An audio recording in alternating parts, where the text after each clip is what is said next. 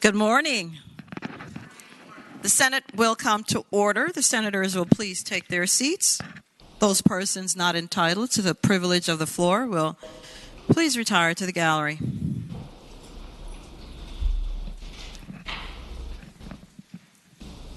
The senators and all in attendance, please stand. We will be led in prayer this morning by the Reverend Dr. John William Turner of St. James Presbyterian Church in King William. Following the prayer, everyone will please remain standing. We will be led in the Pledge of Allegiance to the flag of the United States of America by our very own Senate page, Elizabeth Bartos of Springfield. Let us pray. O God of all that is, speak to us of eternal things. Remind us of your great love for the world and all that are in it. Make use of each person here in caring for the Commonwealth of Virginia, its hills, valleys, lowlands, shorelines, wildlife, and its people. You have given us the gift of life, so may we live our lives fully, devoted in service to you and to one another, remembering always what it is that you require of us: to do justly, to love mercy, and to walk humbly with you. Bless us all, and bless us kindly. Amen. Amen. Excuse me. I pledge allegiance to the flag of the United States of America and to the republic for which it stands, one nation, under God, indivisible, with liberty and justice for all.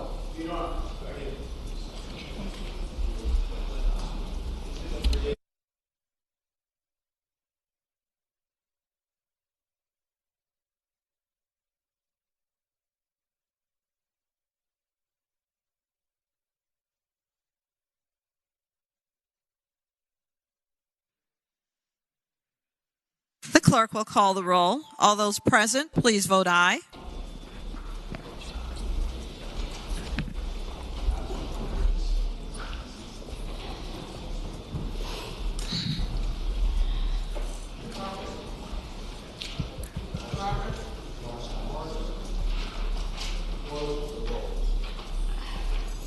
The clerk will close the roll. You have a quorum, Madam President.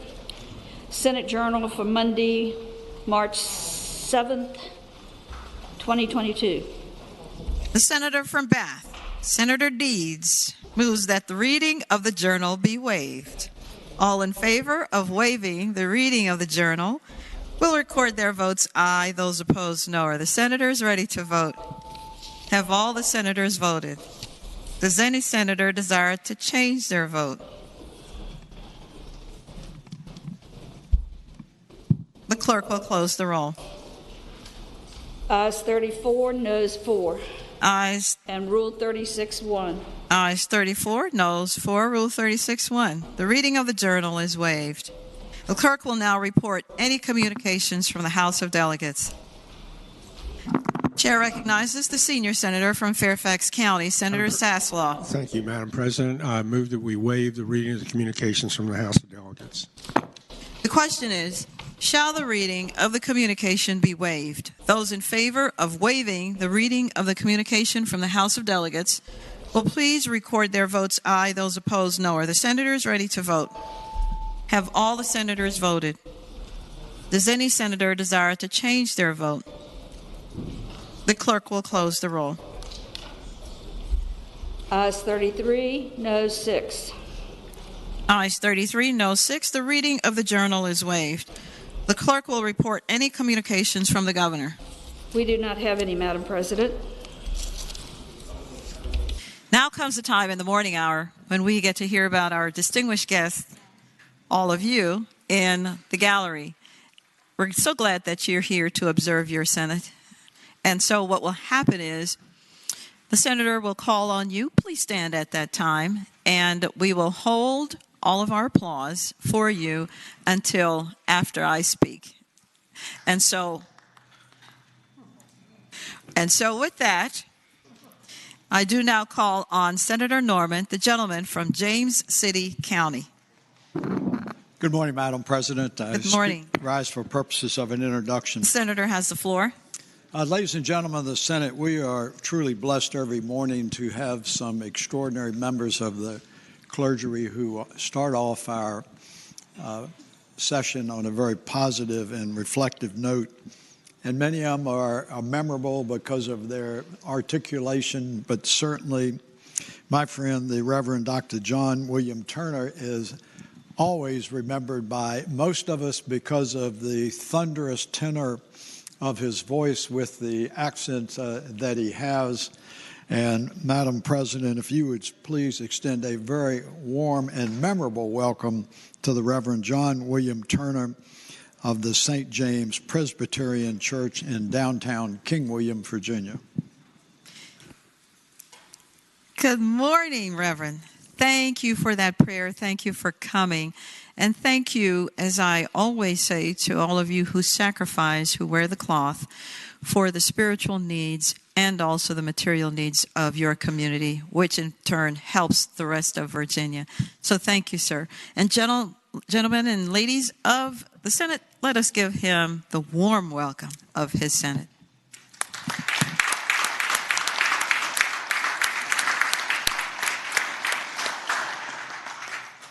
Chair now recognizes the gentlelady from Fauquier, Senator Vogel.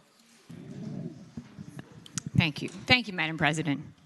I'm getting heckled on beagles here from the corner. Madam President, I want to compliment you on your white, by the way, Madam President. And you as well. Thank you, Madam And President. all of us as well. Madam President, I rise for purposes of 2 introductions. The senator has the floor. Madam President, it is my honor to recognize in the gallery the first of 2 people I would like to introduce. The first is Katie Adele Slater, who is here visiting the Capitol with me today. She works in my law office, and I am confident that the people who work there wonder what it is that I actually do when I am not there. And so I invited her to come today and actually see what it is. And so hopefully it will not reflect so badly that she goes back and disparages me terribly to my colleagues.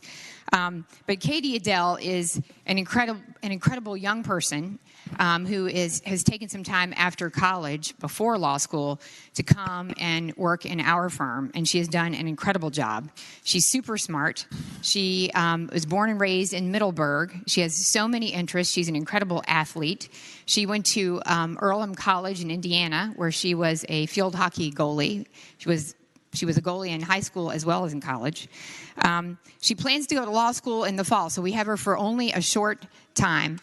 She's also an educator. She's a Montessori educator and actually has spent time in South Africa educating other educators in the Montessori method, and she's about to go back next week to South Africa to do a little more of that before she comes back to work. So I just wanted to recognize Katie Adele and thank her for all the work she does for me when I'm away, and ask for you all to please extend to her the very warm welcome of the Senate.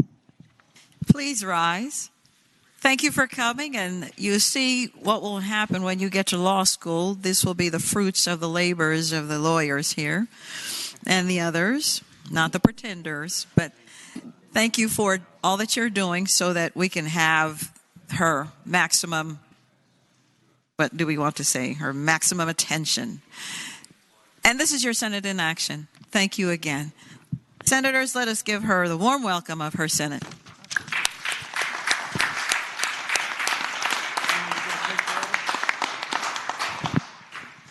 Madam President, I have a second introduction. The senator may continue. And it's really special to me that I would actually get her out of the office and have her come and be in the gallery for a minute. The second person that I want to introduce is somebody who is really, really important to me, and I love her more than many people in my own family. It's Angela Bell, and she has been with me for 17 years. In many ways, we have grown up together. We've had children together. We have learned this Senate process together. She has been in my law practice as we've grown that law firm. She has helped me with every part of the job that I do here in the Senate.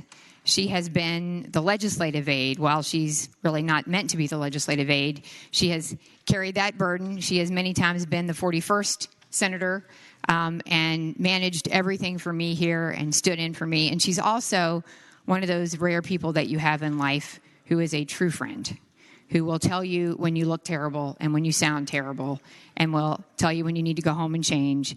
And yeah, or Bill Stanley will do that. But generally, Angie is just an incredible human being and is adored by my children, in particular my one son, Jack, who would probably rather have Angie as his mom than me. And so it is really special that I could drag her over here to be in the gallery this morning, and I would love to recognize Angie Bell, who, by the way, is also having an amazing hair day. It looks beautiful. I know she'll be mad at me for saying that. But Angie is really special and beautiful on the inside and the outside, and has given me the most important years of our lives together. And I just want to recognize Angela Bell for being here and for being such a special person and for her contributions to all of us. So thank you, Madam President. And I would like to ask for you to please extend to Angie the very warm welcome of the Senate. Well, welcome, Angie. You sound like a very true friend. And so I don't think I can add anything to all of the accolades you've just been given, except thank you for your friendship. And so, Senators, let us give her the warm welcome of her Senate.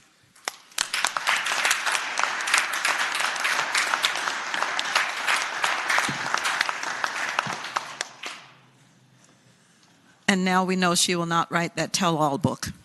Right. She better not. The chair recognizes Senator Barker, the gentleman from southern Fairfax County. Thank you, Madam President.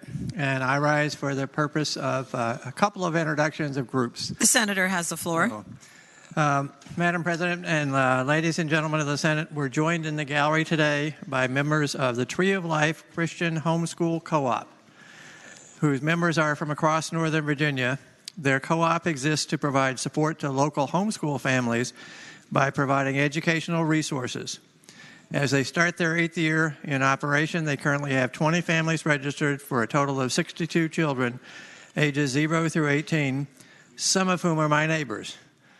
So some of the classes for this year of these students are sewing, acting, Virginia history, biology, advanced programming, strategy and logic, and playing skillfully, and Lego language arts. They are visiting the Capitol today to learn more about their state government and how it operates. Please join me in giving the members of the Tree of Life Christian Homeschool Co-op a warm Senate welcome. Good morning to you. Good morning, young leaders. Thank you for coming to see your government in action. This is how we make laws, as I'm sure you're being taught. I wanted to look up the Tree of Life. I know that it says it's a symbol of personal growth, strength, and beauty. And just as the branches of a tree strengthen and grow upwards to the sky, we too grow stronger, striving for greater knowledge. And this is a body of knowledge, as is the body across the hall. And we hope that we impart good things for you so that your future will be assured. And thank you, ladies and gentlemen and parents. And senators, let us give them the warm welcome of their Senate.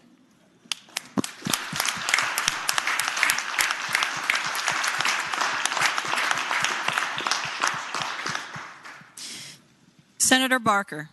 Yes, the other group that I'm pleased to be able to introduce today are a number of realtors from Prince William County.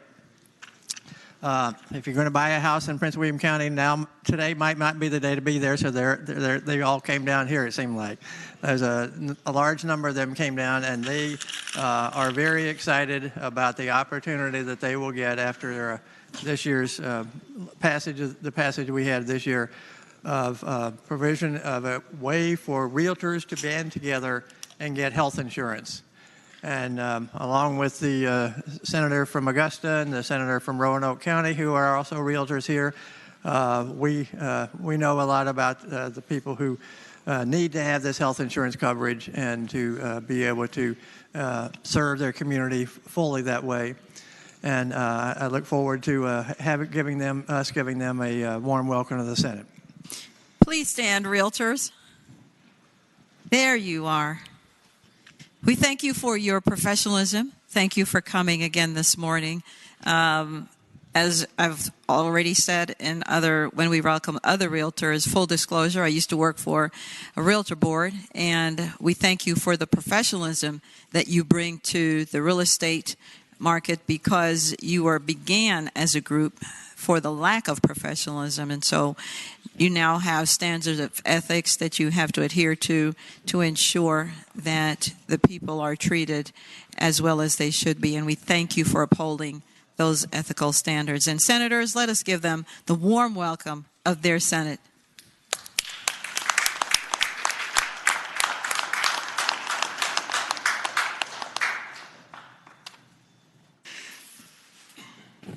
Chair recognizes the senator from Franklin County, Senator Stanley. Madam President, this beagle rises for an introduction. The senator has the floor. Thank you. Madam President, members of the Senate, in the gallery today, I have some very special friends who are made it from Rocky Mount, Virginia. Madam President, in the audience, we have the Commonwealth's Attorney for the great county of Franklin, A.J. Dudley. A.J. was the first person that ever talked to me when I moved back home and started my practice in Franklin County. And he's the only person actually in Franklin County that still talks to me. But he's been a great friend, a great ally. We've done a lot of good things together, and he's a wonderful attorney. With him today, Madam President, is his beautiful and lovely wife, Renee Dudley, which demonstrates you can be smart and beautiful and still have the last name of Dudley. And then also is their daughter, Avon Dudley. She's an 8th grader at the Benjamin Franklin Middle School right there in downtown beautiful Rocky Mount. My kids call that school, they've all gone there, they call it BFMS, B-F-M-S. So, Madam President, if you would extend the warmest welcome to my friends, the Dudley family, I'd most appreciate it. Please stand. Thank you for coming, and thank you for watching your Senate in action. Good morning again to you. You see how sometimes we do have some fun here despite what others say. Thank you for all that you do in your community. And senators, let us give them the warm welcome of their Senate.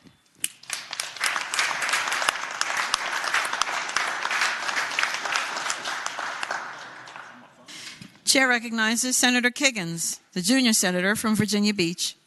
President, I rise for purposes of an introduction. Senator has the floor. Thank you, Madam President. Today we have two special guests with us. We have Chuck Lesson, who's the Vice Chairman of Virginia Israel Advisory Board. He's also the founder and president of American Home Crafters. But he's brought with him today a very special person who I'd like to acknowledge, and this is Mr. Alexei Nikitenko, and he was born and raised in the Ukraine. And we spent some time together this morning just talking about his family, who still resides in the Ukraine, many whom have been able to escape and go to Poland. But just talking about the crisis there with him, with a family member, and just the bravery that the Ukrainian people are showing. And I reassured him of all of us standing in solidarity, with Ukraine and supporting what the people there are doing and going through right now. There's about 1.7 million refugees as of today that have been able to escape Ukraine, but he still has many people who are there and who are continuing to fight and just enduring being the constant attacks and all the terribleness that we see on the news. So we just wanted to acknowledge again, that we do stand with Ukraine, that we recognize what those people are going through. We are happy to, provide a listening ear and to be supportive in any way that we can. As a Commonwealth. But just please extend the warm welcome of the Senate to our special guest. Thank you. Please stand. We thank you so very much for coming and to see what freedom looks like, as you know. And we are so sorry for what's happening in your country, Ukraine. And what we do know is that a people who have tasted freedom are loath to give it up. And we stand with you in that fight. And in fact, your senators did adjourn in the name of the Ukrainian people. And we stand with you and we pray for you. And we thank you for the bulwark that you are. And senators, let us give them the warm welcome of their Senate.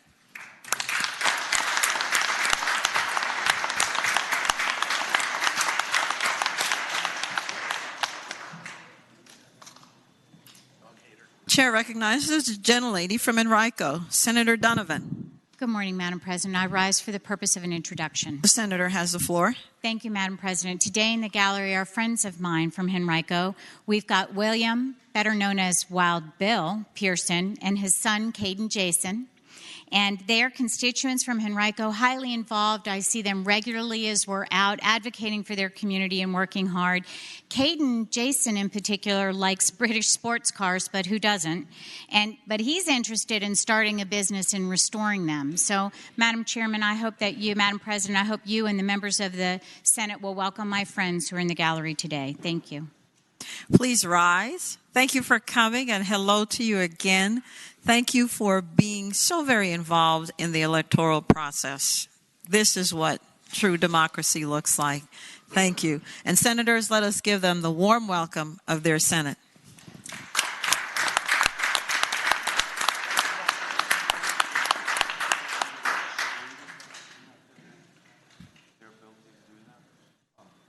Chair recognizes the senior senator from Chesapeake, Senator Cosgrove. Thank you, Madam President, and good morning. Good morning still. I rise for the purposes of an introduction without a green sheet. The senator has the floor. Thank you, Madam President. Ladies and gentlemen of the Senate, I'm pretty excited to recognize someone that's in the gallery today. This gentleman and I came into the House of Delegates a long, long time ago. And, Clay Athey served honorably in the House. He went to the bench, and he is now an appellate court judge here in the Commonwealth of Virginia. He and his wife Stacy reside in Front Royal, and I considered Clay to be one of my very dearest friends in the legislature. So, Madam Chairman, Madam President, if you would please offer the warm welcome of the Senate to appellate court judge Clay Athey, I would greatly appreciate it. Judge, please stand. We all came in together 20-some years ago, you and Senator Peterson, Senator Cosgrove, Senator McDougal, and I think that's it. And those were some heady days, and we thought we knew everything, and now we know we knew everything. Thank you for what you're doing for the Commonwealth still as an appellate court judge. And senators, let us give him the warm welcome of his Senate.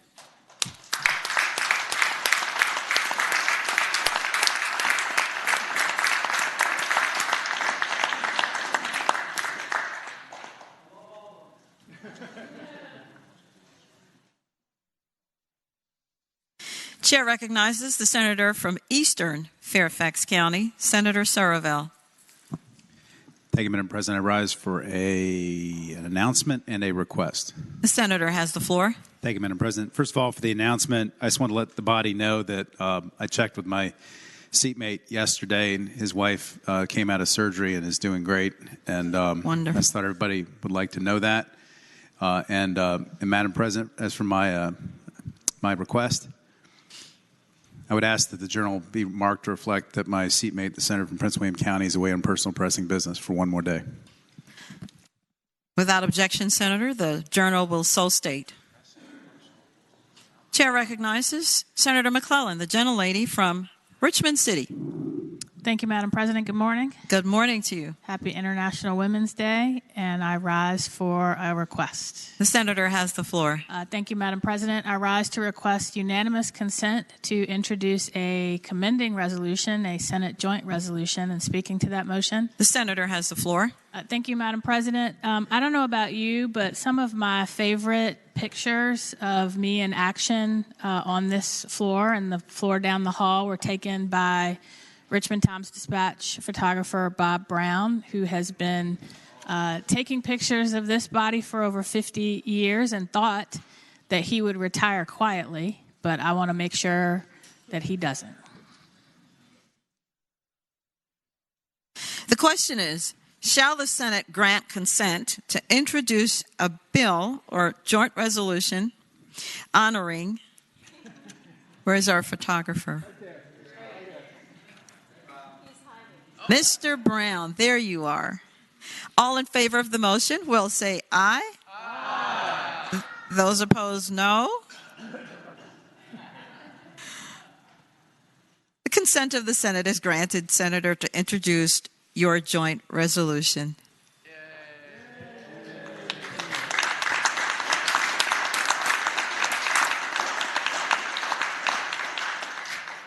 Chair recognizes the senior senator from Virginia Beach, Senator b3ff. Good afternoon, Madam President. I move that the rules be suspended and House Joint Resolution 367 be taken up for immediate consideration. The question is, shall the rules be suspended and House Joint Resolution 367 be taken up for immediate consideration? All in favor of the motion will record their votes aye. Those opposed, no. Are the senators ready to vote? Have all the senators voted? Does any senator desire to change their vote? The clerk will close the roll. Ayes 39, no 0. Ayes 39, no 0. The rules are suspended to take up the resolution for immediate consideration. The clerk will please read the title. House Joint Resolution number 367, commending Ryan Zimmerman.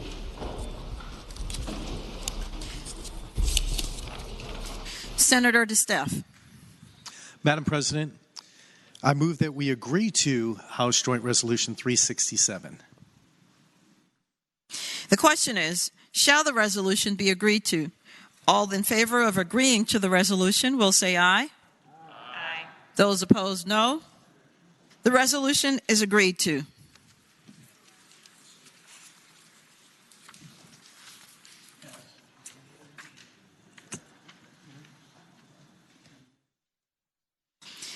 Is there any other business to come before the morning hour?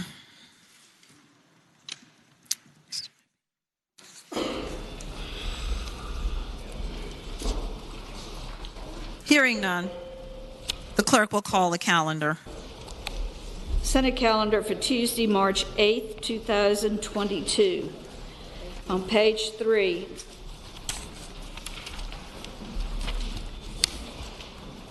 Conference report on House Bill 166. Chair calls on Senator Howell, the gentlelady from Northern Fairfax County.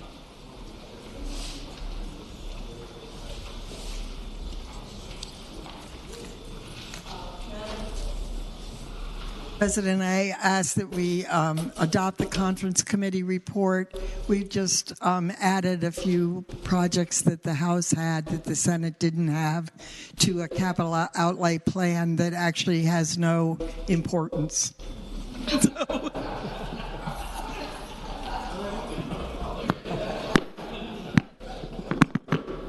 The question is, shall the Senate adopt the conference committee report on House Bill 166? Those in favor of the motion will record their votes aye. Those opposed, no. Are the senators ready to vote? Have all the senators voted? Does any senator desire to change their vote? The clerk will close the roll. Ayes 39, no 0. Ayes 39, no 0.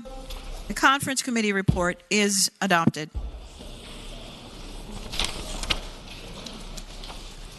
Page 11. Turning to page 11.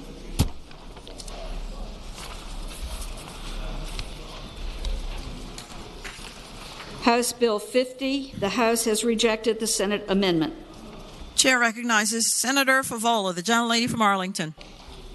Thank you, Madam President. Madam President, I move that the Senate insist on its amendments and respectfully request a committee of conference. The question is, shall the Senate insist on its amendment on House Bill 50 and respectfully request a committee of conference on the bill? All in favor of the motion, please record their votes aye. Those opposed, no. Are the senators ready to vote? Have all the senators voted? Does any senator desire to change their vote? The clerk will close the roll. Ayes 39, no 0. Ayes 39, no 0. The Senate insists on its amendment and requests a committee of conference on the bill. House Bill 177, the House has rejected the Senate substitute. Chair calls on Senator Eben, the gentleman from Alexandria. With my mouth full, I suggest that we insist on our substitute and request a committee of conference. The question is, shall the Senate insist on its substitute and respectfully request a committee of conference on the bill? All in favor of the motion will record their votes aye. Those opposed, no. Are the senators ready to vote? Have all the senators voted? Does any senator desire to change their vote?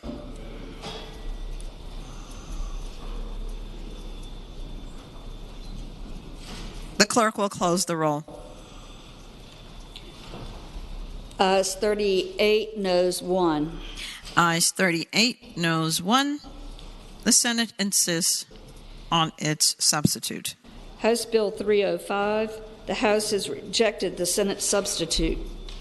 Chair again calls on Senator Eben, the gentleman from Alexandria. I move that we insist on our substitute and angrily request a committee of conference. Question is, shall the Senate insist on its substitute and respectfully request a committee of conference on the bill? All in favor of the motion will record their votes aye. Those opposed, no. Are the senators ready to vote? Have all the senators voted? Does any senator desire to change their vote? The clerk will close the roll. Ayes 39, no 0. Ayes 39, no 0. The Senate insists on its substitute.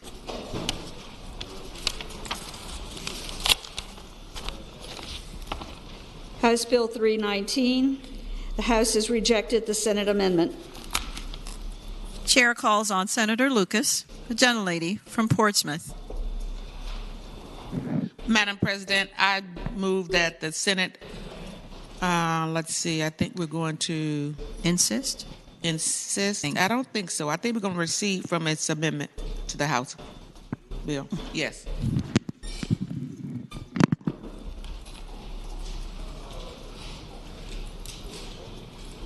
The question is, shall the Senate recede from its Senate amendment? Those in favor of the motion will record their votes. Madam President. Chair recognizes the senator from Eastern Fairfax County. Parliamentary inquiry. The senator has the floor. Wouldn't it be normal when a request is made that we get an explanation of it so we have a little understanding of what we're doing before we vote on it? Yes, sir, that would be proper. Senator Lucas. Yes, ma'am. Madam President, I yield to the senator from which part of Fairfax County? Eastern Fairfax County. Fairfax County. Senator Surville. I think maybe this should just go by temporarily so we can figure out what we're doing. All right. Thank you. Without objection, House Bill 319 temporarily goes by. House Bill 349, the House has rejected the Senate amendment.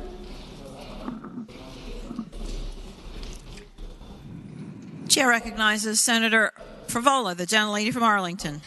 Thank you, Madam President. Madam President, I move that the Senate insist on its amendments and request a committee of conference. The question is, shall the Senate insist on its amendment and respectfully request a committee of conference? All those in favor of that motion will record their votes aye. Those opposed, no. Are the senators ready to vote? Have all the senators voted? Does any senator desire to change their vote? The clerk will close the roll. Ayes 39, no 0. Ayes 39, no 0. The Senate insists on its amendments. House Bill 431, the House has rejected the Senate amendments. Chair recognizes the senior senator from Fairfax County, Senator Saslaw. Madam President, I would move that the Senate insist on its amendment and request a committee of conference. The question is, Shall the Senate insist on its amendments and respectfully request a committee of conference on House Bill 431? Those in favor of the motion will record their votes aye. Those opposed, no. Are the senators ready to vote? Have all the senators voted? Does any senator desire to change their vote? The clerk will close the roll. Ayes 39, noes 0. Ayes 39, no 0. The Senate insists on its amendment.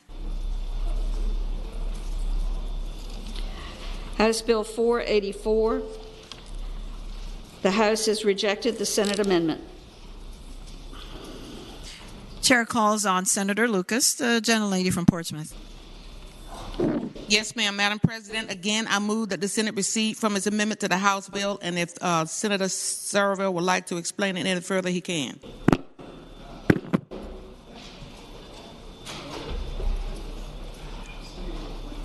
The Senate calls on Senator Suderline.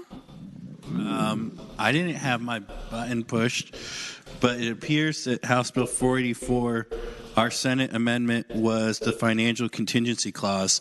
So I don't know. We probably don't want to remove it.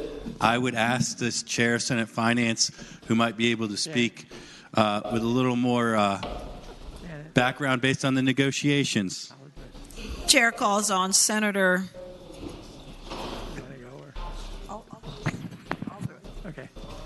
Senator Howell, the gentlelady from northern Fairfax County. Yes, the senator from Roanoke City got to his feet before me. I would hope we would keep this amendment. We're still in negotiations on the budget, and whether or not we will be able to fund these will be determined by the budget. The question is, shall the Senate recede from its amendment to House Bill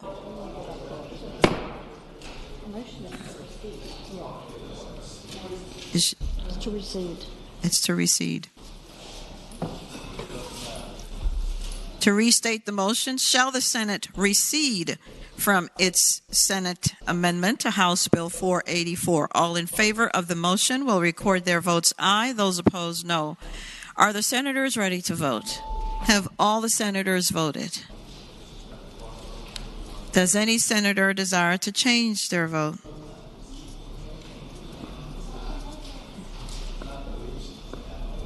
The clerk will close the roll. Ayes 0, noes 39.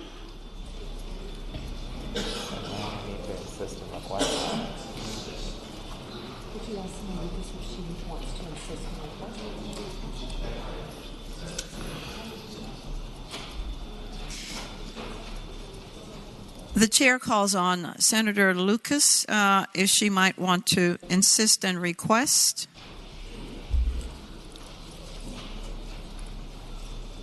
And request a committee of conference. Madam President, I move that the Senate insist and request a committee of conference. The question is, shall the Senate insist on its amendment, House Bill 484, and respectfully request a committee of conference on the bill? All in favor of the motion will record their votes aye. Those opposed, no. Are the senators ready to vote?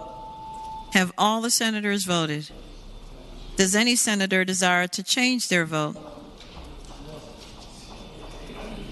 The clerk will close the roll. Ayes 39, noes 0. Ayes 39, no 0. The Senate insists on its amendments and request a committee of conference. House Bill 653 is the House has rejected the Senate amendment. Chair recognizes Senator Favola, the gentlelady from Arlington. Thank you, Madam President. Madam President, I move that the Senate insist on its amendments and respectfully request a committee of conference. The question is, shall the Senate insist on its amendment and respectfully request a committee of conference on the bill? All in favor of the motion will record their votes aye. Those opposed, no. Are the senators ready to vote? Have all the senators voted? Does any senator desire to change their vote? The clerk will close the roll. Ayes 39, noes 0. Ayes 39, no 0. Senate insists on its amendment. House Bill 657. The House has rejected the Senate substitute with amendment. Chair recognizes Senator Saslaw, the senior senator from Fairfax County. Madam Chairman, I would move that the Senate insist on its substitute and request a committee of conference. The question is, shall the Senate insist on its substitute and respectfully request a committee of conference on the bill? Those in favor of the motion will say aye, will record their votes aye. Those opposed, no. Are the senators ready to vote? Have all the senators voted? Does any senator desire to change their vote? The clerk will close the roll. Ayes 39, no 0. Ayes 39, no 0. The Senate insists on its substitute. House Bill 610. 680, sorry. The House has rejected the Senate amendment.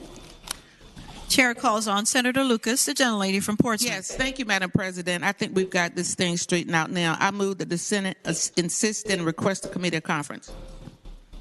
The question is, shall the Senate insist on its amendment and respectfully request a committee of conference on the bill? All in favor of the motion will record their votes aye. Those opposed, no. Are the senators ready to vote? Have all the senators voted? Does any senator desire to change their vote? The clerk will close the roll. Ayes 39, no 0. Ayes 39, no 0. The Senate insists on its amendment. House Bill 736. The House has rejected the Senate amendments. Chair calls on Senator Edwards, the gentleman from Roanoke City. Madam President, I move that the Senate insist and requests a committee of conference.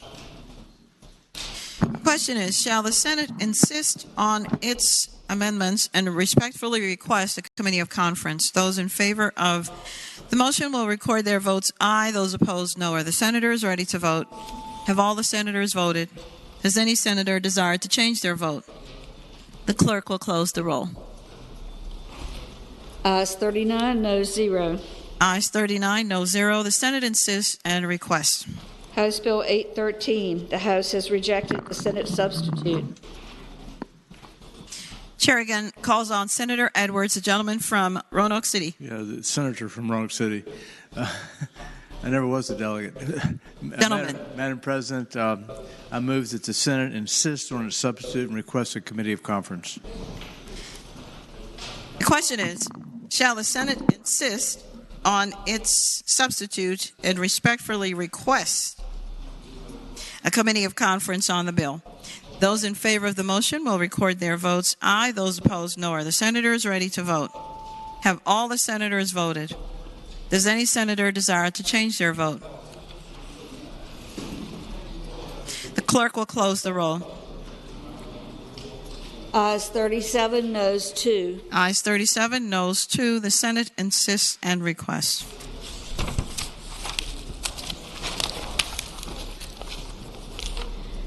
House Bill 915. The House has rejected the Senate substitute. 935. Chair recognizes the gentlelady from Northern Fairfax County, Senator Howell. Thank you, Madam President. I move that we insist on our substitute and request a committee of conference. The question is, shall the Senate insist on its substitute and respectfully request a committee of conference on the bill? All those in favor will record their votes aye. Those opposed, no. Are the senators ready to vote? Have all the senators voted? Does any senator desire to change their vote? The clerk will close the roll. Ayes 34, noes 5. Ayes 34, noes 5. The Senate insists and requests. House Bill 1046. The House has rejected, excuse me, the House has rejected the Senate amendment. Chair calls on Senator Lucas, the gentlelady from Portsmouth. Yes, thank you, Madam President. Madam President, I move that we insist on our amendment and request a committee of conference. The question is, shall the Senate insist on its amendment and respectfully request a committee of conference on the bill. Those in favor will record their votes aye. Those opposed, no. Are the senators ready to vote? Have all the senators voted? Does any senator desire to change their vote? The clerk will close the roll. Ayes 39, noes 0. Ayes 39, no 0. The Senate insists and requests. Senate Bill 1071. The House has rejected the Senate substitute with amendment. Chair recognizes Senator Lucas, the gentlelady from Portsmouth. Yes, ma'am. Madam President, again, I move that the Senate reject the House substitute and request a committee of conference.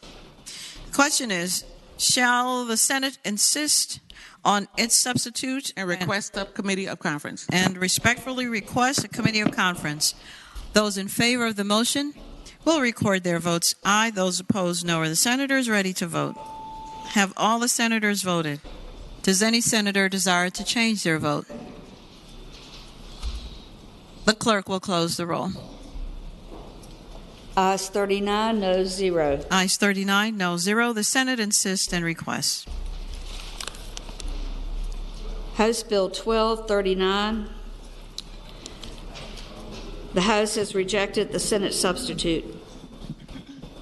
Chair recognizes Senator Howell, the gentlelady from Northern Fairfax County. Thank you, Madam President. I move that we insist on our substitute and request a committee of conference. The question is, shall the Senate insist on its substitute and respectfully request a committee of conference on the bill? Those in favor will record their votes aye. Those opposed, no. Are the senators ready to vote? Have all the senators voted? Does any senator desire to change their vote? The clerk will close the roll. Ayes 39, noes 0. Ayes 39, no 0. The Senate insists and requests. House Bill 1261. The House has rejected the Senate substitute. Chair calls on Senator Peterson, the gentleman from Fairfax City. Thank you, Madam President. I move that we insist on our Senate substitute and request a committee of conference. The question is, shall the Senate insist on its Senate substitute and respectfully request a committee of conference on the bill? Those in favor of the motion will record their votes aye. Those opposed, no. Are the senators ready to vote?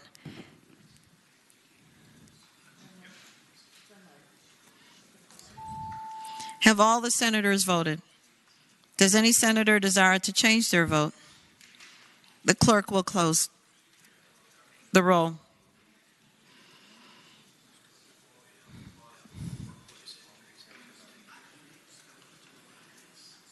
The clerk will close the roll.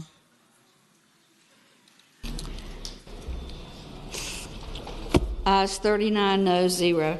Ayes 39, no 0. I don't know. The Senate insists and requests.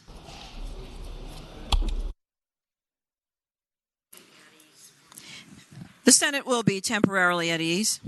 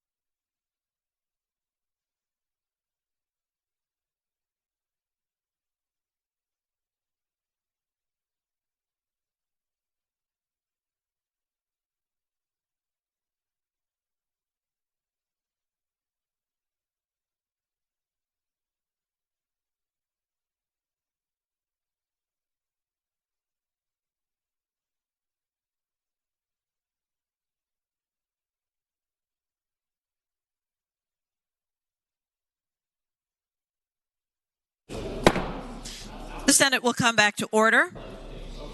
Madam Clerk, please continue. House Bill 1270. The House has rejected the Senate amendment. Chair calls on Senator Favola, the gentlelady from Arlington. Thank you, Madam President. Madam President, I move that the Senate insist on its amendments and that we respectfully request a committee of conference. The question is, shall the Senate insist on its amendment and respectfully request a committee of conference on the bill? Those in favor will record their votes aye. Those opposed, no. Are the senators ready to vote? Have all the senators voted? Does any senator desire to change their vote? The clerk will close the roll. Ayes 37, noes 1. Ayes 37, noes 1. The Senate insists and requests. House Bill 1323. The House has rejected the Senate substitute. Chair calls on Senator Lucas, the gentlelady from Portsmouth. Thank you, Madam President. Madam President, I move that we insist on our amendment and request a committee of conference. The question is, shall the Senate insist on its substitute and respectfully request a committee of conference on the bill? All in favor of the motion will record their votes aye. Those opposed, no. Are the senators ready to vote? Have all the senators voted? Does any senator desire to change their vote? The clerk will close the roll. Ayes 39, noes 0. Ayes 39, no 0. The Senate insists and requests. House Bill 1191. The House acceded to a request for a committee of conference. Conferees on the part of the Senate is named by the Chair of Education and Health, Senator Lucas, or Senators Stewart, McPike, and Hashmi.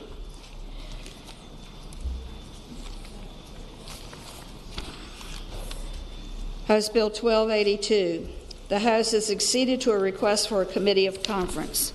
Conferees on the part of the Senate, as named by the co-chairs of Judiciary, are Senators Edwards and Deeds, or McClellan, Morrissey, and Peake.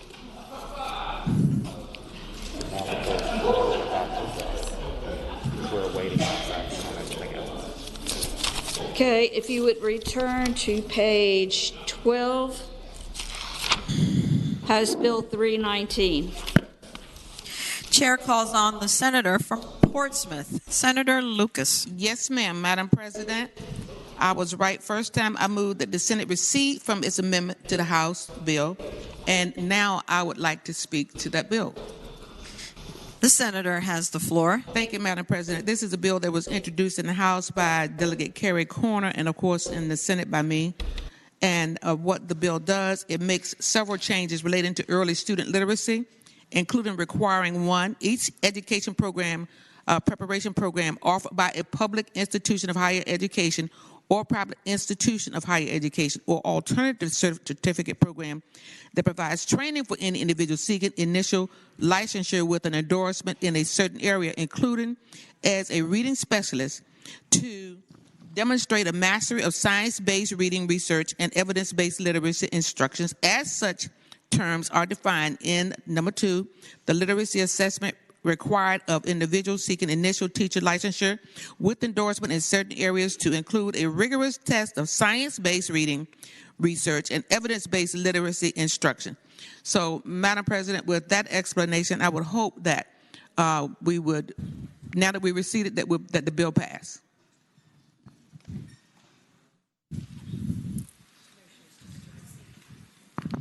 The question is, shall the Senate recede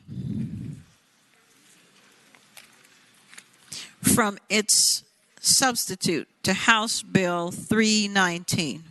All in favor of the motion will record their votes aye. Those opposed, no. Are the senators ready to vote? Have all the senators voted? Does any senator desire to change their vote?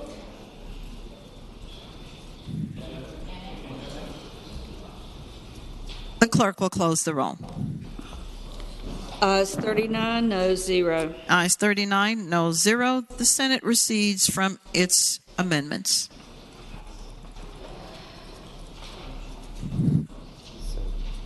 Now we go to page 20. I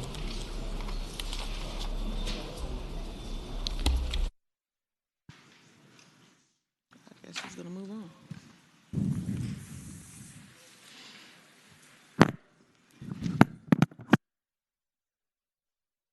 Returning to page 20. The Senate will be temporarily at ease.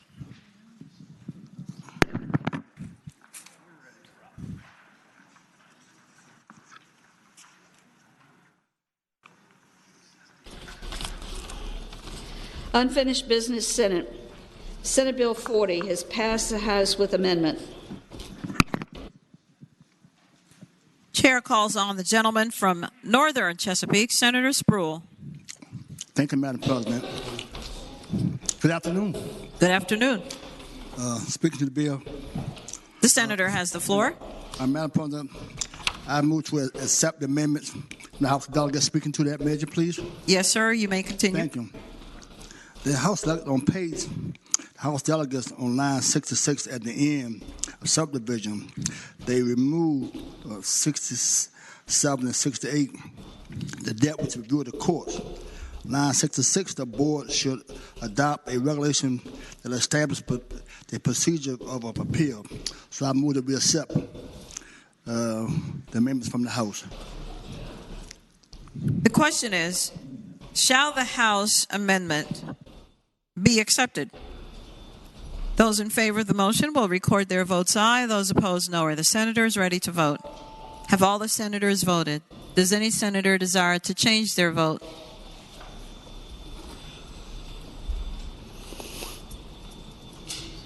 Senator Lucas.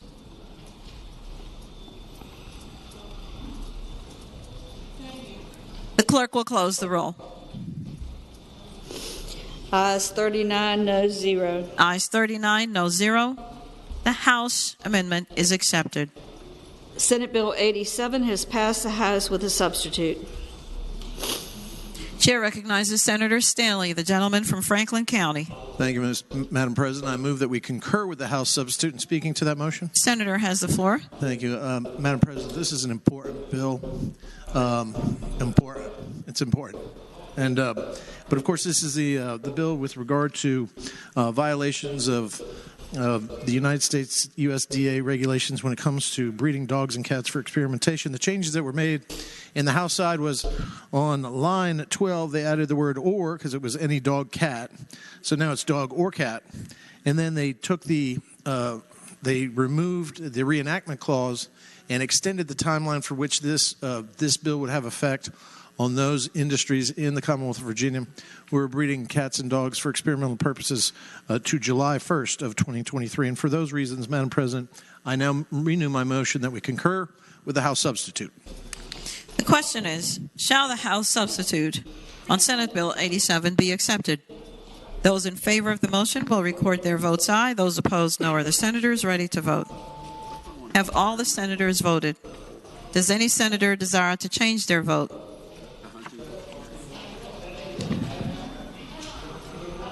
Got him a little flustered. The clerk will close the roll.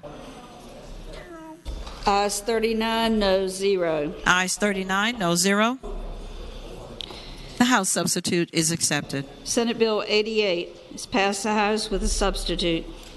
Chair again recognizes Senator Stanley, gentleman from Franklin County. Thank you, Madam President. I now move again that we concur with the House substitute in speaking to that motion. The senator has the floor. Madam President, this members of the Senate Bill 88 was to create annual reporting on the part of those companies that breed dogs and cats for experimental purposes.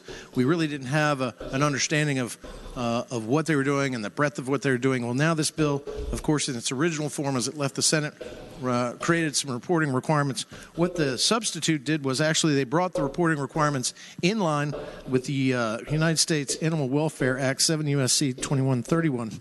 And so that includes information such as the number of cats and dogs that are there, tag numbers that have been assigned, the species, types, and brands, dispositions of those dogs, and it added the number of dogs or cats in the person or entity's possession for which the person or entity no longer has a need that have been offered for transfer to a releasing agency for eventual adoption or through private placement for adoption, and that these records then now are made available upon request to the Department of VDACs and to the state veterinarian, and they shall be made available on a quarterly basis.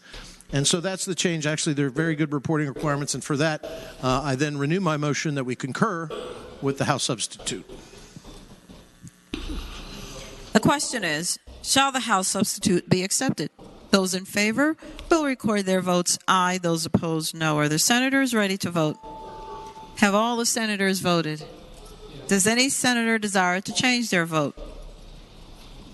The clerk will close the roll. Ayes 39, noes 0. Ayes 39, no 0. The House substitute is accepted. Senate Bill 90 is passed the House with amendment. Chair recognizes Senator Stanley, gentleman from Franklin County. Thank you, Madam President. I now move once again that we concur with House Amendment to Senate Bill 90 and speaking to that amendment. The senator may continue. Thank you, Madam President, members of the Senate. If you recall, this is an animal adoption that when those animals have exceeded their usefulness, especially if they're created by the breeders, the dogs and cats, by people who are breeding them for scientific experiments, then what they can then do and then what they must do is offer those dogs and cats for adoption. There were some technical corrections that were made there. So on line 21, after the word breeder, we put in the word or. So for those reasons, I move that we concur with the House amendment. It's a very important bill. Thank you. The question is, shall the House amendment on Senate Bill 90 be accepted? Those in favor will record their votes aye. Those opposed, no. Are the senators ready to vote? Have all the senators voted? Does any senator desire to change their vote? The clerk will close the roll.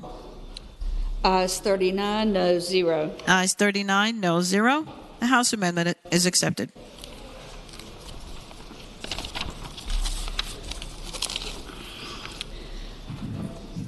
Senate Bill 100 is passed the House with a substitute. Chair recognizes Senator Hanger, the gentleman from Augusta. Thank you, Madam President. Members of the Senate, I would move that we concur with the House amendment substitute on this bill.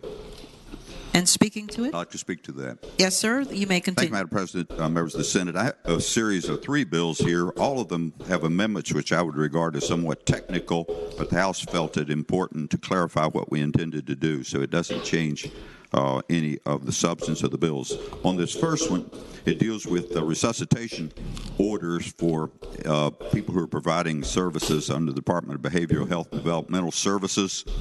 There was an enactment clause added which will require the Department of Behavioral Services to develop and distribute guidance on compliance with do not resuscitate orders for anyone who's a program participant. So again, I move that we concur with the House amendment. The question is, shall the House substitute be accepted? Those in favor of the motion will record their votes aye. Those opposed, no. Are the senators ready to vote? Have all the senators voted? Does any senator desire to change their vote? The clerk will close the roll.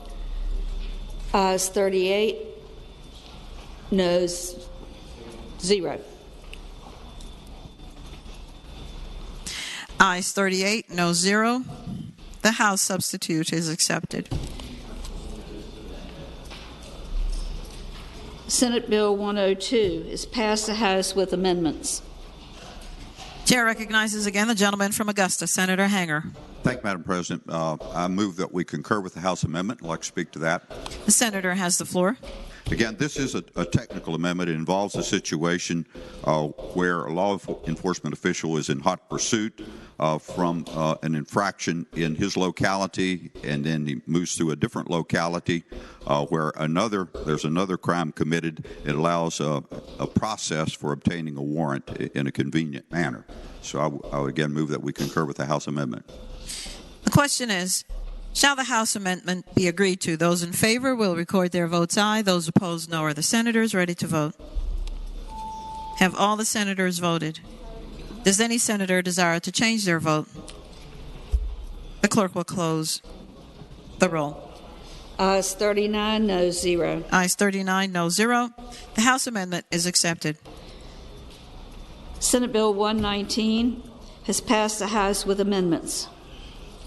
Chair recognizes Senator Hanger. Thank you, Madam President. I move that we again concur with the House amendments. And speaking to that, Senator has the floor. in this instance, we have a bill which basically clarifies and assists in communication between the CSB employee and the physician or the physician's representative as far as a sharing of information that may be very helpful during treatment in a temporary detention order process. The House amendments basically clarify in disclosing relevant information, and you'll note that they say this will be to each other. I suppose, as opposed to putting it out on Facebook. So I would move that we concur with the House amendment.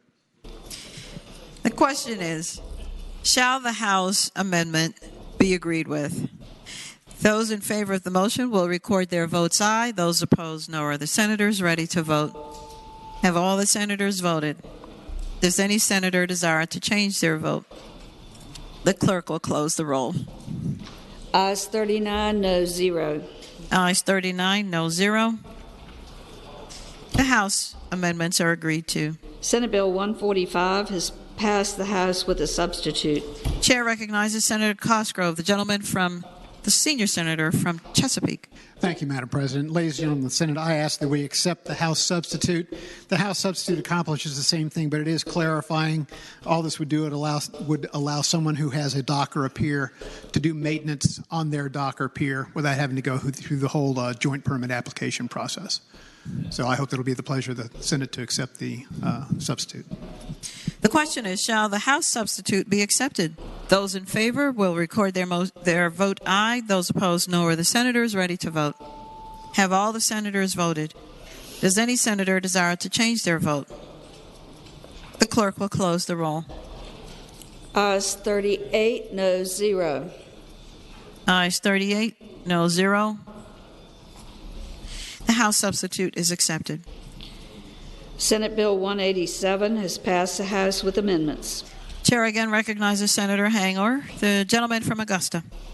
Thank you, Madam President. I move that we concur with the House amendment, and I'd like to speak to that. The senator has the floor. This bill deals with the nutrient credit trading program for streams, and it would create a method whereby these credits, the release of these credits, could be accelerated. The amendment was requested by the Department of Environmental Quality. It's an enactment clause that indicates that the provisions of the Act will become effective 30 days after they have provided appropriate guidance on the implementation of the Act. So I again move that we concur with the House amendment. The question is, shall the House amendments on Senate Bill 187 be agreed to? Those in favor of the motion will record their votes aye. Those opposed, no. Are the senators ready to vote? Have all the senators voted? Does any senator desire to change their vote? The clerk will close the roll. Ayes 38, noes 1. Ayes 38, noes 1. The House amendments are agreed to. Senate Bill 201 has passed the House with a substitute. Chair recognizes the gentlelady from Arlington, Senator Favola. Thank you, Madam President. Madam President, with the recommendation that the substitute be rejected, I move that the substitute be agreed to. Again, the recommendation is that the substitute be rejected. Would you like to speak to it, Senator? Yes, speaking to the motion, what the House did is they have incorporated a broader definition of hospitals. They've included hospital systems. That needs to be reworked, and I'm confident that we can get to a good place. With the recommendation that it be rejected, the question is, shall the House substitute be agreed to? Those in favor of the motion will record their votes aye. Those opposed, no. Are the senators ready to vote? Have all the senators voted? Does any senator desire to change their vote? With the recommendation that it be rejected. The clerk will close the roll. Ayes 0, noes 39. Ayes 0, noes 39. The House substitute is rejected. Senate Bill 241 has passed the House with a substitute. Chair recognizes Senator Hashmi, the senior senator from Chesterfield. Madam President, with the motion, I move that the House substitute be rejected. And speaking briefly to that motion. The senator has the floor. The House substitute removes the actual fund from the Renal Disease Council Fund, and I think we can make sure that that funding mechanism is placed back into the bill if we were able to take this into conference. And so I move that the House substitute be rejected. With the recommendation that it be rejected, the question is, shall the House substitute for Senate Bill 241 be agreed to? Those in favor of the motion will record their votes aye. Those opposed, no. Are the senators ready to vote?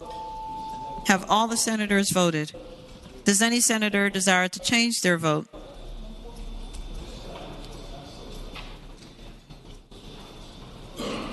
The clerk will close the roll. Ayes 2, noes 37. Ayes 2, noes 37. The House substitute is rejected. Senate Bill 249 has passed the House with a substitute. Chair recognizes the senator from Eastern Fairfax County, Senator Saravell. Madam President, I would move that we accept the amendments proposed by the House and speaking to that motion. The senator has the floor. Thank you, Madam President. I'm trying to remember exactly what the amendments were here, but I remember they were clarifying in nature and they removed some redundant language from the bill, and I'm trying to remember what they are. If somebody needs to know them, we can take it by and I can figure that out, but I don't believe this changed the substance or the effect of the bill in any way, and so I would hope we would adopt the amendments.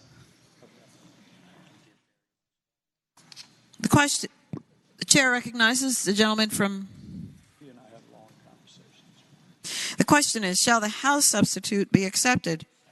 Those in favor of the motion will record their votes aye. Those opposed, no. Are the senators ready to vote? Have all the senators voted? Does any senator desire to change their vote? The clerk will close the roll. Ayes 39, noes 0. Ayes 39, no 0. The House substitute is accepted. Senate Bill 268 has passed the House with a substitute with amendments. Chair recognizes Senator Favola, the gentlelady from Arlington. Thank you, Madam President. Madam President, I move that we concur with the House substitute and House amendments and speaking to that motion. The senator has the floor. Thank you, Madam President. What the substitute does is it removes the emergency custody order from the bill. So the bill is now focused on individuals with temporary detention orders. Of course, the language is clarified that magistrates or state mental health facilities can identify alternative transportation providers and alternative providers who may retain custody of the individual until a bed is actually found. And lastly, the House clarified that the state could expand its contract to hopefully provide a more robust service with more alternative transport providers, and also the possibility of having individuals who can provide adequate custody once an individual goes to, say, a mental health facility and a bed is not yet available.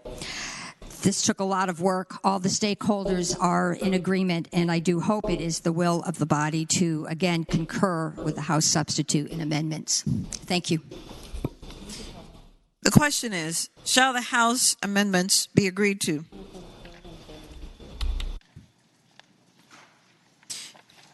Those in favor of the motion, this is actually a House substitute, not amendment, on Senate Bill 268. Those in favor of the motion will record their votes aye. Those opposed, no. Are the senators ready to vote?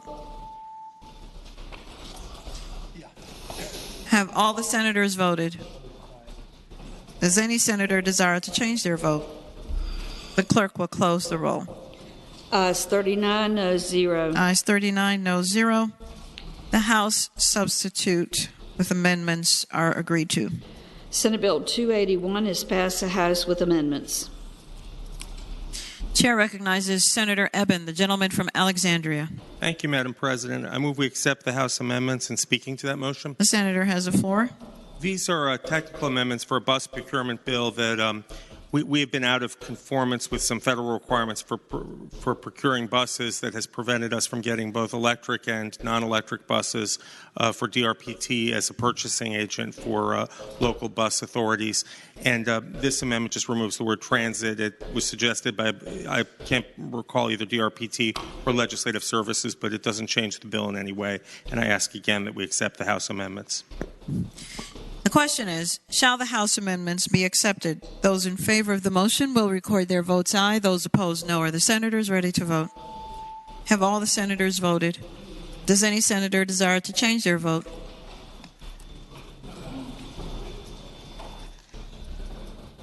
The clerk will close the roll. Ayes 39, no 0. Ayes 39, no 0. The House amendments are accepted. Senate Bill 297 has passed the House with amendment. The gentleman from Bath, Senator Deeds. Madam Chair, Madam President, I move that we agree to the House amendment, and I'd like to speak to that, please. The senator has the floor. Madam President, ladies and gentlemen of the Senate, this is the bill that subjects health providers that continue to harass victims of crime with bills when they're not legally not allowed to do so, subject them to the Consumer Protection Act. The House put an amendment on it to make sure that third-party debt collectors could also be protected in the event that they didn't have notice. The language is not perfect, but I can live with it for a year. And so again, I would ask you to accept the amendment. The question is, shall the House amendment be agreed to? Those in favor will record their votes aye. Those opposed, no. Are the senators ready to vote? Have all the senators voted? Does any senator desire to change their vote? The clerk will close the roll. Ayes 27, noes 12. Ayes 27, noes 12. The House amendment is agreed to. Madam President. Chair recognizes the gentleman from Roanoke County, Senator Sudeline. Having voted on the prevailing side by which we just adopted the House amendment to Senate Bill 297, I'd ask that we reconsider that vote. The question is, shall the vote by which the amendments on Senate Bill 297 pass be reconsidered? Those in favor will record their votes aye. Those opposed, no. Are the senators ready to vote? Have all the senators voted? Does any senator desire to change their vote? The clerk will close the roll. Ayes 39, no 0. Ayes 39, no 0. The vote is reconsidered. Senator Deeds. Madam President, having explained the purpose of the amendment, I again move that we accept the House amendment. The question is, shall the House amendment be agreed to? Those in favor of the motion will record their votes aye. Those opposed, no. Are the senators ready to vote? Have all the senators voted? Does any senator desire to change their vote? The clerk will close the roll. Ayes 22, noes 17. Ayes 22, noes 17. The House amendment is accepted. Senate Bill 302 has passed the House with amendments. Chair recognizes again the gentleman from Bath. Madam President, with a recommendation that we reject the amendment, I move the amendment, and I'd like to speak to that motion, please. The senator has the floor. Yes, ma'am. Madam President, ladies and gentlemen of the Senate, you will recall that this is the bill that allows people to make decisions for certain handicapped relatives without an appointment of a guardianship in certain circumstances. The House put an amendment on the bill that is not quite right. I think we can get it worked out if we can get the bill to conference, and I would ask you to reject the amendment. With the recommendation that it be rejected, the question is, shall the House amendments be agreed to? Those in favor of the motion will record their votes aye. Those opposed, no. Are the senators ready to vote? Have all the senators voted? Does any senator desire to change their vote? With the recommendation that it be rejected, the clerk will close the roll. 0, noes 39. Ayes 0, noes 39. The House amendments are rejected. Senate Bill 348 has passed the House with amendments. Chair recognizes Senator Sorovell, the gentleman from Eastern Fairfax County. Thank you, Madam President. With the recommendation that we reject the amendments, I move that we concur with the House amendments. And speaking to that motion. The senator has the floor. Thank you, Madam President. Ladies and gentlemen of the Senate, this is a bill that reverses 2 Court of Appeals cases, which nobody has had a problem with throughout the process. The part of the bill that has created some consternation had to do with prohibiting our courts from following 50-year-old policy that if you are incarcerated, that the court can assume you're still earning the same income you were earning before you were incarcerated. The approach the Senate took to the bill would preserve the constitutionality of the statute without jeopardizing $75 million of federal child support enforcement money. The House, however, decided that to take a different approach, which from my point of view would be unconstitutional. And so we basically agreed this thing needs to go into a conference. And, I've got a good bottle of whiskey and a couple treatises, and we're going to whip out a big chunk of the Constitution of Virginia and have a good old time talking res judicata and collateral estoppel and lots of fun stuff. So if anybody wants to come join the party, vote red on this, and we can figure this out and save taxpayers $75 million. So please vote red so we can have this fun discussion.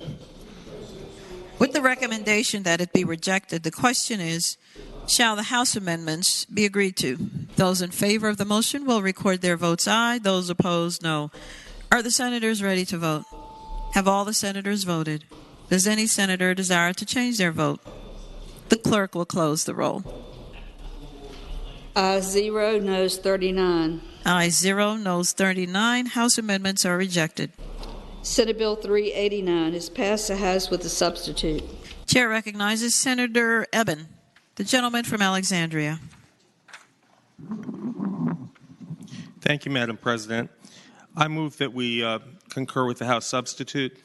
And speaking to that motion, the senator may continue. The bill originally just removed the 1920 statute that children had a obligation to, adult children over 18 had an obligation to support their parents. What the substitute does is it does remove that statute, but it does say in the situation of bankruptcy of a child, if you're already supporting your parents, that you can have that expense considered by the bankruptcy court. And I spoke to an attorney for the Bankruptcy Attorneys Association. They were fine with it. No. So with that, I renew my motion that we accept the House substitute. Chair recognizes the gentleman from Fairfax City, Senator Peterson. Rise for a motion. The senator has the floor. Could that bill go by for the day? Without objection, Senate Bill 389 goes by for the day.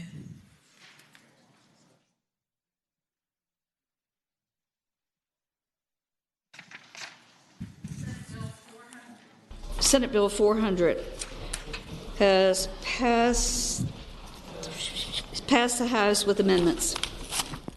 Chair recognizes Senator Hanger, the gentleman from Augusta. Thank you, Madam President. I move that we concur with the House amendments. And speaking to that, the senator has the floor. Thank you, Madam President, members of the Senate. This bill, Senate Bill 400, deals with minimum safety provisions for agriculture event buildings. There has been built into our statutes somewhat of a loophole for some of these buildings that are operated in agricultural areas. And the bill would have provided some minimum safety provisions. There's a list of them, but it also creates an advisory group from all relevant stakeholders, including local government, so that we can come up with adequate agreement on adequate provisions. There is the House amendments add one member to that advisory group and also put in a reenactment clause that's relative to the provisions which actually put those safety provisions in place. So I would move that we concur with the House amendment.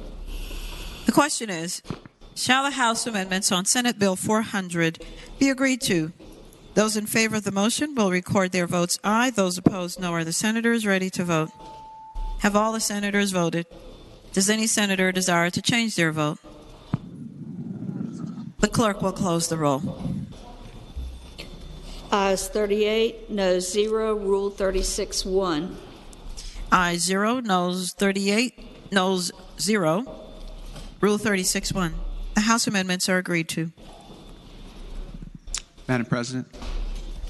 Chair recognizes Senator Marsden, the gentleman from Western Fairfax County. Thank you, Madam President. Could Senate Bill 405 go by temporarily? That's your next bill on your agenda. Without objection, Senate Bill 405 goes by temporarily. Senate Bill 426 has passed the House with a substitute.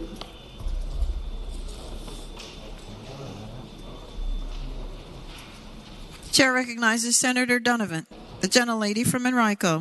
Thank you, Madam President. And I move that we concur with the amendments from the House substitute. Concur with the House substitute and speak to that. The senator has the floor. The language of the House substitute was worked out with the stakeholders, and it was more of a consensus point as opposed to anything that was imposed on the bill. And so this is the bill that works to define acute conditions as an appropriate cause for home monitoring. Prior to that, we've just had chronic health conditions, and now we will be able to include acute. And probably the best example to offer of this was COVID.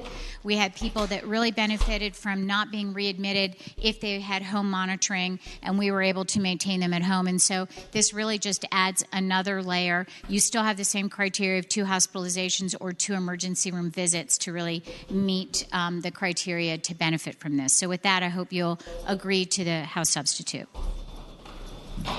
The question is, shall the House substitute be agreed to? Those in favor will record their votes aye. Those opposed, no. Are the senators ready to vote? Have all the senators voted? Does any senator desire to change their vote? The clerk will close the roll. Ayes 39, no 0. Ayes 39, no 0. The House substitute is agreed to. Senate Bill 449 has passed the House with a substitute. Chair recognizes Senator Boysko, the gentlelady from northwestern Fairfax County. Thank you, Madam President. I move that we reject the House's substitute. The senator has the floor. Thank you. There are differences between the 2 bills. We just put the House Cognate into conference as well. There is a funding issue, and one version says that we must include the provision within the health care, and one says we may. This is dealing with special formulas for infants and children who could not live otherwise without taking this special formula. And I move that we reject the House substitute and get this into conference.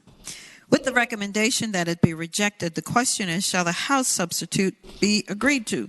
Those in favor of the motion will record their votes aye. Those opposed, no. Are the senators ready to vote? Have all the senators voted?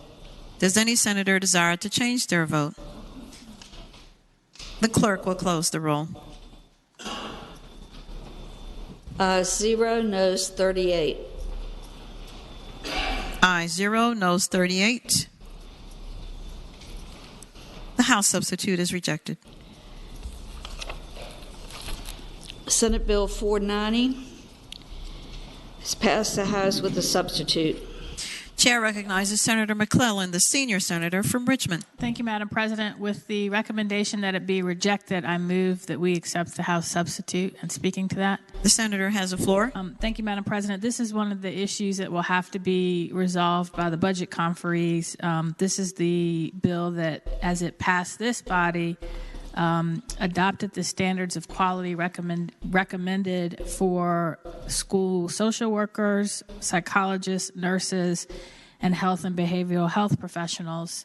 But on the other side of the hall, rather than doing that, they adopted the standard for principals and assistant principals. So this needs to be in conference. With the recommendation that it be rejected, the question is, shall the House substitute be agreed to? All in favor of the motion will record their votes aye. Those opposed, no. Are the senators ready to vote? Have all the senators voted? Does any senator desire to change their vote? With the recommendation that to be rejected,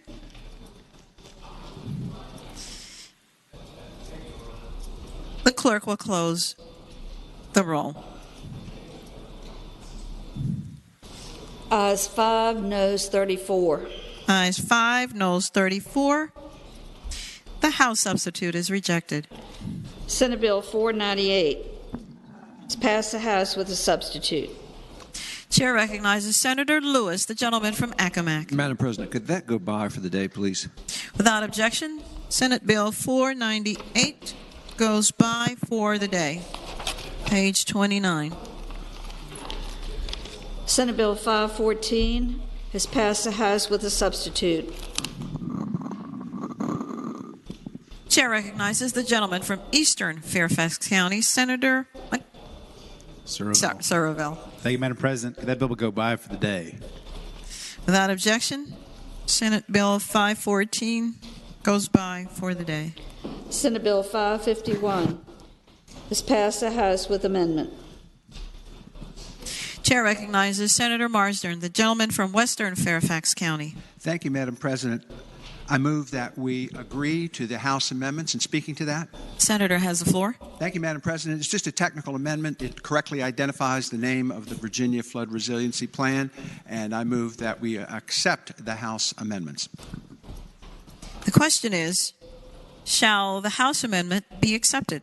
Those in favor of the motion will record their votes aye. Those opposed, no. Are the senators ready to vote? Have all the senators voted? Does any senator desire to change their vote? The clerk will close the roll. Ayes 32, noes 7. Ayes 32, no 7. The House amendment is accepted.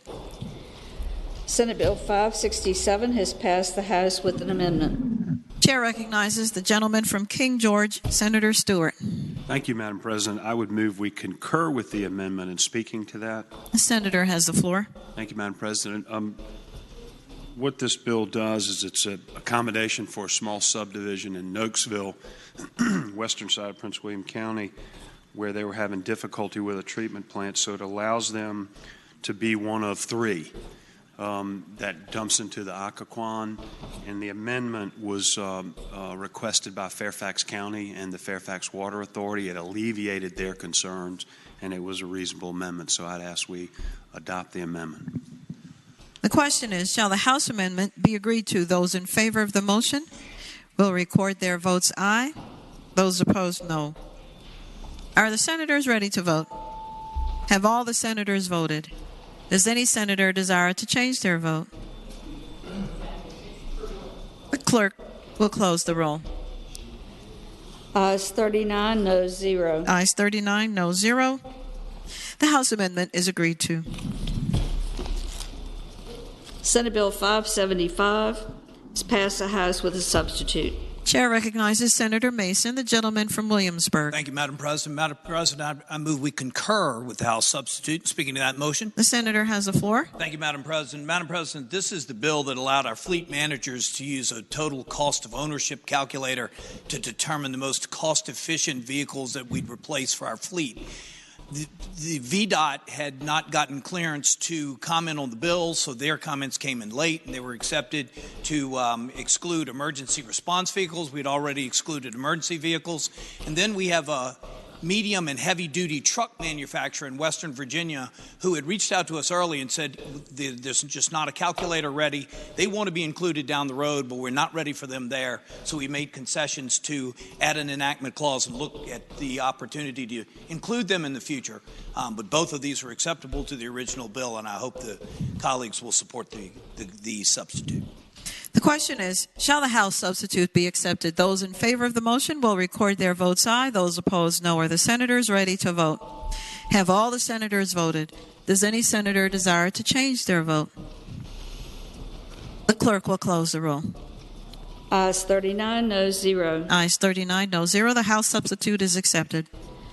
Senate Bill 577 has passed the House with a substitute. Chair recognizes Senator Mason, the gentleman from Williamsburg. Thank you, Madam President. Madam President, I move we concur with the House substitute. And speaking to that motion, the senator has the floor. Thank you, Madam President. Madam President, the senator from Mecklenburg and I had addressed some background check issues with child residential facilities. As the bill left here, we made sure that you could not be working in a facility with children.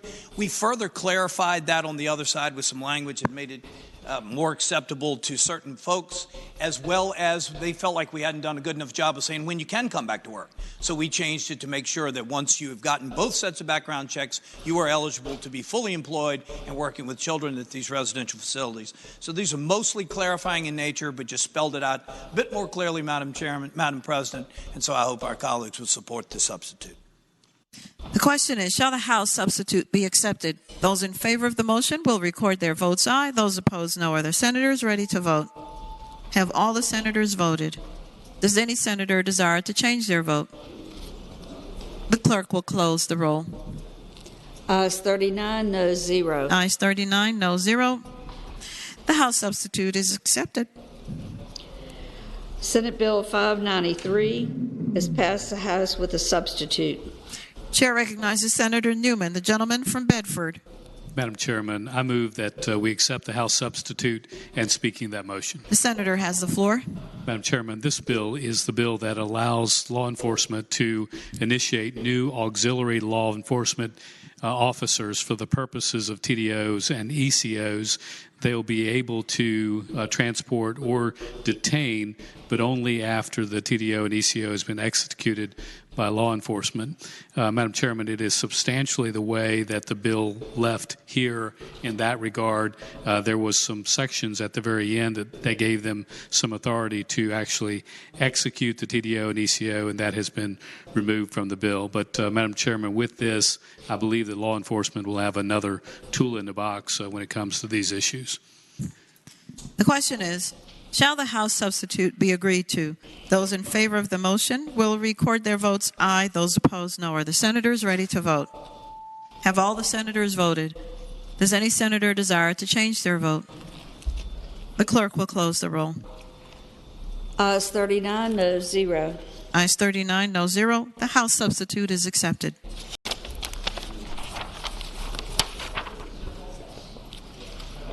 Senate Bill 694 has passed the House with a substitute. Thank you. The senator from Franklin County. Thank you, Madam President. In this world of rejection, I now move that we concur with the House substitute of Senate Bill 604 of the package of bills known as the Senator Jill Vogel hates beagles package. And speaking to that motion. The senator has the floor. Thank you. Madam President, this Senate Bill 604 actually then defines a companion animal to include that a dog or cat is bred for research purposes. This substitute clears that language up a little bit to make sure that that no agricultural animal or game species considered a companion animal, and no animal that's actively involved in bona fide scientific or medical experimentation is considered a companion animal, but that all other dogs and cats that are bred for such purposes will fall under the companion animal statute. And if they then are abused or neglected, then those persons that abuse and neglect those animals can be prosecuted under the law of the Commonwealth. And for those reasons, I renew my motion that we concur with the House substitute. The question is, shall the House substitute be accepted? Those in favor of the motion will record their votes aye. Those opposed, no. Are the senators ready to vote? Have all the senators voted? Does any senator desire to change their vote?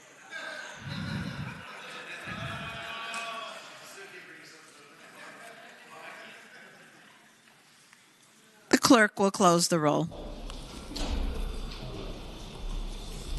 Ayes 39, no 0. Ayes 39, no 0.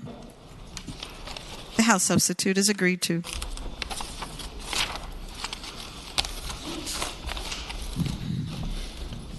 Senate Bill 655 has passed the House with amendments. Chair recognizes Senator Eben, the gentleman from Alexandria.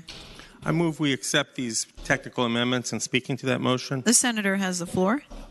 This is a VEC bill, and what the amendments do, they came to our attention from the administration in bills from the senator from Prince William and the delegate from Bedford, or from Campbell, I should say. The electronic reporting language was written in a certain way, and this just makes this bill have that exact same language in the electronic reporting section. So I move again that we accept the amendments. Madam President. For what purpose does the gentleman from Roanoke County rise? Will the senator from Alexandria yield for a brief question? Will the senator yield? Yes, Madam President, I yield. Senator Suderline has the floor. Thank you, Madam President. I thought I heard administration, but I wasn't sure if it was the previous administration or the current administration. Senator Eben. The current administration. Thank you, Madam President. The question is, shall the House amendments be agreed to? Those in favor of the motion will record their votes aye. Those opposed, no. Are the senators ready to vote? Have all the senators voted? Does any senator desire to change their vote?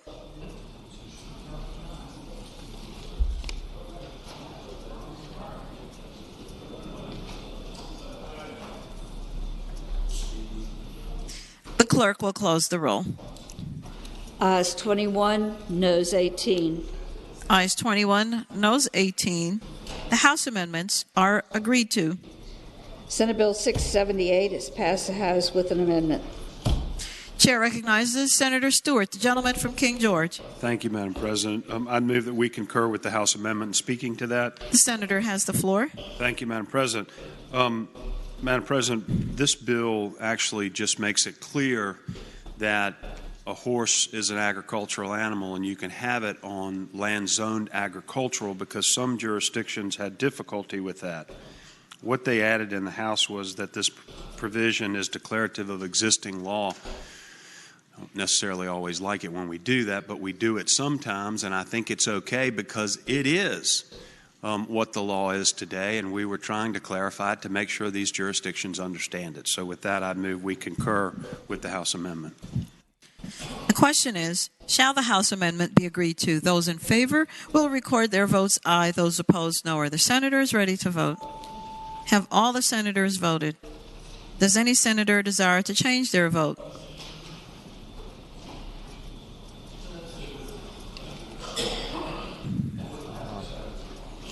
The clerk will close the roll. Ayes 38, noes 0, Rule 36-1.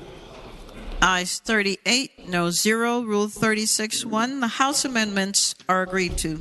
Senate Bill 679 has passed the House with a substitute.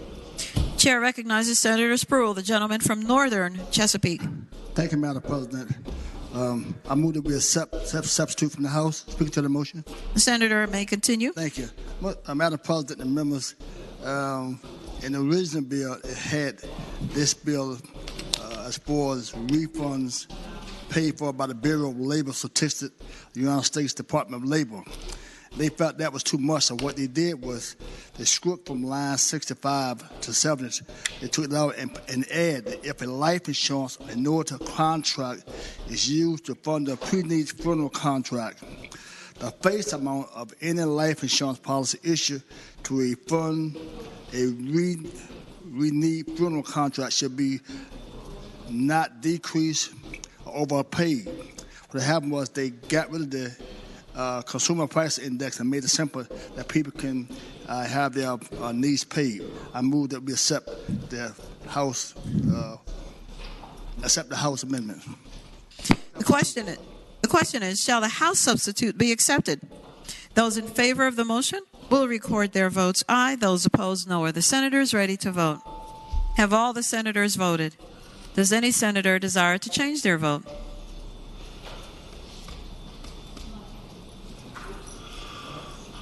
The clerk will close the roll. Ayes 38, no 0, Rule 36-1. Ayes 38, no 0, Rule 36-1. Senate Bill 689 has passed the House with a substitute. Chair recognizes Senator Mason, the gentleman from Williamsburg. Thank you, Madam President. Madam President, I move we concur with the House substitute. And speaking to that motion, the senator has the floor. Madam President and members, this is a you don't have any choice situation. We've talked about barrier crimes in this body and other forevers, and we've been heaping barrier crimes on top of each other for years and years. The senator from Hanover rightfully pushed back on this bill when it left here. We conformed it to the federal law, allowing us to move forward with the option of foster care. As we got down the hall, at his insistence and others, we had pulled those crimes that were included, and we're trying to go through, we'll accept some of these, we won't accept some of these, but there really wasn't the appetite for that down the hall, so we've turned this into yet another study committee. I take your time here to hope you remember this, because we had a big study committee on all the barrier crimes. Maybe that was too much. But this is foster care, whereas a 54-year-old, something that I did when I'm 25 years old, that I haven't done since, and I've lived an exemplary life, I've served my time, now I can't adopt my cousin who's in need because of a barrier crime in my past. We have to do something about this, Madam President. That's why I take the body's time. We're going to put a work group together. I hope you remember this when we come back with a recommendation, and I hope we can finally make meaningful progress on this effort for foster care and to help children in our future. With that, Madam President, I hope you support the substitute. The question is, shall the House substitute be agreed to? Those in favor of the motion will record their votes aye. Those opposed, no. Are the senators ready to vote? Have all the senators voted? Does any senator desire to change their vote? The clerk will close the roll. Ayes 39, no 0. Ayes 39, no 0. The House substitute is agreed to. Senate Bill 694 has passed the House with a substitute. Chair recognizes Senator Obenchain, the gentleman from Rockingham County.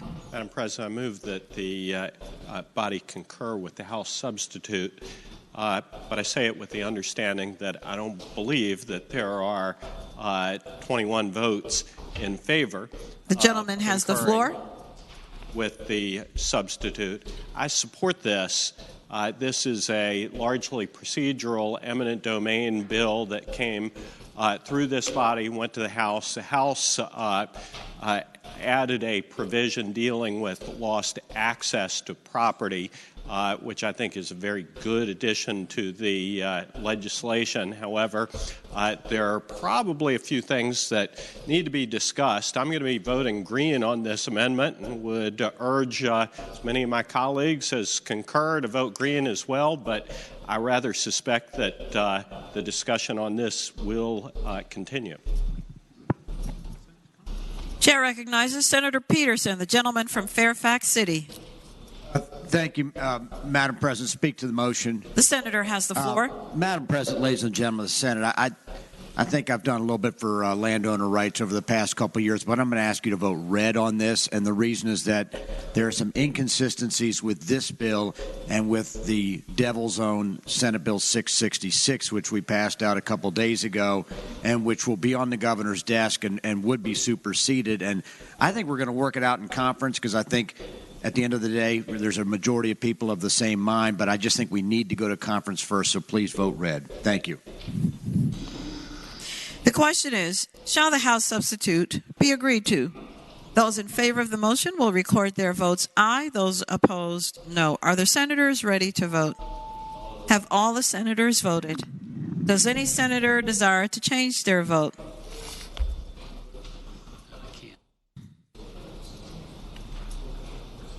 The clerk will close the roll. Madam President. Chair recognizes. Ayes 18, noes 20. Ayes 18, noes 20. The chair now recognizes Senator Newman, the gentleman from Bedford. Madam President, in accordance with provisions of Senate Rule 36, I'm announcing a pair with the senator from Prince William on the acceptance of the substitute for Senate Bill 694. I was in favor of the substitute. The senator from Prince Williams would have been in the negative. Thank you, Senator. A pair has been announced on the passage of Senate Bill 694. Senate Bill 706 is passed the House with amendments. Let me just return back for a moment and once again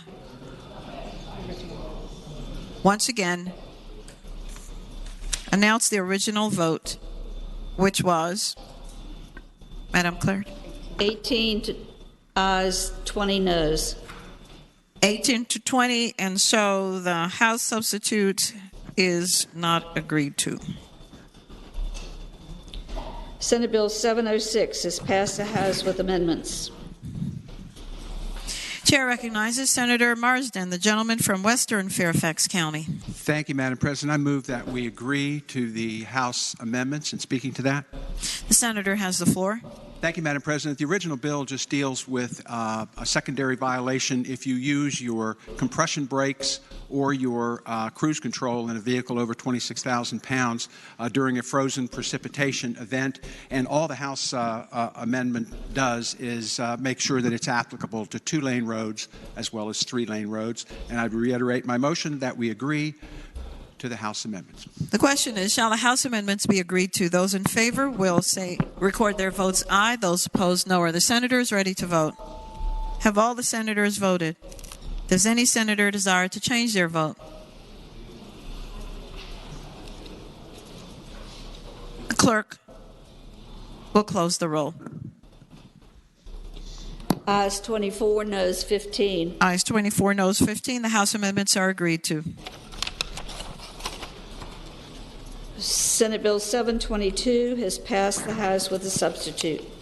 Chair recognizes again the gentleman from Western Fairfax County.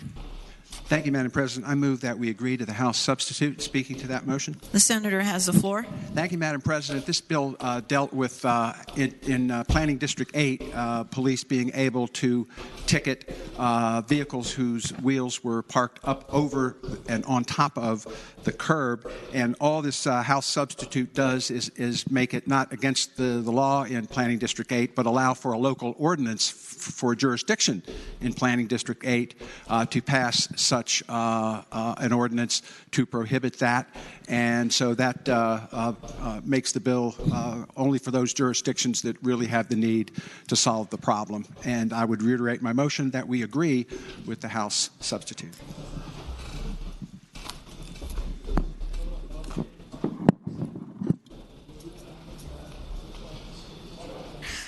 The question is, shall the House substitute be agreed to? Those in favor of the motion will record their votes aye. Those opposed, no. Are the senators ready to vote? Have all the senators voted? Does any senator desire to change their vote? The clerk will close the roll. Ayes 22, noes 17. Ayes 22, no 17. The bill passes. Senate Bill 756 has passed the House with amendment. Chair recognizes Senator Lewis, the gentleman from Accomack. Madam President, I move we concur with the proposed House amendment. And speaking to that motion, the senator has the floor. Madam President, what the House amendment does is put in new languages set forth in the calendar, requiring that a certain portion of the monies in the revolving fund be used for hazard mitigation of buildings. That language is actually necessary, Madam President, to make us available or make the fund acceptable for certain federal monies that require that a portion of the fund be used for structures. So with that, I renew my motion that we concur with the House amendment. The question is, shall the House amendment be agreed to? Those in favor will record their votes aye. Those opposed, no. Are the senators ready to vote? Have all the senators voted? Does any senator desire to change their vote? The clerk will close the roll. Ayes 39, no 0. Ayes 39, no 0. The House amendment is agreed to. Senate Bill 774 is passed the House with amendment. Chair recognizes Senator Donovan, the gentlelady from Henrico. Thank you, Madam President. I move that we concur with the House amendment and speak to that amendment. The senator has the floor. Thank you, Madam President. This amendment is just defining, this is the bill that was proposed by the robotics team from St. Bridget's, and they are, I've got to look away from my seatmate for a minute. But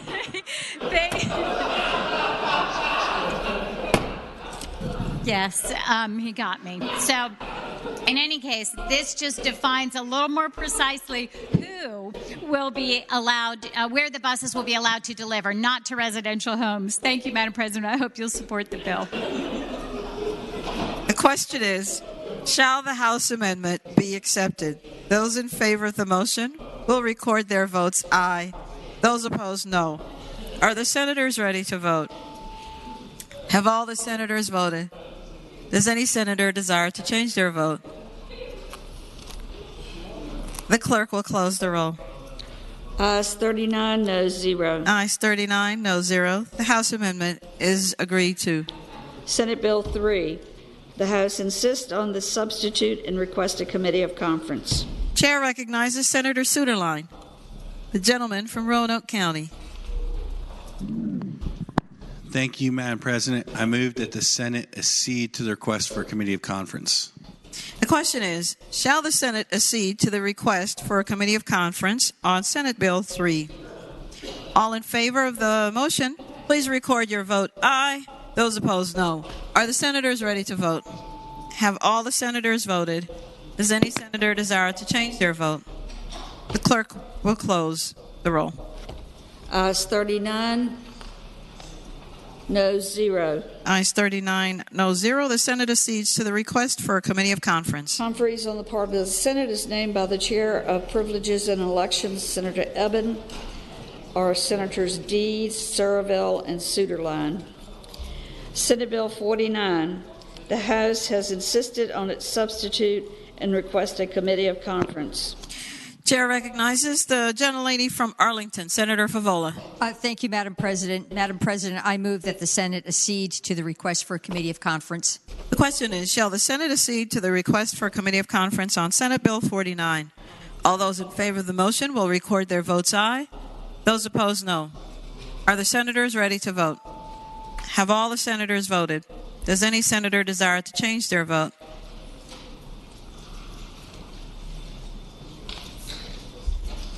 The clerk will close the roll. Ayes 39, no 0. Ayes 39, no 0. The Senate accedes to the request for a committee of conference. Conferees on the part of the Senate is named by the Chair of Rehabilitation and Social Services, Senator Favola, Senators Favola, Mason, and Hanger.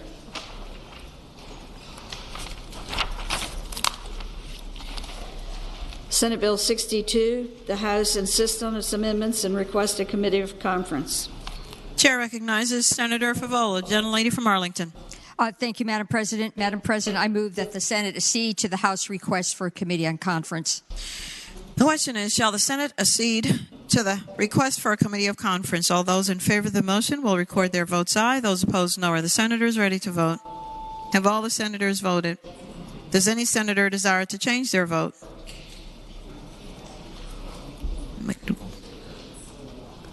McDougal. The clerk will close the roll.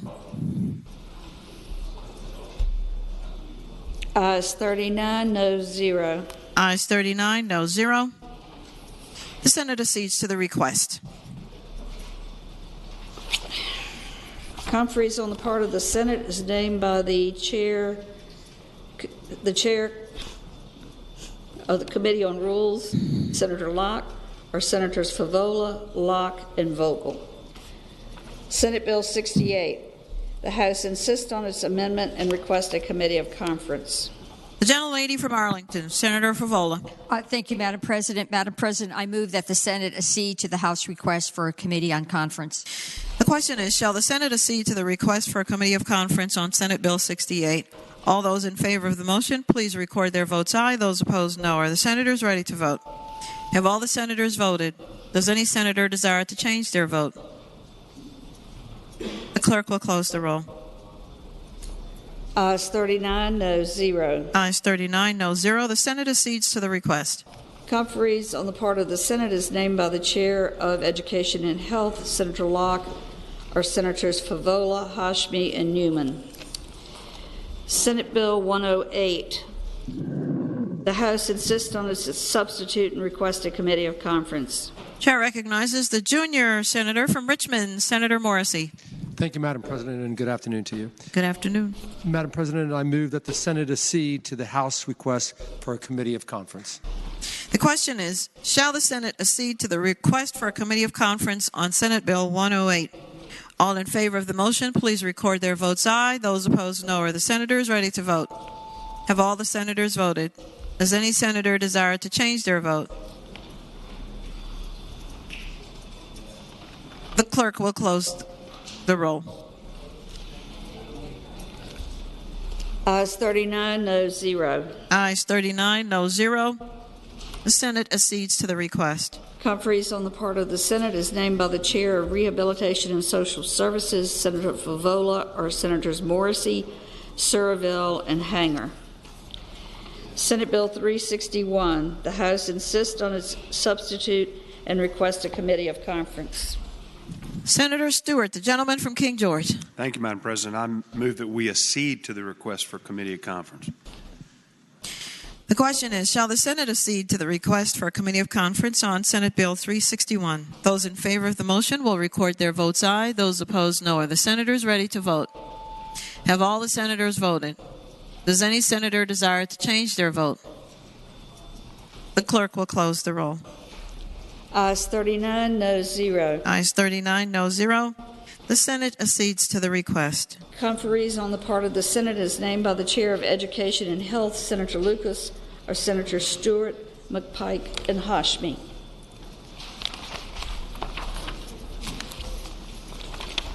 Senate Bill 435. The House insists on its substitute and requests a committee of conference. Chair recognizes Senator Barker, the gentleman from Southern Fairfax County. Thank you, Madam President. I move that we accede to the committee of conference. The question is, shall the Senate accede to the request for a committee of conference? All in favor of the motion will record their votes aye. Those opposed, no. Are the senators ready to vote? Have all the senators voted? Does any senator desire to change their vote? The clerk will close the roll. Ayes 39, no 0. Ayes 39, no 0. The Senate accedes to the request. Conferees on the part of the Senate is named by the Chair of Rehabilitation and Social Services, Senator Favola, or Senators Barker, McPike, and Pillion. Senate Bill 440. The House insists on its substitute and requests a committee of conference. Chair recognizes Senator Boysko, the gentlelady from northwestern Fairfax County. Thank you, Madam President. I move that the Senate accede to a committee of conference.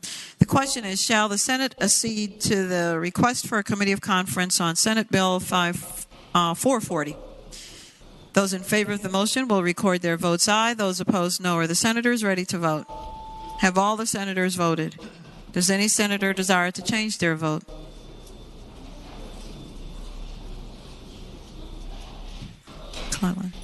McClellan. The clerk will close the roll. Ayes 39, no 0. Ayes 39, no 0. The Senate accedes to the request. Conferees on the part of the Senate is named by the co-chairs of Judiciary, Senators Edwards and Deeds, or Senators Boysko, Surville, and Norman. Senate Bill 581. The House insists on its substitute and requests a committee of conference. Chair recognizes the junior senator from Richmond City, Senator Morrissey. Thank you, Madam President. Thank you, Madam President. Madam President, I move that the Senate accede to the House request for a committee of conference.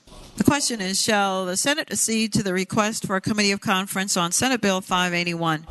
All those in favor of the motion will record their votes aye. Those opposed, no. Are the senators ready to vote? Have all the senators voted? Does any senator desire to change their vote? The clerk will close the roll. Ayes 39, no 0. Ayes 39, no 0. The Senate accedes to the request.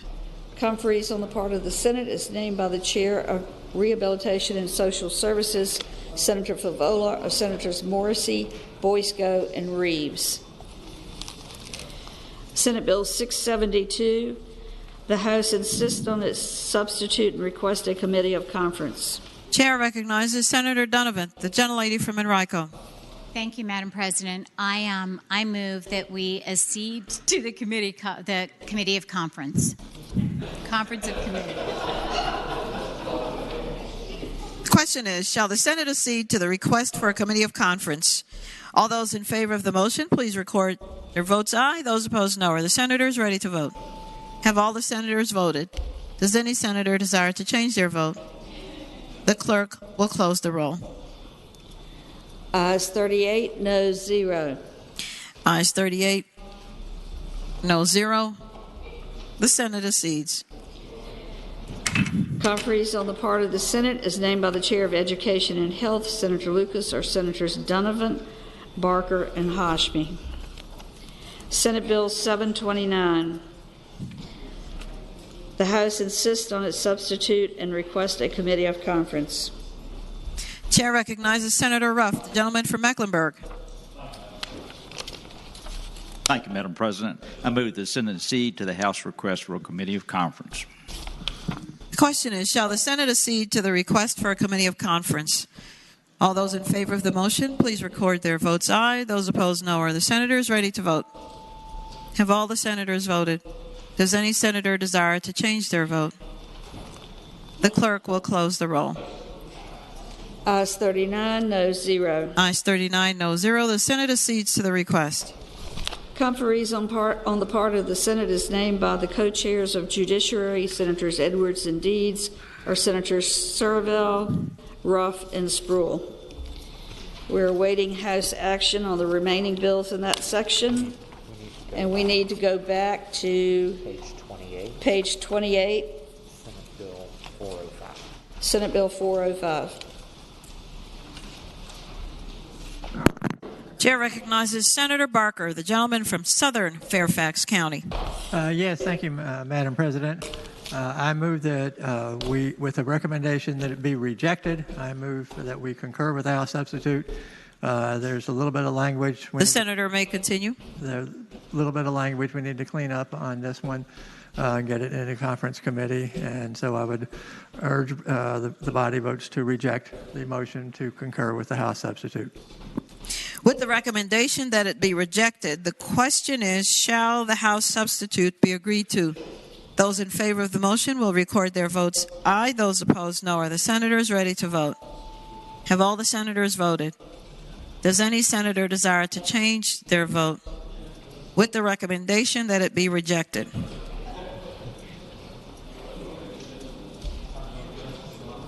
With the recommendation that it be rejected. The clerk will close the roll. Ayes 0, noes 39. Ayes 0, noes 39. The House substitute is rejected. Turning to page 40, House Bill with Governor's recommendation, House Bill 298. Chair recognizes Senator Howell, gentlelady from northern Fairfax County. Thank you, Madam President. I would like to yield to the senator from Roanoke City who had the companion bill. Chair recognizes Senator Edwards, the gentleman from Roanoke City. Madam President, this is a bill that allows for property to be transferred to a land bank entity. The gentleman has the floor. The land bank entity to repurpose and to improve the property. What the governor has done is to change to the the amount of the delinquent taxes from 10% to 25% of assessed value of the real estate, which is subject to being transferred to a special commissioner appointed to convey the property to a land bank entity to improve and repurpose the property. And I ask that the body adopt the governor's recommendation and accept the governor's recommendation in this matter. Thank you, Madam President. The question is, shall the governor's recommendation be accepted? Those in favor will record their votes aye. Those opposed, no. Are the senators ready to vote? Have all the senators voted? Does any senator desire to change their vote? The clerk will close the roll. Ayes 39, no 0. Ayes 39, no 0. The governor's recommendation on House Bill 298 is accepted. Uncontested calendar, House bills on third reading. Chair recognizes Senator Saslaw. Senator Saslaw.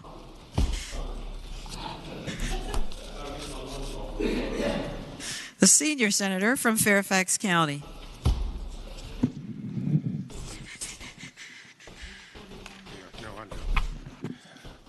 Madam President, and excuse me for keeping you waiting, I move all the House bills on third reading on the uncontested calendar on pages 41 through 60. That's House Bill 128 through 1329 be advanced to their final passage in a block after the adoption of any amendments thereto, and any member desiring to remove a bill from the block, please do so after the clerk has read the number of the bill. The question is, shall House bills on the uncontested calendar, third reading, pages 41 through 60, House bills 128 through 1329, be placed upon their final passage in a block after the adoption of any amendments thereto, with the understanding that any senator desiring a bill to be removed from the block will do so after the clerk has read the number of the bill. All in favor of the motion will say aye. Those opposed, no. The ayes have it. The motion is agreed to. The bills are before us in the block. The clerk will read the number of the bills. House Bill 128, reported from the Committee on Finance and Appropriations with an amendment. Chair recognizes Senator Howell, the gentlelady from Northern Fairfax County. Thank you, Madam President. I move the amendment be agreed to. The question is, shall the amendment be agreed to? Those in favor will say aye. Those opposed, no. The amendment is agreed to. House Bill 137, reported from the Committee on Rules. House Bill 197, reported from the Committee on Education and Health with an amendment. Chair recognizes Senator Lucas, the gentlelady from Portsmouth. Yes, Madam President, I move that the committee amendments be agreed to. The question is, shall the committee amendments be agreed to? Those in favor will say aye. Those opposed, no. The committee amendments are agreed to. House Bill 207, reported from the Committee on Rules. House Bill 210, reported from the Committee on Education and Health with a substitute and from the Committee on Finance and Appropriations. Chair recognizes Senator Lucas, the gentlelady from Portsmouth. Thank you, Madam President. Madam President, I move that the committee substitute be agreed to. Question is, shall the committee substitute be agreed to? Those in favor will say aye. Those opposed, no. The substitute is agreed to. House Bill 214, reported from the Committee on General Laws and Technology. House Bill 231, reported from the Committee on General Laws and Technology. House Bill 236, reported from the Committee on Education and Health with an amendment. Chair recognizes the gentlelady again from Portsmouth. Thank you, Madam President. Madam President, I move that the committee amendment be agreed to. Question is, shall the committee amendment be agreed to? Those in favor will say aye. Those opposed, no. The committee amendment is agreed to. House Bill 241, reported from the Committee on Education and Health with a substitute. Chair from the Committee on Finance and Appropriations. Chair recognizes substitute. Chair recognizes the gentlelady from Portsmouth, Senator Lucas. Thank you, Madam President. I move that the committee substitute be agreed to. From Education and Health. Madam President. Madam President, with the recommendation that it be rejected, I move that the committee substitute be agreed to. With the recommendation that it be rejected, the question is, shall the substitute from the Committee on Education and Health be agreed to? All in favor of the motion will say aye. Those opposed, no. The committee substitute from Education and Health is rejected. Chair recognizes now Senator Howell. Thank you, Madam President. I move the substitute be agreed to. The question is, shall the substitute be agreed to? Those in favor will say aye. Those opposed, no. The substitute is agreed to. House Bill 248, reported from the Committee on Education and Health with a substitute. Chair recognizes Senator Lucas. Yes, ma'am. Madam President, I'll move my paper here. I move that the committee substitute be agreed to. The question is, shall the substitute be agreed to? Those in favor will say aye. Those opposed, no. The substitute is agreed to. House Bill 282, reported from the Committee on General Laws and Technology with a substitute, and from the Committee on Finance and Appropriations. Chair recognizes Senator Barker, gentleman from Southern Fairfax County. Madam President, I move that the committee substitute be adopted. The question is, shall the committee substitute from General Laws and Technology be agreed to? Those in favor will say aye. Those opposed, no. The substitute is agreed to. House Bill 282, reported from the Committee on General Laws and Technology with a substitute. Is that from the Committee on Finance? 354. Oh, I'm sorry.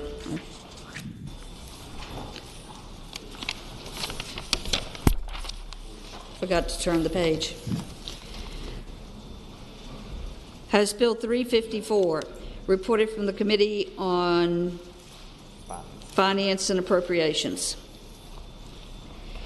House Bill 355, reported from the Committee on Education and Health. House Bill 358, reported from the Committee on General Laws and Technology. House Bill 468, reported from the Committee on General Laws and Technology. House Bill 481, reported from the Committee on Education and Health with a substitute. Chair recognizes the gentlelady from Portsmouth.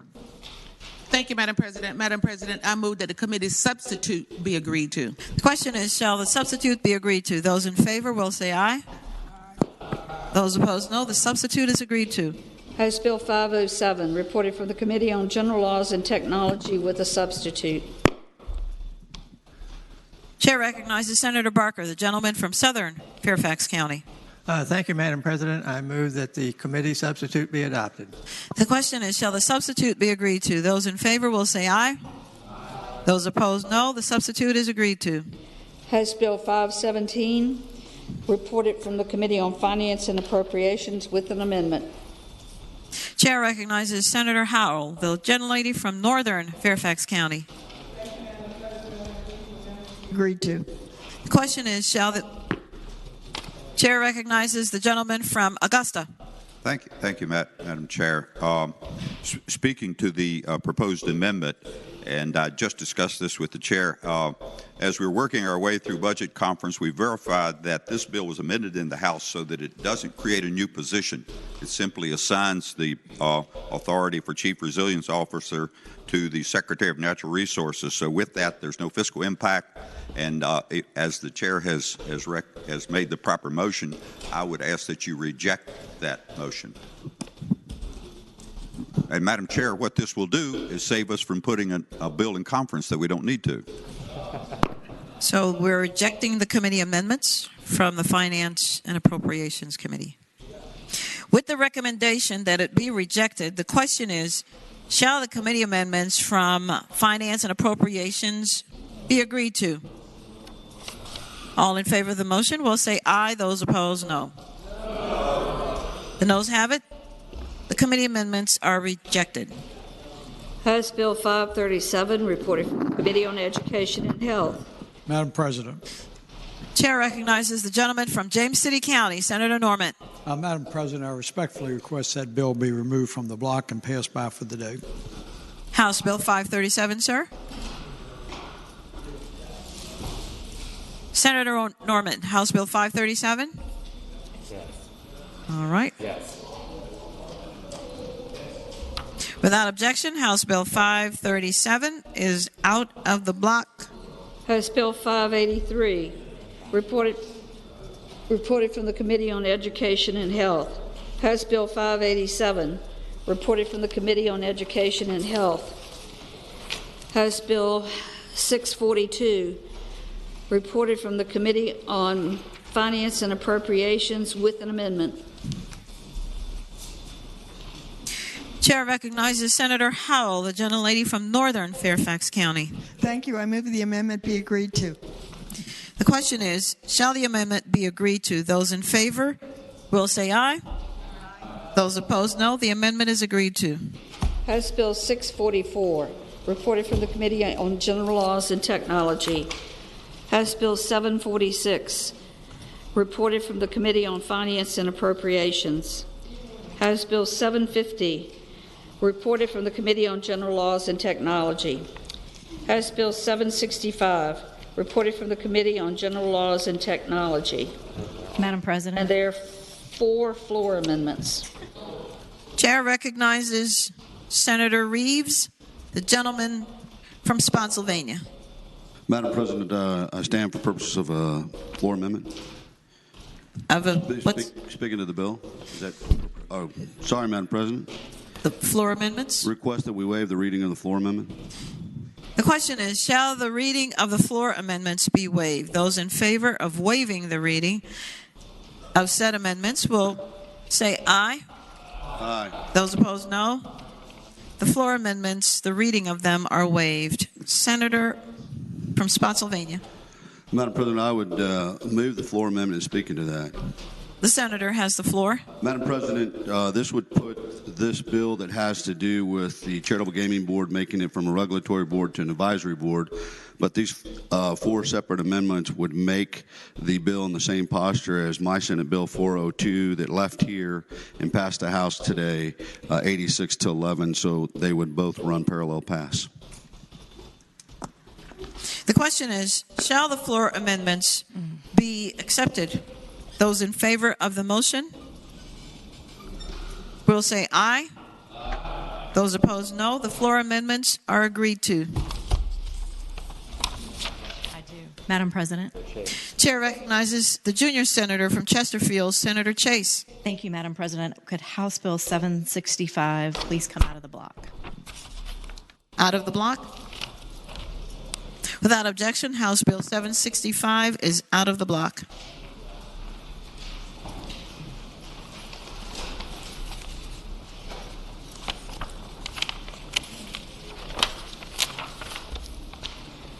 House Bill 829, reported from the Committee on Education and Health. House Bill 879, reported from the Committee on Education and Health. House Bill 916, reported from the Committee on Education and Health. House Bill 938, reported from the Committee on Education and Health with a substitute. Chair recognizes Senator Lucas, the gentlelady from Portsmouth. Thank you, Madam President. Madam President, I move that the committee substitute be agreed to. The question is, shall the committee substitute be agreed to? Those in favor will say aye. Those opposed, no. The committee substitute is agreed to. House Bill 961, reported from the Committee on General Laws and Technology with an amendment. Chair recognizes Senator Barker, the gentleman from Southern Fairfax County. Thank you, Madam President. I move that the committee amendment be adopted. The question is, shall the committee amendment be adopted? Those in favor will say aye. Those opposed, no. The committee amendment is adopted. House Bill 987, reported from the Committee on Education and Health with amendments. Chair recognizes Senator Lucas, the gentlelady from Portsmouth. Madam President, I move that the committee amendment be agreed to. Question is, shall the committee amendments be agreed to? Those in favor will say aye. Those opposed, no. The committee amendment is agreed to. House Bill 1026, reported from the Committee on Education and Health with amendments. Senator Lucas. Madam President, I move that the committee amendments be agreed to. Question is, shall the committee amendments be agreed to? Those in favor will say aye. Those opposed, no. The committee amendments are agreed to. House Bill 1098, reported from the Committee on Education and Health with a substitute, and from the Committee on Rules with amendments. Chair first calls on the senator from Portsmouth. Thank you, Madam President. I move that the committee substitute be agreed to. The question is, shall the committee substitute from the Committee on Education and Health be agreed to? Those in favor will say aye. Those opposed, no. The committee substitute is agreed to. Chair now calls on the gentlelady from Hampton, Senator Locke. Thank you, Madam President. I now move that the committee amendments be agreed to. The question is, should the committee amendments from the Committee on Rules be agreed to? Those in favor will say aye. Those opposed, no. The committee amendments are agreed to. House Bill 1107, reported from the Committee on Education and Health with a substitute. Chair again calls on the gentlelady from Portsmouth. Madam President, I move that the committee substitute be agreed to. The question is, shall the committee substitute be agreed to? Those in favor will say aye. Those opposed, no. The committee substitute is agreed to.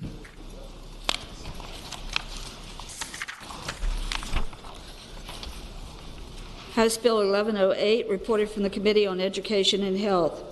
House Bill 1122, reported from the Committee on General Laws and Technology. House Bill 1131, reported from the Committee on Rules. House Bill 1136, reported from the Committee on Rules. House Bill 1193, reported from the Committee on Education and Health. House Bill 1203, reported from the Committee on General Laws and Technology and from the Committee on Finance and Appropriations.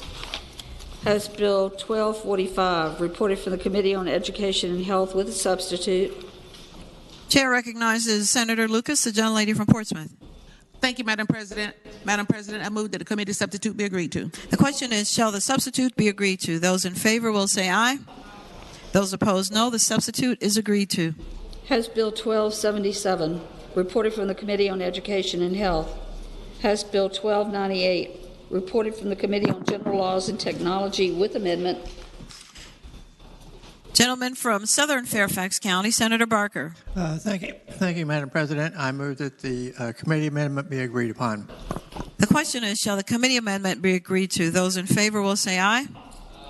Those opposed, no. The committee amendment is agreed to. House Bill 1305, reported from the Committee on Education and Health with a substitute.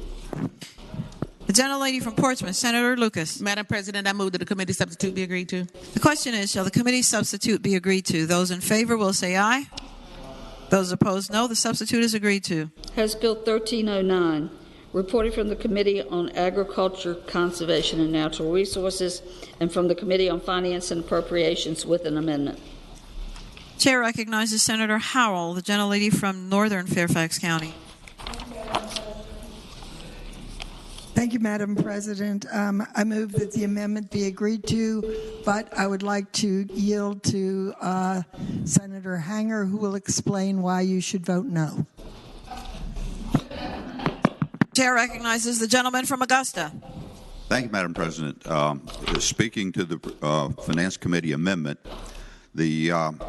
at the time we put this on there, we were very concerned with bills that the House was pushing through without funding, and indeed there are quite a number of them, and we want to continue to insist on the clause when that's the case. But we did verify in our budget conference now that both the House and Senate have appropriated money for this Virginia Resiliency Fund. So with that, we can save time and not have another conference if we reject this amendment. Thank you. With the recommendation that it be rejected, the question is, shall the committee amendments from Finance and Appropriations be agreed to? All in favor of the motion will say aye. Those opposed, no. The noes have it. The committee amendments are rejected. House Bill 1324, reported from the Committee on Education and Health. House Bill 1329, reported from the Committee on Education and Health. House Bill 451. That's the end of it. Oh, sorry. Jumping ahead. Yeah. The question is, shall the House bills pass in block? That is, all bills except for House Bill 537 on page 49 and House Bill 765 on page 51. All in favor of the motion will record their votes aye. Those opposed, no. Are the senators ready to vote? Have all the senators voted? Does any senator desire to change their vote? The clerk will close the roll. Ayes 39, noes 5. Ayes 39, noes 5. The bills in the block pass. Zero, I'm sorry. 39. Ayes 39, noes 0. The bills in the block pass. Returning to page 51, Returning to page 51, House Bill 765. House Bill 765.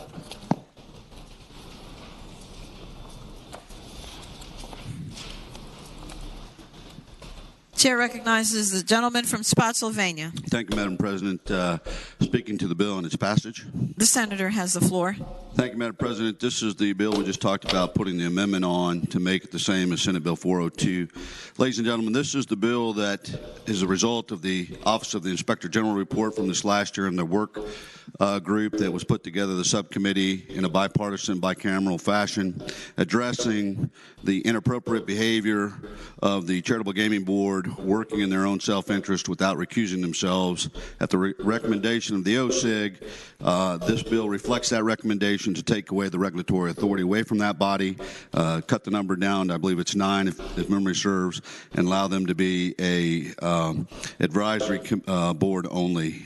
Madam President, with that recommendation, I'd ask the bill pass. The question is, shall the bill pass? Those in favor of passage will record their votes aye. Those opposed, no. Are the senators ready to vote? Have all the senators voted? Does any senator desire to change their vote? The clerk will close the roll. Ayes 35, noes 1, Rule 36-3. Ayes 35, noes 1, Rule 36-3. The bill passes.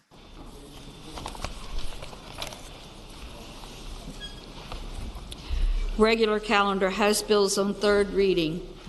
House Bill 451, stalking venue penalty, reported from the Committee on the Judiciary with a substitute and from the Committee on Finance and Appropriations. Madam President. Chair recognizes the junior senator from Richmond City, Senator Morrissey. Thank you, Madam President. Madam President, the discussions continue, and I'd ask that this matter be passed by one more day. House Bill 451? Yes, ma'am. Without objection, House Bill 451 goes by for the day. House Bill 492. Madam President. Chair recognizes the gentleman from Northern Chesapeake, Senator Spruill. Could House Bill 492 be passed by for the day? Without objection, House Bill 492 is passed by for the day.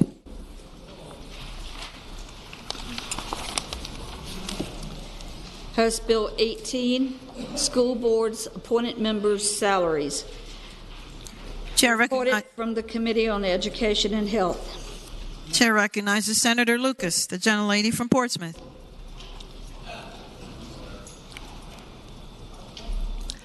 Madam President, I move that the bill pass. And speaking to the motion.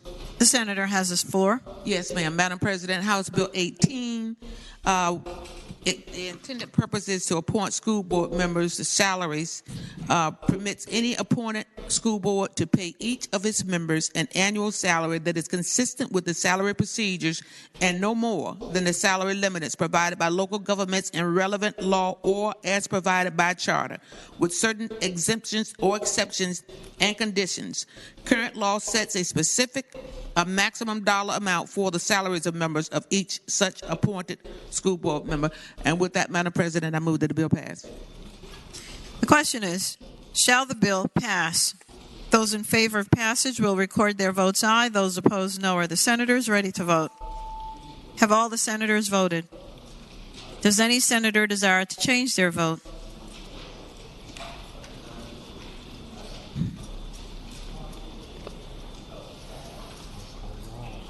The clerk will close the roll. Ayes 36, noes 3. Ayes 36, noes 3. The bill passes.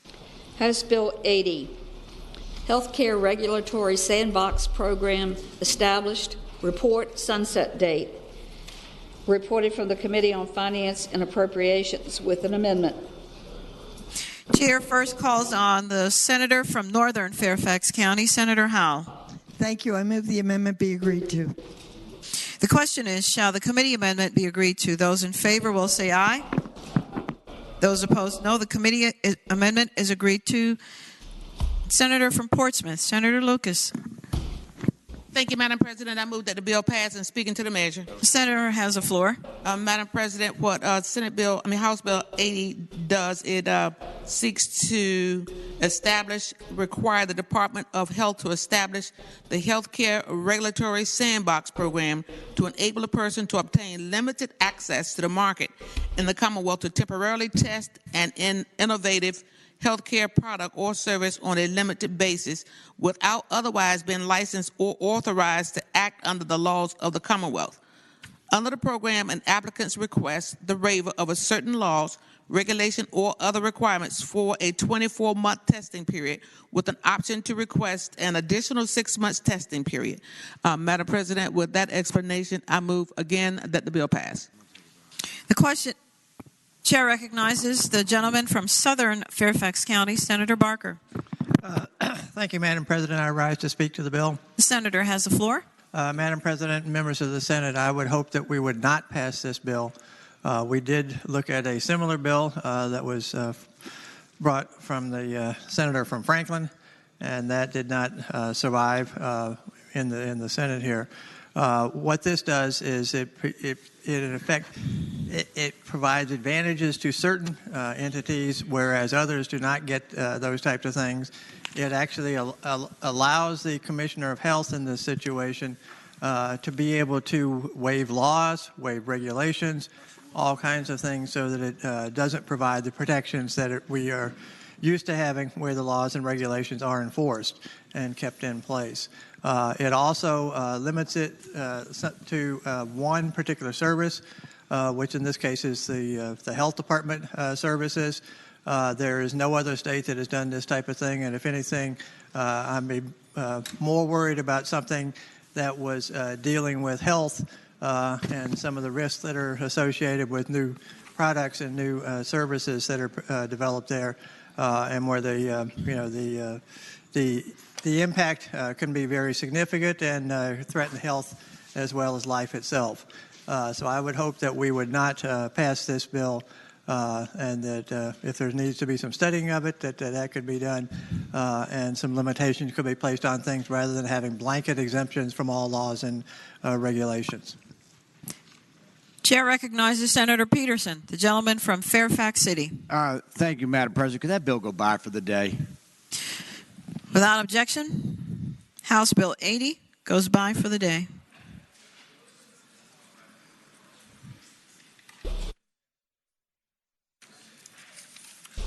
House Bill 86, Campaign Finance Disclosure Reports Searchable Electronic Database. Reported from the Committee on Finance and Appropriations with an amendment. Chair first recognizes the gentlelady from Northern Fairfax County, Senator Howell. Thank you, Madam President. I move the amendment be agreed to. The question is, shall the committee amendment be agreed to? Those in favor will say aye. Those opposed, no. The committee amendment is agreed to. Gentleman from Alexandria. Could that bill go by for the day? Without objection, House Bill 86 goes by for the day. House Bill 127, Academic Year Governor Schools, Certain Practices Prohibited, Permitted, and Required. Reported from the Committee on Education and Health with a substitute. Chair recognizes Senator Lucas, the gentlelady from Portsmouth. I can't find my mic.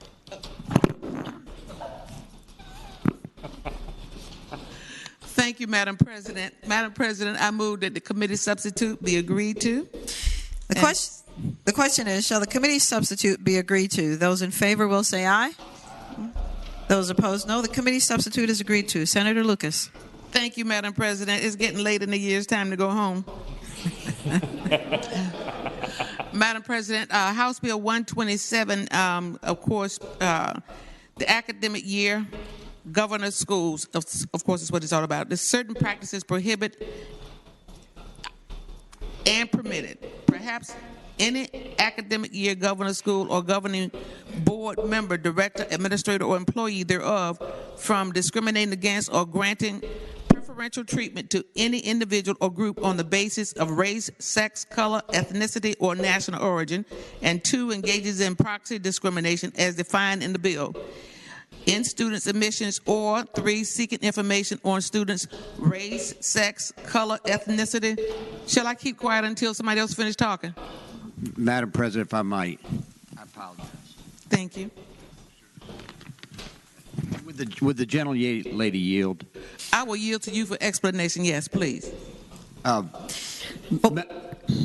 President, my apologies to Senator Lucas.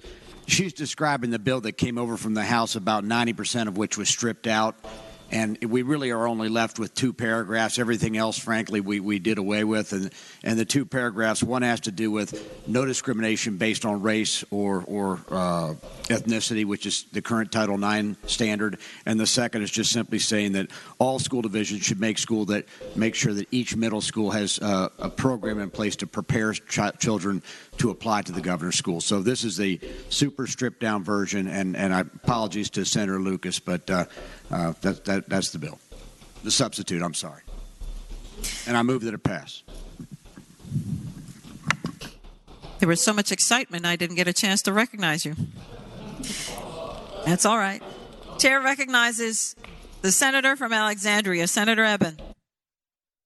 Chair recognizes the senior senator from Chesterfield, Senator Hashmi.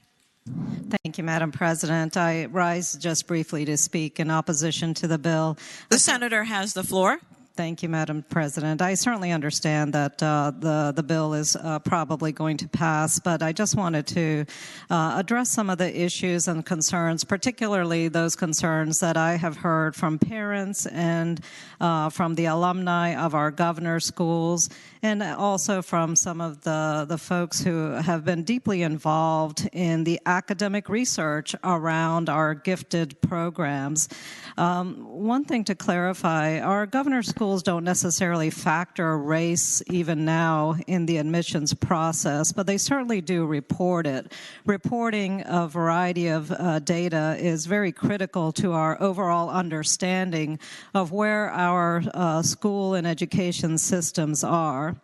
But when we think about the integration of racial considerations within the constructs of education, we also have to consider that essentially we are still sadly grappling with the concerns of a racial society. Racial lines are certainly problematic. We live in segregated communities. Our schools are largely still segregated in Virginia. And so it's rather challenging to say that we are going to have a race-blind process when we're taking a look at the students who are working their way through our governor's schools. There is increasing disenfranchisement in our education system in our low-income communities. What Maggie Walker here in the Richmond area and Thomas Jefferson in Northern Virginia were moving to do these past few years were really to identify and create a new admission opportunity. And this new admissions opportunity would establish minimum criteria and then implement a lottery-based admission for all students who meet that minimum. So all students necessarily that are admitted into the program must meet the minimum criteria for these schools. There is no change in academic responsibility or requirements. Further, the new admissions processes sought to admit all applicants in the top tier of their class from the feeder schools. We really haven't had a chance to see this new admissions process in action. We haven't had a chance to see the success of the students who were brought in under this new process. So before we had the remediation of the admissions process, the student body at Thomas Jefferson was under 2% Black and under 3% Latinx students. Additionally underrepresented were our English learners and our economically disenfranchised students. And when these factors were considered in the admissions process, a diverse population of Asian American students were actually admitted reported in the recent year. And the percentage of black students increased from 1% last year to 7%. Hispanic representation increased from 3% to 11%, and white representation increased from 18% to 22%. And these are all very critical for the nurturing of a diverse school community. At the same time, then, we also saw increases in our student success metrics in our governor schools. So, Madam President, I would just argue and share that aptitude, intellectual ability, creativity are not always measurable by standardized tests. A holistic approach to admissions is necessary. That's the process to which our governor schools were moving, the direction they were moving in, and we would benefit, I think, by seeing the opportunities for students to demonstrate their skills if we let that process continue to play for the next few years and gather appropriate measurable data. Thank you, Madam President. The chair recognizes now the gentleman from Rockingham County, Senator Obenshain. Madam President, I speak in favor of the bill. The senator has the floor. Madam President, we live in a country in which we seek to judge students on the basis of their achievement. We seek to reward people for their efforts, for their ingenuity, for their achievements. We, in defeating this bill, would be taking a big step backwards. And, we strive towards a colorblind society here in this country. And in Northern Virginia, the Thomas Jefferson School, just recently, I guess just a couple of weeks ago, federal judge struck down the practices that some would seek to preserve, not because it is providing enhanced opportunities to white students or oppressors, if you may, but in the words of the federal judge, they were applying rules that left Asian American students disproportionately deprived of a level playing field. We ought to be providing a level playing field for everybody, and that's what this bill is about. Not about rewarding oppressors or oppressing or perpetuating anything. This is about kids and not depriving them of an opportunity that they've earned, irrespective of their race, gender, color, ethnicity, religion, or other protected class. Let's give these kids this opportunity.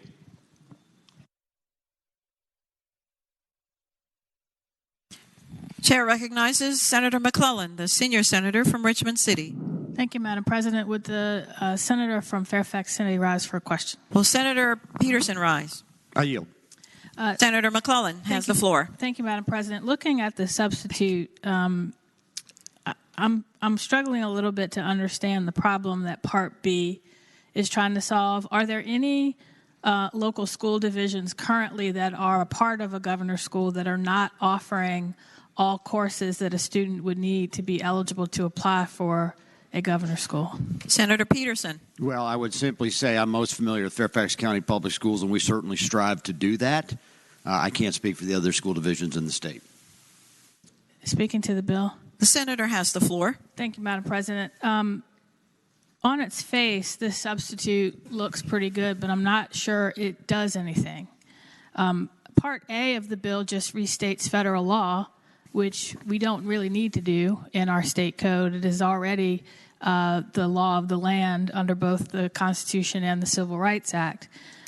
Part B, I'm not sure that there are any school divisions that don't in middle school offer the coursework. I actually have a middle schooler right now, and we are looking at the courses that he would need to take to be eligible to apply for either Appomattox or Maggie Walker. And all of those requirements that he would be required to take are offered in Richmond Public Schools, and it is my understanding that those courses are all offered in the participating localities. So absent some evidence that there are school divisions that are failing to offer in middle school courses that students need to be eligible for our governor's school, I'm not sure this bill really does anything other than provide a talking point for an issue that, frankly, is being used to stir disagreement. The fact is, as the senator from Chesterfield has pointed out, we don't live in a colorblind society. I wish we did. The fact is that there are students, not because of their race, but because of disadvantages their communities have faced based on race-based policies of the past, our governor schools do not reflect the full diversity of the Commonwealth of Virginia or the school divisions that participate. That is the actual problem we need to solve. This bill doesn't solve that problem. So I'm not sure what this bill's trying to solve or will solve other than to provide people who are upset with the current admissions policies for our governor's school something to make them feel good. But it will not address whether our governor's schools give all of our students an opportunity to apply to a school that reflects the diversity of the Commonwealth. And it would be a good thing if we fixed that problem. Thank you, Madam President. Chair recognizes the senator from Eastern Fairfax County, Senator Saravell. Thank you, Madam President. Speaking to the bill. The senator has the floor. Thank you, Madam President. I concur, first of all, with the comments from the senators from Eastern, from the senior senator from Richmond and senior senator from Chesterfield. And I would just note a couple things. First of all, with regard to what happened at Thomas Jefferson that resulted in the litigation, I was in the very first class of students that were allowed to apply to go to TJ back in 1984. I think I was in 8th grade at the time. And what that school, I think, was originally envisioned to be did not turn out into what it ended up being. And when I was a student, it was a very different place than it is today. I'll just point that out, number one.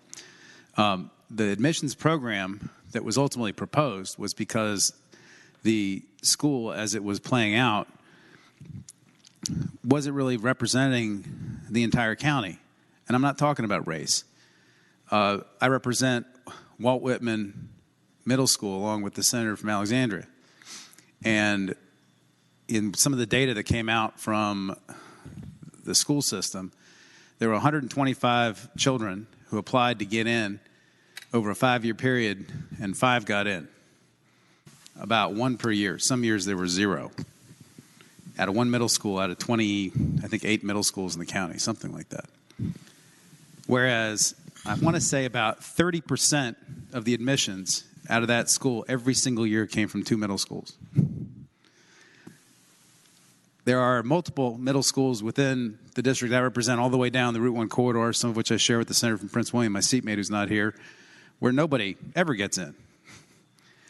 And one of the changes they attempted to make was to create seats for the top students at every single middle school to have an opportunity to go, so that there would be proper geographic representation in that school, so that the top children from each middle school that all taxpayers were paying would have a chance to get in. I read the opinion by the judge, and I agree the judge cherry-picked a couple emails that supported the conclusion that they were trying to reach. There was a lot of other emails in there and a lot of other disputed facts that weren't discussed. I'm sure the Fourth Circuit and probably the U.S. Supreme Court's going to have something to say about this at the end of the day. But I don't think the litigation outcome should have any bearing on us. I would just note, Madam President, that the system that the county ended up choosing to adopt is effectively the same system that Ivy League schools have switched over to. And I would also just note for the body, there's one other Virginian who proposed a system just like this back in the 1780s, I believe, in a book called The Notes on the State of Virginia. Thomas Jefferson proposed a system of public education in our Commonwealth. And he also proposed that after taxpayers funded public schools for our children, that we take the top 2 children out of every school in each county and put them at a place called William and Mary. And so I cannot think of a proposal that is any more Virginian than what the county proposed, which this bill, by the way, as it came over from the other side, originally prohibited. But I would just suggest that I agree with the comments that I don't believe this bill is doing very much. It's just reiterating federal laws. It's written right now, and it's not necessary. But I understand this whole issue is taken on a lot of symbolic importance because of an election we just had, and so we're probably going to pass it.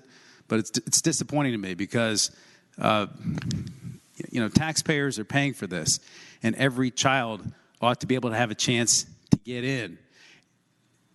And not just because they happen to have wealthy parents who can figure a system out or go to the right school with the right houses that have the fanciest teachers and get in easily, which is what has basically developed in this county, or at least in Northern Virginia, I should say, over the last couple decades. I can't speak to Maggie Walker, but at least to what our experience is up north, that's what it's been. So I would hope we would not pass this. Chair recognizes the gentlelady from Hampton, Senator Locke. Thank you, Madam President. Speaking to the bill. The senator has the floor. Thank you, Madam President. One of the things that I wanted to bring up, not to repeat what has been said by the senior senator from Chesterfield or the senior senator from Richmond or the senator who just spoke. One of the reasons why the changes occurred to governor schools, the policies that changed, was because of the issues that were brought from students from the governor's schools and alumni from the governor's schools who talked about the lack of diversity at their schools. And they wanted change at their schools. They wanted diversity. So that was what brought about the changes. And the sky has not fallen as a consequence of change. And one of the things that is always talked about is that because of diversity that comes to the institutions, that somehow standards are going to drop, because you put in some color, at these schools. That has not happened as a consequence of the diversity that has come to these institutions or to these governor schools that, by the way, is paid for by taxpayer dollars. They are public institutions. And so we have not even given it an opportunity to see the change that has occurred. And already we're bringing forth a bill that says absolutely nothing. That says absolutely nothing. So I'm not even sure what this piece of legislation is trying to do other than stir up discussion for some brochure next year. Thank you, Madam Chair. Madam President.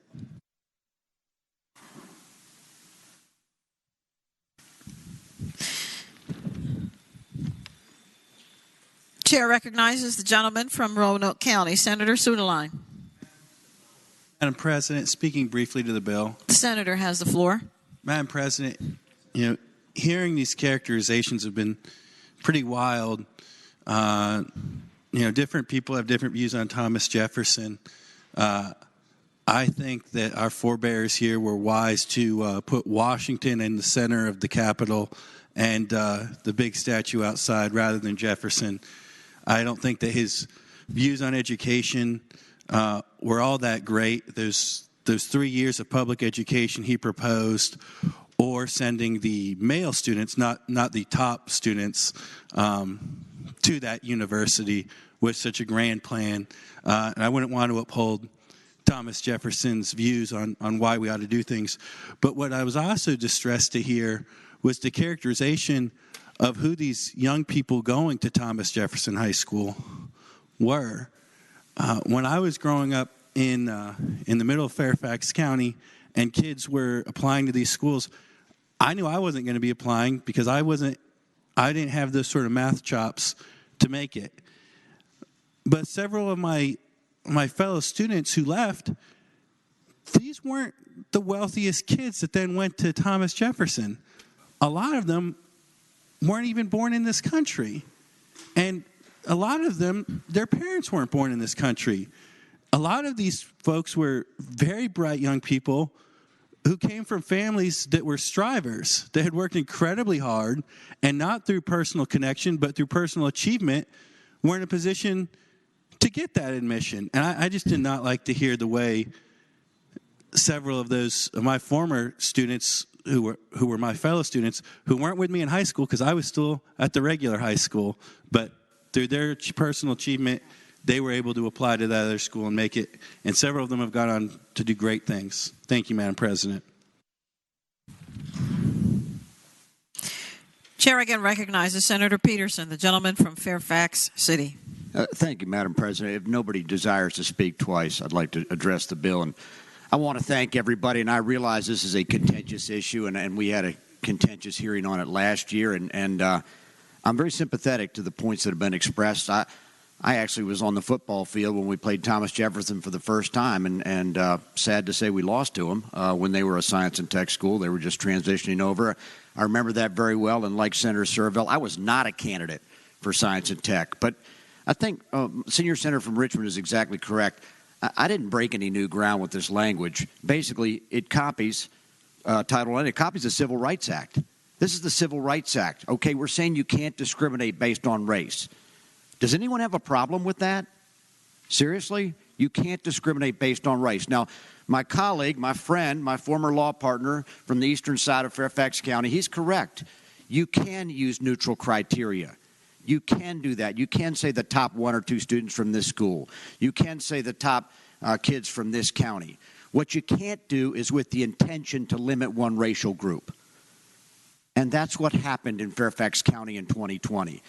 I've heard 7 speakers testify so far on this floor. No one has talked about what this issue was really about, and that was limiting the number of Asian Americans at Thomas Jefferson School of Science and Technology. Let me repeat that. It was about limiting the number of Asian Americans at Thomas Jefferson Science and Technology. Yes, I'm sorry. You can shake your head. Look at the emails, look at the statements that were made, look at the statements about we want a population that reflects our county. It was meant to discriminate against Asian Americans. Now, that's not just my opinion. That's the opinion of a federal judge, okay? And that's the legacy we're working with. Now, you can have, like I said, any type of neutral criteria you want, but if you're using it to discriminate against a group, in this case Asian Americans, that's illegal under federal law, and if we pass this bill, it'll be illegal under state law. Statements are important. And yes, we do have a chance to make a statement that every child should be free to be in a school system free from discrimination. Does that mean they have a right to TJ? No. No.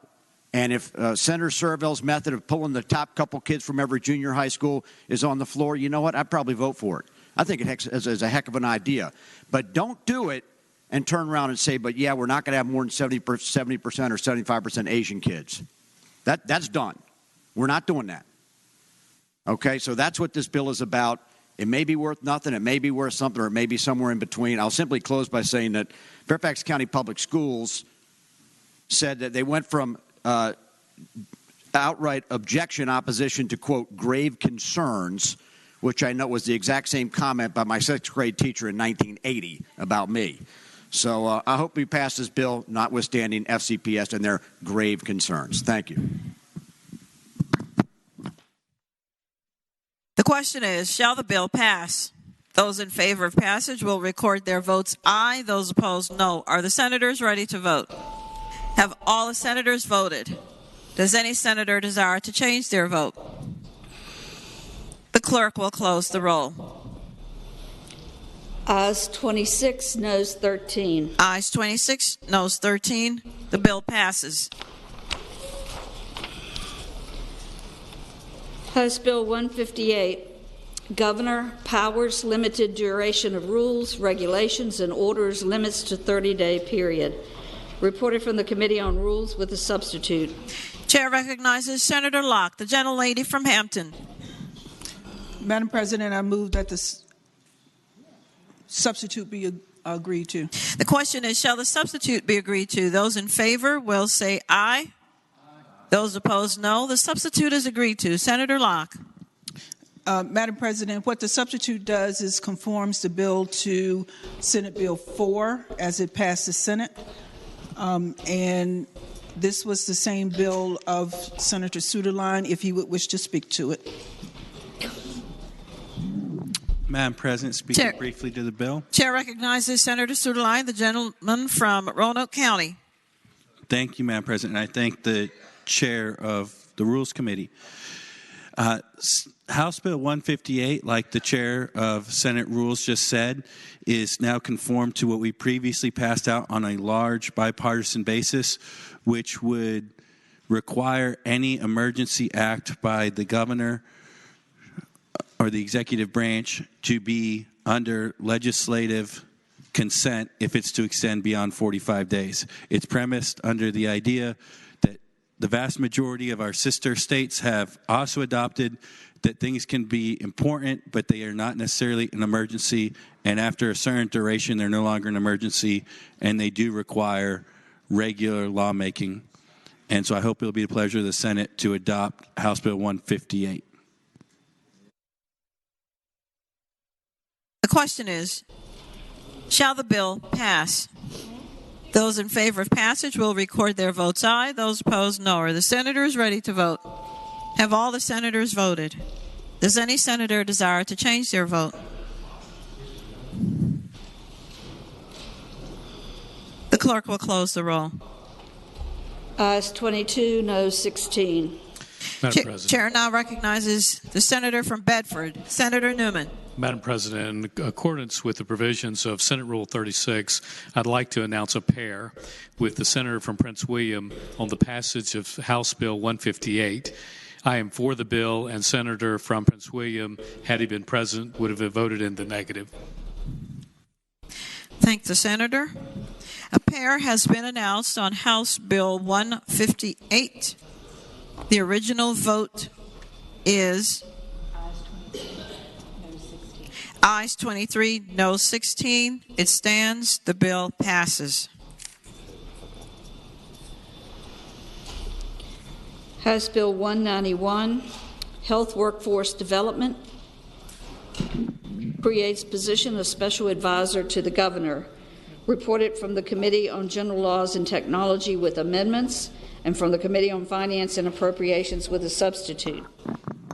Chair first recognizes Senator Barker, the gentleman from Southern Fairfax County. Thank you, Madam President. And I, with a recommendation that we reject, I move that the committee amendments from the General Laws and Technology Committee be adopted. With the recommendation that it be rejected, the question is, shall the committee amendments from General Laws and Technology be agreed to? Those in favor will say aye. Those opposed, no. The committee amendments are rejected. Chair now recognizes Senator Howell, the gentlelady from Northern Fairfax County. Thank you, Madam President. I move that the substitute be agreed to. The question is, shall the substitute be agreed to? Those in favor will say aye. Those opposed, no. The substitute is agreed to. Senator Howell, or is it Senator Barker? It's third reading. We flipped coins, and I came in on the losing end. But Chair again recognizes Senator Barker. Yes, thank you, Madam President. I move the passage of the bill. And speaking of the bill, the senator has the floor. Yes, this is an effort to help further improve the development of workforce for in the healthcare fields.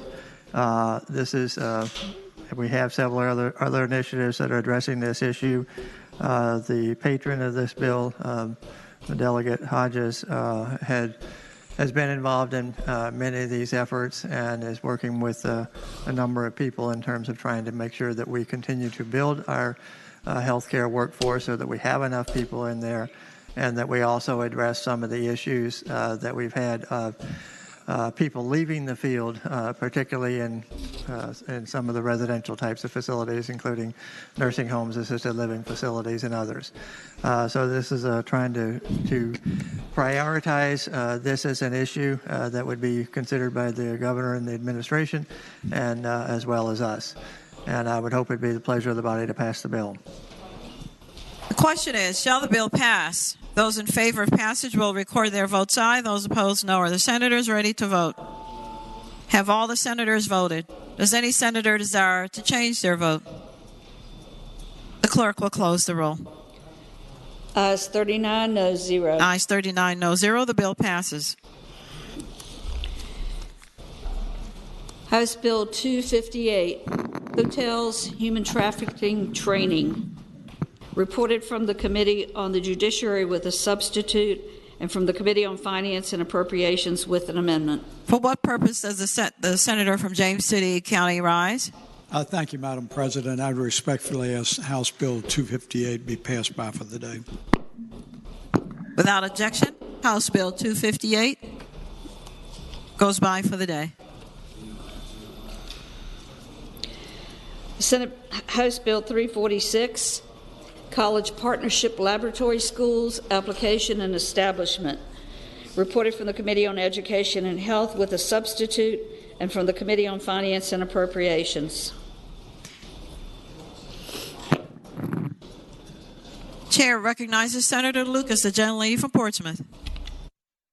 Yes, ma'am. Madam President, I move that the committee substitute be agreed to. The question is, shall the committee substitute be agreed to? Those in favor will say aye. Those opposed, no. The committee substitute is agreed to. Senator Lucas.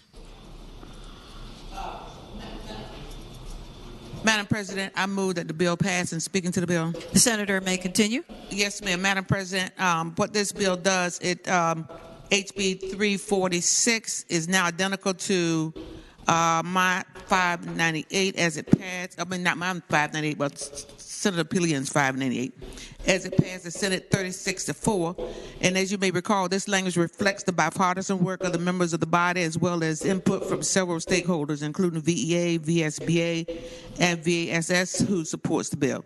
Madam President, again, I move that the bill pass. The question is, shall the bill pass? Those in favor of passage will record their votes aye. Those opposed, no. Are the senators ready to vote? Have all the senators voted? Does any senator desire to change their vote?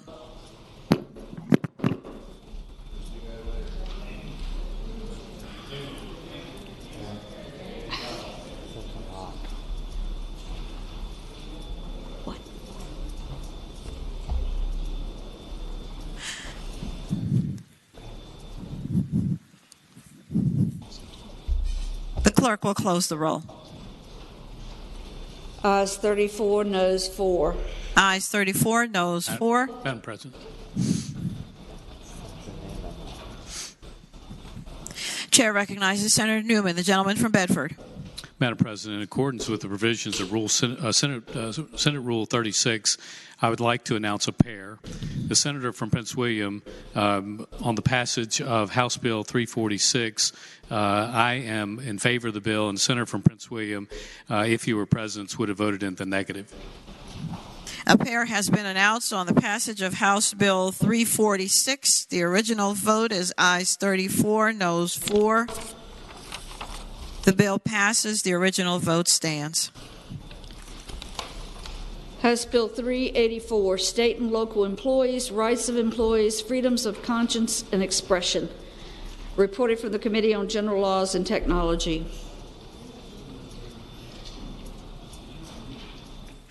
Chair recognizes Senator Barker, the gentleman from Southern Fairfax County. Madam President, I move that the bill pass. And speaking to the bill. The senator has the floor. Madam President and members of the Senate, what this bill does is it allows public employees to be able to participate in public hearings in various ways and to be able to express their personal views on things without having that affect their jobs that they might have. So with that explanation, I renew my motion that we pass this bill.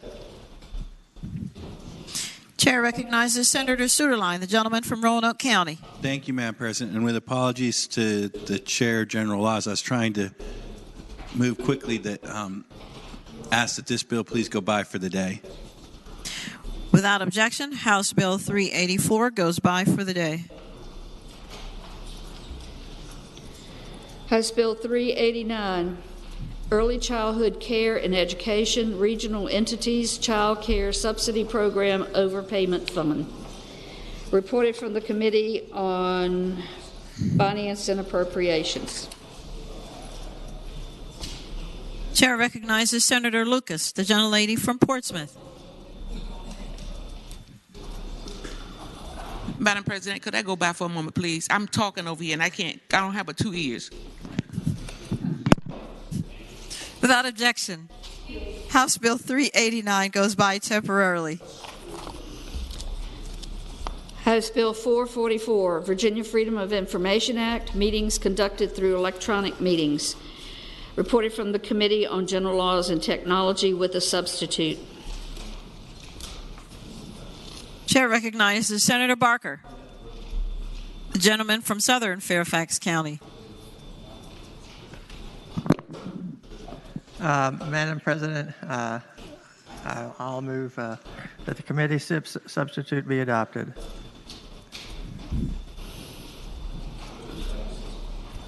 Would the gentlelady from Hampton wish to speak to the bill? The substitute? Okay. Chair recognizes Senator Locke. Thank you, Madam President. I move that the substitute be adopted. The question is, shall the substitute be agreed to? Those in favor will say aye. Those opposed, no. The substitute is agreed to. Senator Locke. Thank you, Madam President. And what the substitute does is it clarifies that remote participation by individual requires an in-person quorum. It also tightens up the language to ensure that an in-person meeting cannot be switched to a virtual meeting without a new meeting notice process being initiated. It also further limits the holding of all virtual meeting beyond the current 2 meetings or 25% by not allowing 2 virtual meetings to be held back to back. It also requires that the policy that the public body adopts, which is done at a public meeting with a recorded vote, must describe the circumstances under which an all virtual public meeting can be held. This bill is permissive. No public body must hold a virtual meeting. It just sets up clear guidelines for how the virtual meeting is done. It doesn't apply to the General Assembly sessions, and it provides one set of rules for all public bodies to hold limited all virtual meetings, including ensuring public access and participation. And with that explanation, Madam President, I move that House Bill 444 pass. Chair recognizes Senator Peterson, gentleman from Fairfax City. Gentlelady, yield for the question. Will the senator rise for a question? I will yield, but I have no guarantees that I can answer. Well, I'll take it. Senator Peterson has the floor. Thank you. And I'll ask the gentlelady, this looks like the same identical bill that we voted down 4 weeks ago. Is that not correct? Senator Locke. I don't know the answer to that. Okay, let's speak to the bill. The senator may continue. Madam Chair, Madam President, I can answer that question if you would like. The senator may continue. Yes. This is not the exact same identical, but it is in principle fairly mostly similar to that. It does allow elected bodies, look at the local government level, to have up to 25% of their meetings scheduled as virtual meetings, so that there are clearly some very strong similarities to the bill that the senator from Prince William had carried earlier. But it's not completely the same. There are a few more protections that are built into this one. Another question, Senator Peterson? I'll defer to the... Oh, I was going to say bye-bye. Bye for the day. All right, bye for the day. Without objection, House Bill 444 goes by for the day. House Bill 615, Sale of Cemeteries Owned by Locality, Notice of Descendants. Reported from the Committee on General Laws and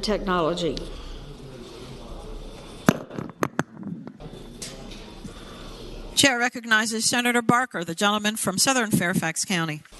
Madam President, I move passage of the bill and speaking to the bill. The senator has the floor. Madam President, just a little bit of background on this. There was a new high school being built in Prince William County just a few years ago, and actually named after Senator Colgan, a longtime member here. That in the process of developing that land, they uncovered a cemetery that was not known to exist at that time, and there was a great concern in the public that this cemetery had been there and that some of the graves had been disturbed when they were first plowing, cutting down trees and opening up the properties. And so this is in response to that particular issue, to have local governments identify where small cemeteries like that might exist, and to make sure that the descendants of them are protected in terms of knowledge of where their forebears are buried, and they have an opportunity to deal with any issues such as what happened in Prince William. The question is, shall the bill pass? Those in favor of the motion will record their votes aye. Those opposed, no. Are the senators ready to vote? Have all the senators voted? Does any senator wish to change their vote? The clerk will close the roll. Ayes 39, no 0. Ayes 39, no 0. The bill passes. House Bill 632, sale of exhaust systems excessive noise. Chair recognizes. Reported from the Committee on Transportation with a substitute. Chair recognizes Senator Marsden, the gentleman from Western Fairfax County. Thank you, Madam President. I would move that the committee substitute be agreed to. The question is, shall the substitute be agreed to? Those in favor will say aye. Aye. Those opposed, no. The substitute is agreed to. Senator Marsden. Thank you, Madam President. House Bill 632 deals with a developing problem over the past 2 years of excessive muffler noise. I don't know where the issue is coming from, but in my jurisdiction is people taking small cars like a Mini Cooper and trying to make it sound like a Ferrari. There are places in western Henrico County where people are gathering their trucks in parking lots and having a contest to see who can have the loudest exhaust system. So essentially what this bill does is that it disallows certain alterations to mufflers that make them louder, and it also expands the number of places where it can be enforced, which is not just a roadway, but if someone is parked in a driveway, a parking lot at a shopping center, a church, wherever, where that noise is going to penetrate through the community for many, many hundreds of yards and probably longer. This is something that we need to get fixed. And I think this bill goes a long way towards solving this problem that I just can't explain why we're having it, but we are having it, and this will get us back into a situation where we can get this under control, and I reiterate my motion that the bill pass. Madam President. Chair recognizes Senator Obenshain, the gentleman from Rockingham County. Ask the gentleman from Western Fairfax if he'd yield for a question or two. Will the gentleman yield? I yield. Senator Obenshain has the floor. Madam President, am I correct in understanding that this affects a loud vehicle on my property, in my driveway? Senator Marsden. If it is being used in such a way that it is being gunned to the point where it is interfering with the rights of your neighbors for peace and tranquility. Madam President. Senator Obenshain. Further question? Further question. Will the gentleman yield? I yield. The senator has the floor. Madam President, does my neighbor's right to peace and tranquility trump my ability to work on my car in my driveway? Senator Marsden. I don't know what kind of work the gentleman does on his car in his driveway, but gunning his engine to make his muffler sound louder would not be one of the things I think anybody would be working on. Madam President, further question. Further question, Senator Marsden. I yield. The gentleman yields. Senator Obenshain has the floor. Madam President, I would further ask, if I have 5 acres and I have a hypersensitive neighbor, does that mean that my neighbor can call the cops on me because I'm making too much noise and working on my car in my driveway on my 5 acres? Senator Marsden has the floor. I believe that there are noise ordinances, and the gentleman was having a concert by Led Zeppelin in his 5-acre property, and it was violating noise ordinances in that jurisdiction. I believe that would be appropriate. Madam President, speaking briefly of the bill. The senator has the floor.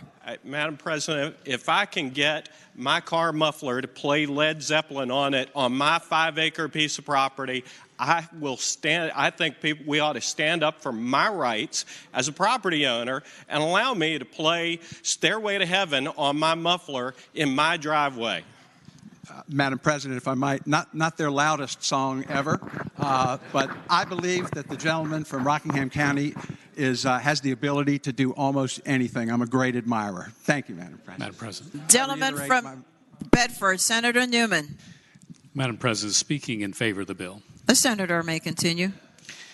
Madam President, this is a bill that I think that we need. This is a bill that law enforcement has asked us to put back on the books. Madam President, over the last couple of years, we've had some good bills that went through, but this one was caught up in it.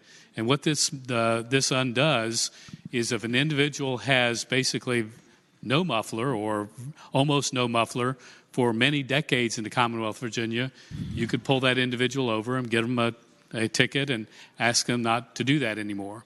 That unfortunately changed for a short time, and this puts the bill or the law generally back into place so that we can make sure that the cars do have mufflers. It also comes down to that question about secondary versus primary offense, and for that reason, Madam President, I hope that the body would vote in favor of the bill. Chair recognizes the gentleman from King George, Senator Stewart. Thank you, Madam President. Speaking to the bill. The senator may continue. Madam President, I couldn't resist. My seatmate, the gentleman from Rockingham, corrected me this year on the floor of the Senate and said if I had only read the bill. Well, right back at you. Right back at him, Madam President. If he had only read the bill, he would see that it said on any driveway premises of a church or other place of worship, school, recreation facility, or business. I don't think this applies to the gentleman's private driveway, Madam President, and I concur with the gentleman from Bedford. It's something we need to do. I've heard those cars, and it kind of reminds me of a gnat going through a straw. And that's the best way I can describe it. I hope you will support the bill, and I hope that my friend will start reading the bills. Chair recognizes Senator McDougal, the gentleman from Hanover. Thank you, Madam Chairman. I rise to defend the honor of the senator from Harrisonburg. Rockingham.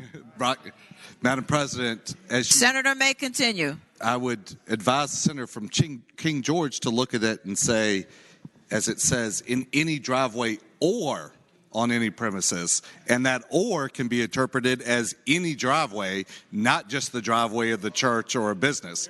So, Madam President, certainly as the senator from Lynchburg articulated, dealing with the situation on the highways of the Commonwealth is something that we should consider. But on your own private property, whether it's the business, the place you worship, or your driveway, is not one that the government should be imposing the penalty. And that is an or. Thank you, Madam President. The question is, shall the bill pass? Those in favor of passage will record their votes aye. Those opposed, no. Are the senators ready to vote? Have all the senators voted? Does any senator desire to change their vote?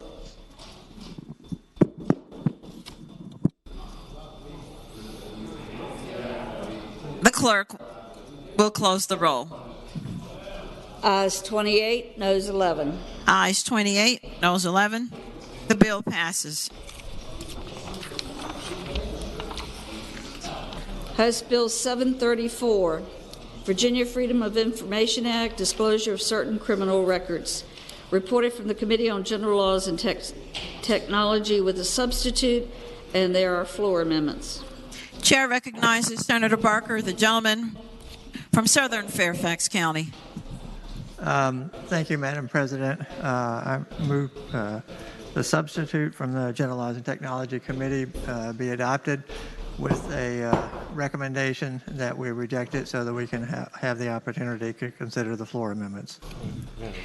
I don't even know what you just said, Senator. I'm sorry. I don't mean anything. Okay, wait a second. What did I do? Okay. All right. I'm sorry. Yes, sir. If you'll restart. Yes, I'll be happy to do that. I move that the substitute from General Laws and Technology be adopted. The question is, shall the committee substitute be adopted? Those in favor of adoption will say aye. Aye. Those opposed, no. The committee substitute is adopted. All right. I'll waive reading of the floor amendments. Yeah. I have floor amendments from Senator Sorovel. Should I call on the gentleman? Yes. Chair recognizes Senator Sorovel, the gentleman from Eastern Fairfax County. Thank you, Madam President. I move the waive reading of the floor amendment. The question is, shall the reading of the floor amendments be waived? Those in favor of waiving the reading will say aye. Aye. Those opposed, no. The reading of the floor amendments are waived. Senator Sorovel. Thank you, Madam President. I would move the floor amendment and speak to that motion. The senator has the floor. Thank you, Madam President. Ladies and gentlemen, this floor amendment is very simple. All it does is adds a reenactment clause to the bill, and the purpose of the reenactment clause is simply to put this bill in conference where we can have a more extended discussion on the parameters of the bill in a little less of a time-compressed environment, which is what we're operating under with a Thursday deadline right now. I would say to the body that the intent of putting it into conference is not hostile to, in other words, I anticipate a bill coming out of the conference. But I would just note there's a lot of issues, I think, that need to be further discussed with regard to this legislation. I just want to highlight a couple things. First of all, I know the General Laws Committee heard some testimony from some victims. I believe some of them were actually my constituents. And I'm very sensitive to those concerns, the issues raised by those crime victims, and what they face in light of the legislation that passed previously. I also want to note for the body, though, there's other competing concerns at issue, and I just want to point out back in November of 2021, I was coming home from work, and down at the end of the road, right before I took a turn to my home, I saw some police lights flashing. I thought there'd been an accident. The next day, I woke up to find out there'd been a police shooting 2 blocks from my home. Nobody really knew what happened. There was a lot of ambiguity for about a month about what happened. But eventually, we learned that the United States Park Police chased a 27-year-old unarmed accountant down the GW Parkway right by my house, and at which point this gentleman was shot 4 times in the head while unarmed by the United States Park Police. The true facts of what had come out in that case would never have been revealed had the Fairfax County Police Department not released the dash cam footage demonstrating what occurred. And the understanding of that event would have been markedly different had that footage not been released. Under former law, that footage, the release of it was completely up to the discretion of law enforcement. Under the law we passed in July, that footage would have to be released. This law takes it backwards to a different place. There was another shooting, coincidentally, about a mile from my house, where a man named David Masters, back about 10 years ago in Fairfax County, a Green Beret, who had some mental health issues. He got shot multiple times in the back while driving away by the Fairfax County Police. That video has never been released. And I would just note, with regard to these situations, a lot of times these police shootings, there's ambiguity about who the victim is, whether the victim is the person who got shot or whether it's the officer. I think lots of times law enforcement feel like they're the victim. Sometimes the family who the person was shot thinks they're the victim. Sometimes the family can't agree. For example, in the David Masters case I just mentioned, no lawsuit ever got filed because the family was in conflict the entire time about what happened and who should be in charge and who's whether the mom or dad because they were divorced or the siblings. These situations are not clean. They're not simple. There's ambiguity about who the victim is. I would also just note that sometimes there are situations that are of historical interest. There's currently, I think, some officers who've been decertified. Madam President. I'll yield when I'm done. There's some officers who've been decertified, and I know there's press looking into other situations involving these officers that have not been investigated that ought to be looked at. And there's other competing interests as well. But there's no question that we need to show some sensitivity to the victims that you all heard about in committee, and I think there's a general consensus about that. But the bill as drafted just cuts a little bit too broadly, and I think we need to look at it to try and narrow it down a bit before we pass it on to the governor. And I think that's what the hope is with regard to the ultimate report from a conference committee, which I hope will come out. And having said that, Madam President, I'm happy to yield to the gentleman from King George. Chair recognizes the gentleman from King George, Senator Stewart. Thank you, Madam President. I would ask the gentleman, the situations that he just described, particularly the person that was chased and ultimately shot, under the bill before us, wouldn't that information be, wouldn't the victim's family and or his attorney be able to get that information under the bill before the body today? Senator Surville. Well, Madam President, first thing I think the issue is who the victim is. And I would submit that if you were to ask the police officers, they would probably say they're the victims, even though they're currently being prosecuted. And if you were to ask the family of the young man who got shot, they would say they're the victim. But sometimes there's ambiguity, especially when the video hasn't been released and there's competing narratives about exactly what occurred.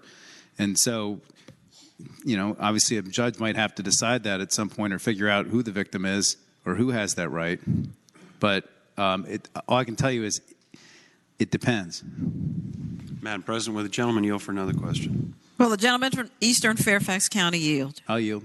Senator. I will phrase my question in a different way. If the victim of the shooting, the person who was shot and killed, if his family wanted that information, doesn't the bill provide for that person's family to get that information? Gentleman from Eastern Fairfax County. Madam President, I would say that the senator, it depends if the person's a victim. And there are situations where I think law enforcement would contend that they were justified in shooting and killing somebody, perhaps because the person was engaged allegedly in a crime or maybe not in a crime. But there might be a legitimate dispute about whether or not the person who was killed is a victim or not. And therefore, they might not be a victim as defined under this statute. Gentleman from King George. Speaking to the senator may continue. Madam President, I certainly looked at this bill and made some mistakes in the way I interpreted it. I went back and actually was pointed out to me by an individual that I had misinterpreted parts of this bill, so I studied it pretty thoroughly. And I will tell you that under this bill, a victim of a crime gets that information, period. And it could be that the officer is a victim. It could be that the person who was shot was a victim. The family members get that information if it's a homicide. Clearly under this bill, there's a question about the definition of immediate family, but that definition was taken from the bill that was enacted last year, the law. And I don't dispute with the senator from Eastern Fairfax that we could probably clean that up a little bit. But the bill provides for that information and for folks to get that, and that was the intent. What it does is it excludes the information from going to John Q. Public. And I think everybody needs to think about whether or not an average citizen in the public needs to look at these closed criminal files and if there's any real legitimate purpose that they could use them for. We allow victims, families, defendants, attorneys that want to do a writ of actual innocence, writ of habeas corpus, all those things that are necessary and that we wanted to address last year. And I'm not opposing the gentleman's suggestion that we put this into conference. I think the patron is aware of that and is resolved to that fact, and the gentleman from Eastern Fairfax wants to work on some difficulties. But I don't want because perhaps I misinterpreted something in committee. I don't want folks on this floor to misunderstand what this bill actually does. What the bill does as it stands here today is it excludes that information from the general public. And I will tell you, there are reasons why you don't want the general public to get all of the information in a file. There are things that you could learn about a homicide victim or a witness or something, and it's not a picture, but details about their life, details that they did that may not have been illegal or immoral, but that could change the way those people are thought of by the community they lived in and could devastate the family. And I'll leave it at that. And some things maybe are just better left unknown about people when they are not relevant to the crime or the defendant. And so I'm not standing to oppose your motion, the senator from Eastern Fairfax's motion, but just to clarify exactly what this bill does, so that we can hopefully get it in a position everybody can support it. Chair recognizes Senator Kiggins, the junior senator from Virginia Beach. Madam President, I rise to speak to the bill. The senator has the floor. So in committee, I listened to the discussion because it wasn't an issue that I was super familiar with, and just listening to the victims and the victims' families who spoke about this bill, and some of the examples they used were that they had Hollywood producers and people who were wanting to write books about these crimes that the victims and the families had kind of put behind them and moved forth. So my concern, and I shared Senator Stewart's concern as well. I want the victims to be able to have that information, but allowing the general public to be able to make Hollywood movies about it, and that was the family's concerns as well. So just protecting, their right to privacy. I voted for this bill last year because the families of the Virginia Beach shooting in particular were very concerned about being able to have access to that bill. So I wanted to support, their cause and what they needed to provide some closure for them. So, but looking at how the results of what we passed last year, I think it absolutely needs to be tightened. And then listening to some of the victims and the families speak this year, I think this is the right direction and a good bill to pass. Thank you. The question is, shall the floor amendment be agreed to? Those in favor will say aye. Aye. Those opposed, no. No. The floor amendment is agreed to.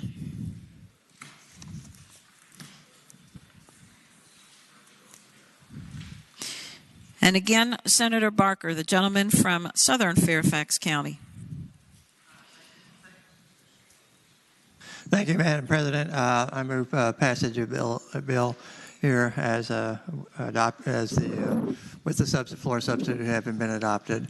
The gentleman has the floor. The floor substitute is basically setting up that this would have to be passed again next year to be able to become law. So that's what the floor substitute has done. But what we also have is a bill that allows the individual, as was indicated through the colloquy before, the individual who's a victim or family members of them to be able to access the records, but not necessarily all others, and not widely to the public in many of these situations. So that's what the bill is, and I would hope that we'd pass the bill and get it into conference and see if we can reach consensus on things. Chair recognizes Senator Morrissey, the junior senator from Richmond. Thank you, Madam President. Speaking to the substitute. The senator has the floor.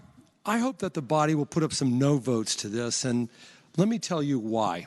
The senator from Eastern Fairfax said the bill has some problems, so let's put a reenactment clause on it, and then we'll get it into conference. It's got a lot of problems, and that's why I think we should vote it down.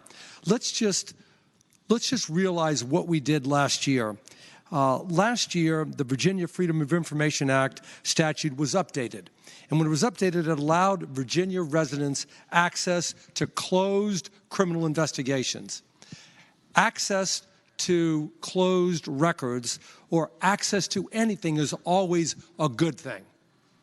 One Supreme Court justice said that sunshine is the best disinfectant. That's a good thing. Now, the University of Virginia Innocence Project is vehemently opposed to this legislation, and there's a reason why. Remember last year when this bill was passed allowing greater access, it was done after a year of investigation and a year of study. And what it did, it balanced the privacy rights of victims against the public's right to access. And we updated it and we expanded it and we allowed it. Now we are moving against that. We are moving backwards. So far, the discussion has been about ongoing criminal investigations. Should we allow access?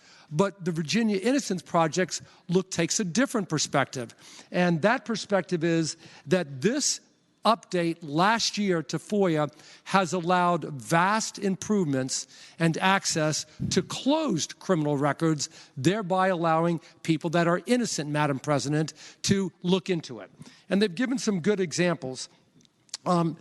Those who claim, one of the things that they said is those individuals who are claiming innocence often don't have the resources of some of the folk in this room or others to hire attorneys and do that review. So they have access to those criminal records for themselves. And those people that have done that have found through those closed files reasons why, for example, a writ of actual innocence should be filed. Another reason is the Innocent Project posited was the following, that attorneys that are considering taking on a writ of actual innocence need to do their investigation. They need to look at these closed files. They've got to determine, does this case have merit to file a writ of actual innocence? They need access to those files. And the other thing is the following, and we've seen it many, many times. Individuals who have looked at closed files, they've inquired into other possible suspects, other possible witnesses, other co-defendants, and have been able to find problems with the case. They have been able to identify witnesses or co-defendants who were culpable of the crime. What this bill does is everything that we're against in this body. We say time and time again, let's have access to government records. I have enormous respect for the gentleman from King George, but when is it ever good that the government keeps files from us? Yes, we're talking about a narrow area right now, but is it ever good for government to keep files from us? I say no. If you agree with that, I think you'll put up a red vote. And lastly, my colleague from Virginia Beach, Senator Kagan, said, if you voted for this bill last year, stop right there. If you voted for the bill last year, then vote no this year, because it is rolling back the advances that we made last year. Thank you, Madam President. Chair recognizes Senator Obenchain, the gentleman from Rockingham County. Madam President, speaking of the bill. The senator has the floor. My income tax returns, your income tax returns, information that the government is collecting about us, for example, in a criminal investigation that is terminated because it is unfounded, in which they may have listened in on your telephone calls or my telephone calls. These are matters not about the operation of the government, for which transparency is absolutely essential. These are items that invade my personal privacy, your personal privacy. It invades the rights of citizens of the Commonwealth of Virginia. Criminal investigations occasionally do implicate the private rights, the personal information of victims of crime that their families have an absolute interest in trying to protect. Madam President, would the gentleman yield for a question? I will in a minute. And I'm all about transparency for government. I'm all about having citizens, giving citizens the ability to be watchdogs. But this is not about having an open look into the operations of a police department. This is about getting a voyeuristic look into the lives of victims of crime and their families and their interactions. And this is just absolutely not right. So to the extent that anybody is under the misapprehension that everything that the government does ought to be open to public inspection, I take issue with that, and so should you. Would the gentleman yield for a question? Would the gentleman yield for a question? I will. Senator Morrissey has the floor. While I respect the gentleman's enthusiasm, is the gentleman aware that last year when FOIA was updated to allow access to it, it was done with the proviso that appropriate redaction by prosecutors and law enforcement agencies could be accomplished? Was the senator aware of that? Senator Obenshain has the floor. Madam President, I would inform the gentleman that the provisions that were made for protection of privacy are very limited and need to be reformed. Under federal FOIA law, it protects information that could implicate the personal privacy of victims of crimes. Under the law that we passed last year, it protects only information that clearly implicates the privacy of victims of crimes. That is why we need to change this, because it is not as broad as the privacy protections under federal law, and it puts an undue burden on victims and of crimes to show that it clearly implicates their privacy rights. If it could implicate my privacy rights, I think that the scale should be tipped in my favor. Would the gentleman yield for a final question? Will the gentleman from Rockingham County yield? For a final question, indeed I will. Senator Morrissey has the floor. Thank you, Madam President, and I thank the gentleman.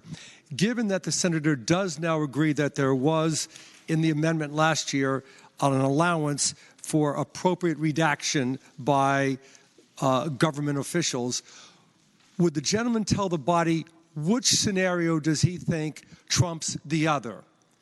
The possibility, even though a redaction is allowed, of a, as the senator puts it, a voyeuristic review of somebody's records, or the possibility that lawyers at the University of Virginia trying to perfect a writ of actual innocence could find out that a person was wrongfully convicted by their ability to review these closed records.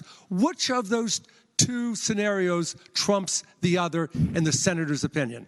Senator Obenshain. Thank you, Madam President. You know, as a matter of fact, it's nice that we don't have to make that choice, because this bill provides for access to lawyers seeking post-conviction relief. I thank the senator. I thank the gentleman. Chair again recognizes Senator Stewart, the gentleman from King George. Thank you, Madam President. Just briefly speaking to the bill. The senator has the floor. Thank you, Madam President. I hope that the body will support the bill. I believe that we can get this into conference and eliminate some of the concerns. And just to address the gentleman, the junior senator from the city of Richmond, in almost every instance that the senator pointed out, they could get those records under the bill before us today. The only time that they could not is just some person off the street who walked in to get an old file that had been closed could be denied access. Actually, under the bill, they could let them have it. And I suspect if they made a good case and had a good reason, that person may. But they could be prohibited from having it. In every case where the folks from the Innocence Project at UVA wanted to get those files, they have an absolute right to get them under this bill. The issue really is this. We have got to strike a balance in protecting the privacy of victims and their families. And now the law as it stands today says you actually can prohibit it if you can prove that it is unreasonable. I don't have it in front of me, unreasonable invasion of privacy or something like that. So there's some unwarranted, there's some measure of protection, but it puts the burden on the person trying to keep the other person from getting it. And that's an unfair burden when you've been a victim or your child's been a victim. And think about right now as the law stands today, your child could be murdered. in your home. They couldn't get the picture of the child, the murdered child, but they could get a video of the mother's testimony or interrogation by the police about the murder. They could get the clothing of the child. There are a whole lot of things that they could get, and any information derived, unless somebody could prove it was an unwarranted invasion of privacy. And I really don't know what that means. And I really don't know what your expectation of privacy is if you were the murder victim.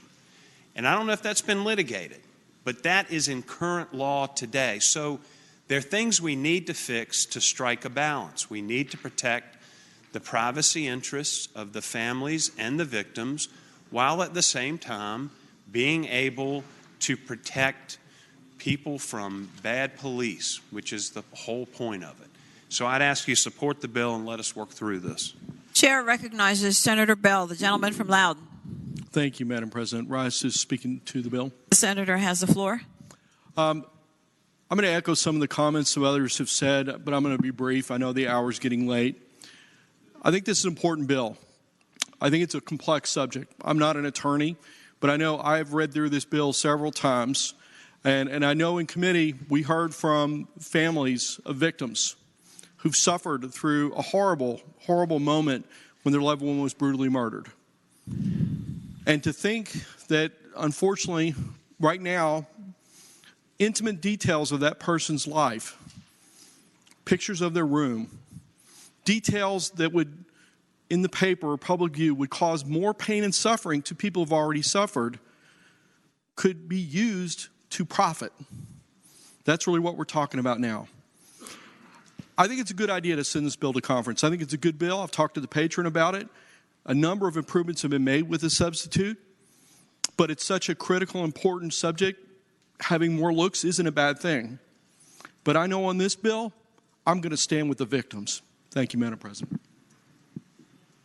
The question is, shall the bill pass? Those in favor of passage will record their votes aye. Those opposed, no. Are the senators ready to vote? Have all the senators voted? Does any senator desire to change their vote?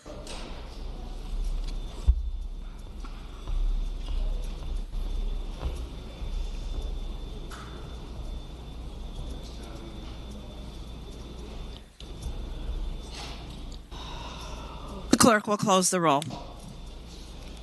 Ayes 26, noes 13. Ayes 26, noes 13.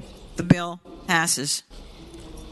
House Bill 752, State Inspector General, Office of the Investigations Prohibition on Interference, reported from the Committee on General Laws and Technology. The gentleman from Southern Fairfax County, Senator Barker. Yes, Madam President, I move passage of the bill and speaking to the bill. The senator may continue. This bill is a very short, one-paragraph bill. It just says that when there's an investigation by the Office of the State Inspector General, the governor and a wide variety of people, the governor's chief of staff, council, cabinet secretaries, others, cannot influence, provide interference in that investigation or exert undue influence in the proceedings with the State Inspector General. And with that, I would just renew my motion that we pass the bill. The question is, shall the bill pass? Those in favor of passage will record their votes aye. Those opposed, no. Are the senators ready to vote? Have all the senators voted? Does any senator desire to change their vote? The clerk will close the roll. Ayes 39, noes 0. Ayes 39, no 0. The bill passes. House Bill 752, House Bill 833, Group Violence Intervention, Definition, Operation Ceasefire Grant Fund created. Reported from the Committee on Finance and Appropriations with the substitute. Chair first recognizes Senator Howell, a gentlelady from Northern Fairfax County. Move the substitute be agreed to. The question is, shall the substitute be agreed to? Those in favor of the motion will say aye. Those opposed, no. The substitute is agreed to. Chair now recognizes Senator Barker, the gentleman from Southern Fairfax County. Thank you, Madam President. I want to yield to the senior senator from Richmond on this particular bill. Chair recognizes the senior senator from Richmond City, Senator McClellan. Thank you, Madam President. House Bill, speaking to the bill. The senator has the floor. I move that we pass House Bill 833 as the substitute we just adopted conforms this to Senate Bill 487, which was my bill creating the Virginia Center for Firearm Violence Intervention and Prevention and a fund. This bill is likely going to conference. It probably will have a name change. But it got pretty good bipartisan support passing this body 24-16, and I ask that you pass this bill as well. The question is, shall the bill pass? Those in favor of passage will record their votes aye. Those opposed, no. Are the senators ready to vote? Have all the senators voted? Does any senator desire to change their vote?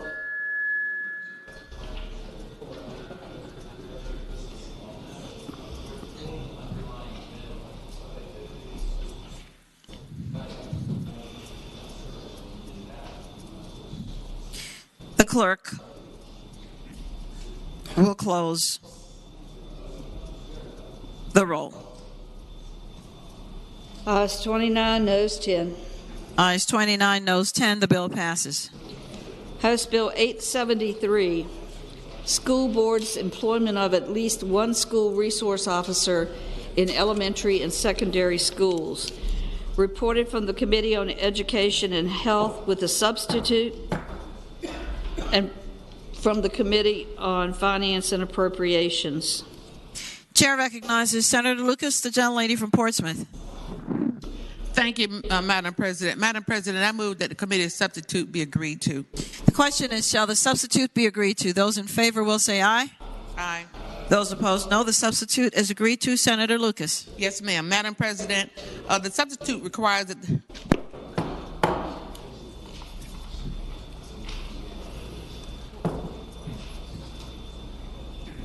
Senator Lucas. Yes, ma'am. Madam President, the substitute requires the chief law enforcement officer for any school, local school division in which a public elementary or secondary school does not employ a school resource officer to designate a law enforcement officer to receive either in person or online the training required by subsection E of 22.1279.8.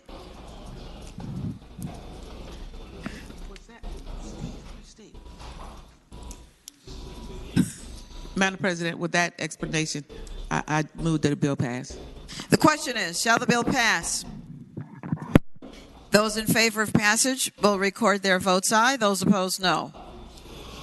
Are the senators ready to vote? Have all the senators voted? Does any senator desire to change their vote?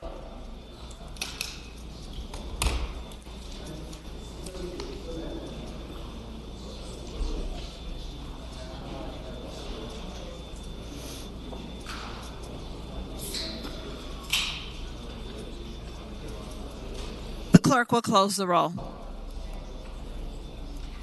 Ayes 25, noes 14. Ayes 25, noes 14. The bill passes. House Bill 1092, non-repairable and rebuilt vehicles repeals sunset clause. Reported from the Committee on Transportation. Chair recognizes Senator Marsden, the gentleman from Western Fairfax County.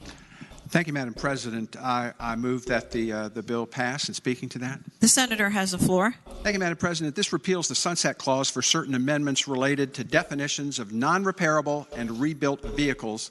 As enacted in 2017, the amendments would have expired on July 1st, 2021. Merely removes that sunset. It appears, from what I have heard, that most of the folks in the automotive world feel like the current definitions that we have in place are working fairly well. There are some that disagree, especially if you were in the parts industry. But what I like about the bill is I believe that it keeps more vehicles on the road at a time when vehicles are getting very, very expensive. Some of the lower cost vehicles that can be driven safely will be able to remain on the roads if we remove this sunset. And so I reiterate my motion that the bill pass. The question is, shall the bill pass? Those in favor of passage will record their votes aye. Those opposed, no. Are the senators ready to vote? Have all the senators voted? Does any senator desire to change their vote?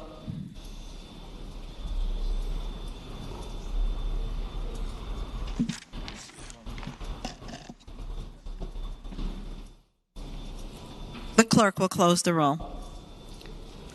Ayes 36, noes 3. Ayes 36, noes 3. The bill passes.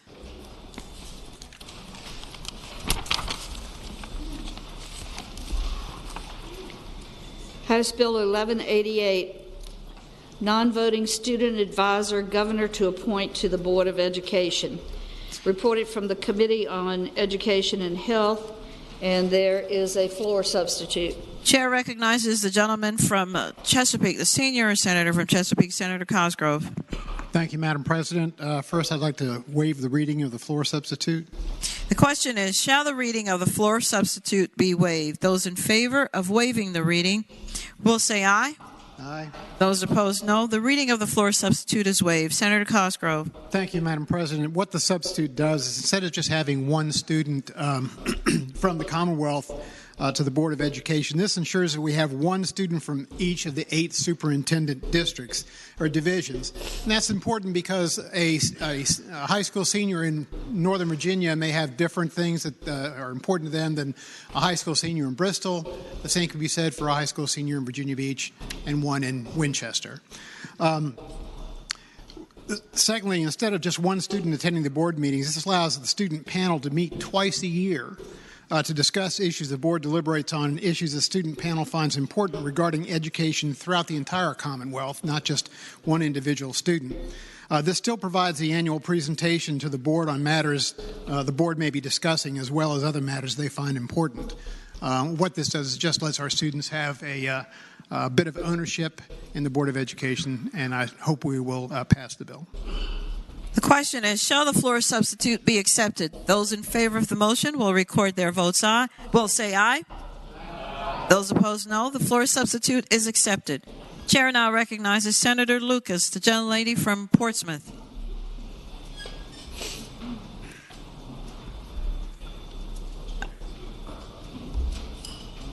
Thank you, Madam President. I move that the bill pass. Speaking to the bill. The senator may continue. Yes, ma'am. Madam President, what this bill does, it requires the governor to appoint to the Board of Education a high school student who would enter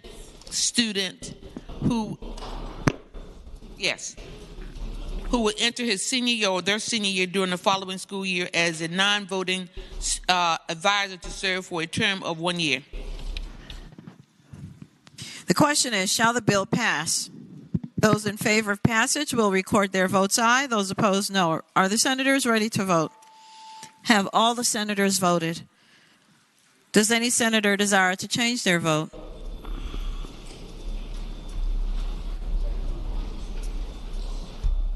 The clerk will close the roll. Ayes 34, noes 5. Ayes 34, noes 5. The bill passes. House Bill 1197, Secretariat Agency Responsibilities, Department of Juvenile Justice. Reported from the Committee on General Laws and Technology. Chair recognizes Senator Barker, the gentleman from Southern Fairfax County.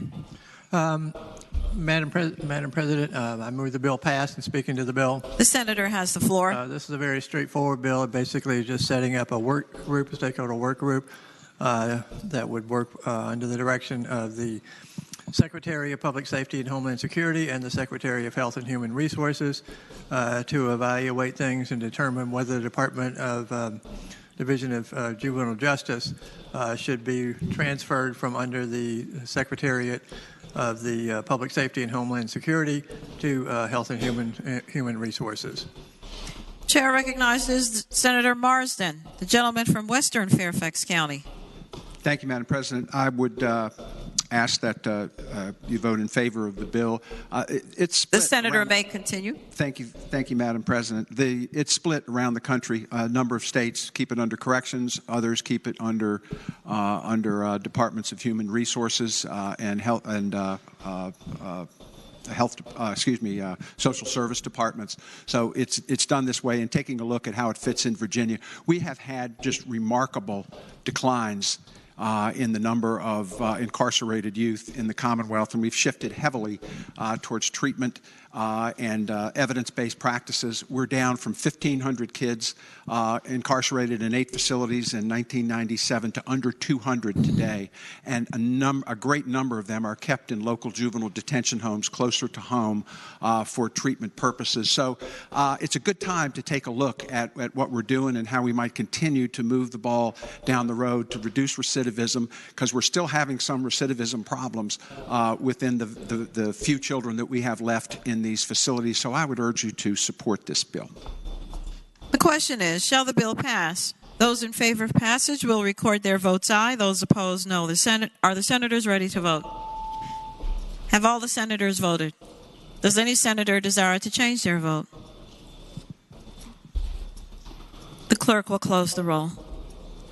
Ayes 32, no 7. Ayes 32, no 7. The bill passes. House Bill 1206, Fort Monroe Authority adds to powers and duties facilities management. Reported from the Committee on Finance and Appropriations with an amendment. Chair first calls on the senator from Northern Fairfax County, Senator Howell. Thank you, Madam Chairman. I move the amendment be agreed to. The question is, shall the committee amendment be agreed to? Those in favor will say aye. Those opposed, no. The committee amendment is agreed to. Senator Barker, the gentleman from Southern Fairfax County. Thank you, Madam President, and I move passage of the bill. And speaking to that motion, the senator may say on. This is a pretty straightforward bill. There's not a whole lot of detail in it.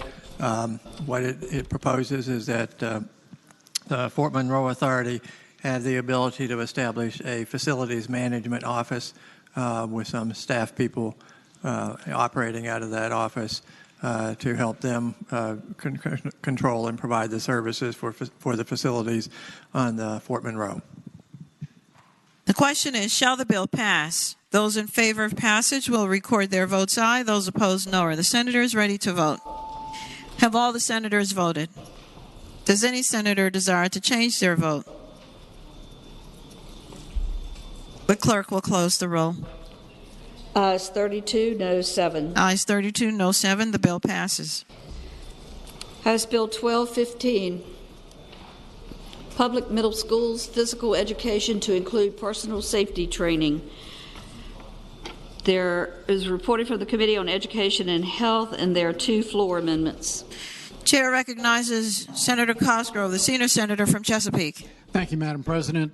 First, I'd like to waive the reading of both floor amendments, please. The question is, shall the reading of the floor amendments be waived? Those in favor of waiving the reading will say aye. Aye. Those opposed, no.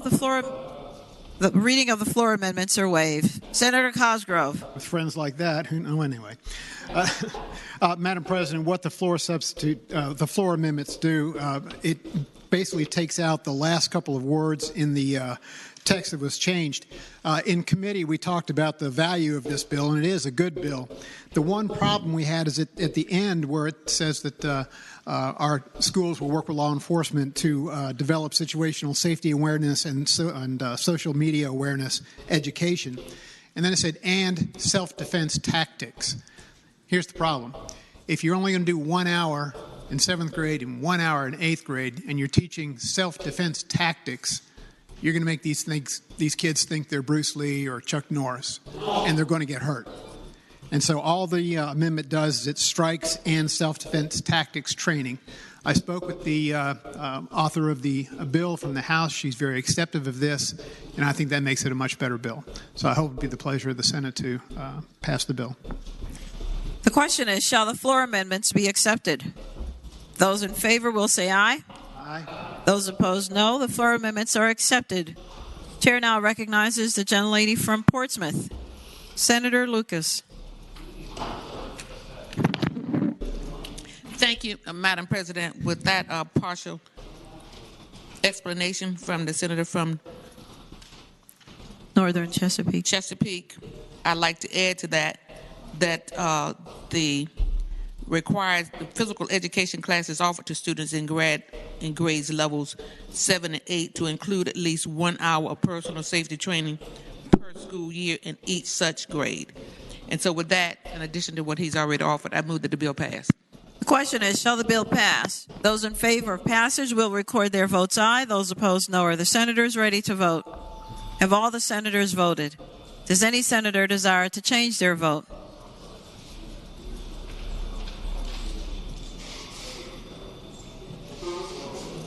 The clerk will close the roll. Ayes 35, noes 4. Ayes 35. Madam President. Noes 4.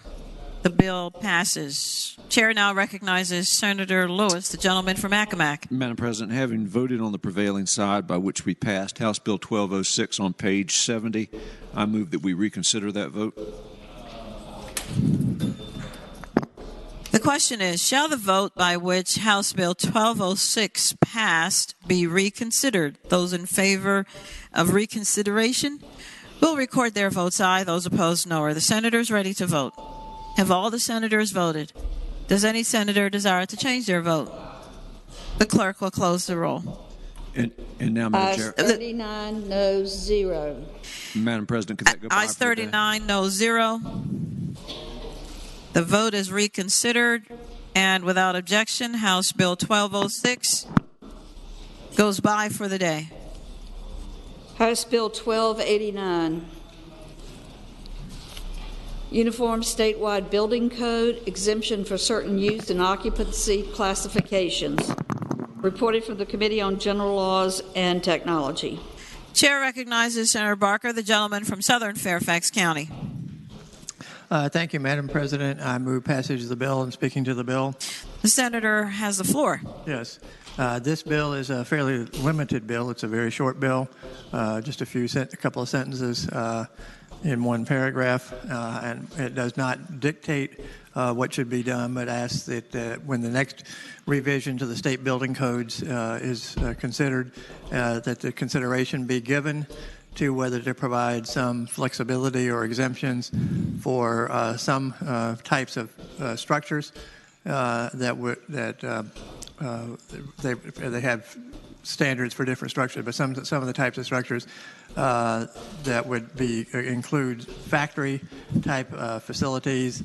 It would include storage facilities. It would also include utility and maintenance, miscellaneous types of things, and to have less precise, less rigorous standards there because of the size and operation, and the fact that when you have an airplane hangar, the doors are often open, and so therefore if you're just trying to maintain a certain temperature within the building, that you're spending a lot of money and wasting a lot of energy in those situations. And that's all there is to the bill, and it's just a consideration. It's not a requirement to provide these exemptions. The question is, shall the bill pass? Those in favor of passage will record their votes aye. Those opposed, no. Are the senators ready to vote? Have all the senators voted? Does any senator desire to change their vote? The clerk will close the roll. Ayes 32, noes 6, Rule 36-1. Ayes 32, no 6, Rule 36-1. House Bill 1359. Healthcare, consent to services, and disclosure of records. Reported from the Committee on Education and Health with a substitute. Chair recognizes the senator from Portsmouth, Senator Lucas. Thank you, Madam President. Madam President, first of all, I move that the committee substitute be agreed to. The question is, shall the substitute be agreed to? Those in favor will say aye. Those opposed, no. The substitute is agreed to. Senator Lucas. Yes, ma'am. Madam President, the substitute contains clarifying and technical language, and what it does is the bill provides that every health care provider shall make health records of a patient available to any person designated by patient in an authorization to release medical records form, that the health care provider shall allow a spouse, parent, adult child, adult sibling, or other persons identified by a person to make an appointment for medical services on behalf of another person, regardless of whether the other person has executed an authorization to release medical records. With that, Madam President, I again renew my motion that the bill pass. The question is, shall the bill pass? Those in favor of passage will record their votes aye. Those opposed, no. Are the senators ready to vote? Have all the senators voted? Does any senator desire to change their vote?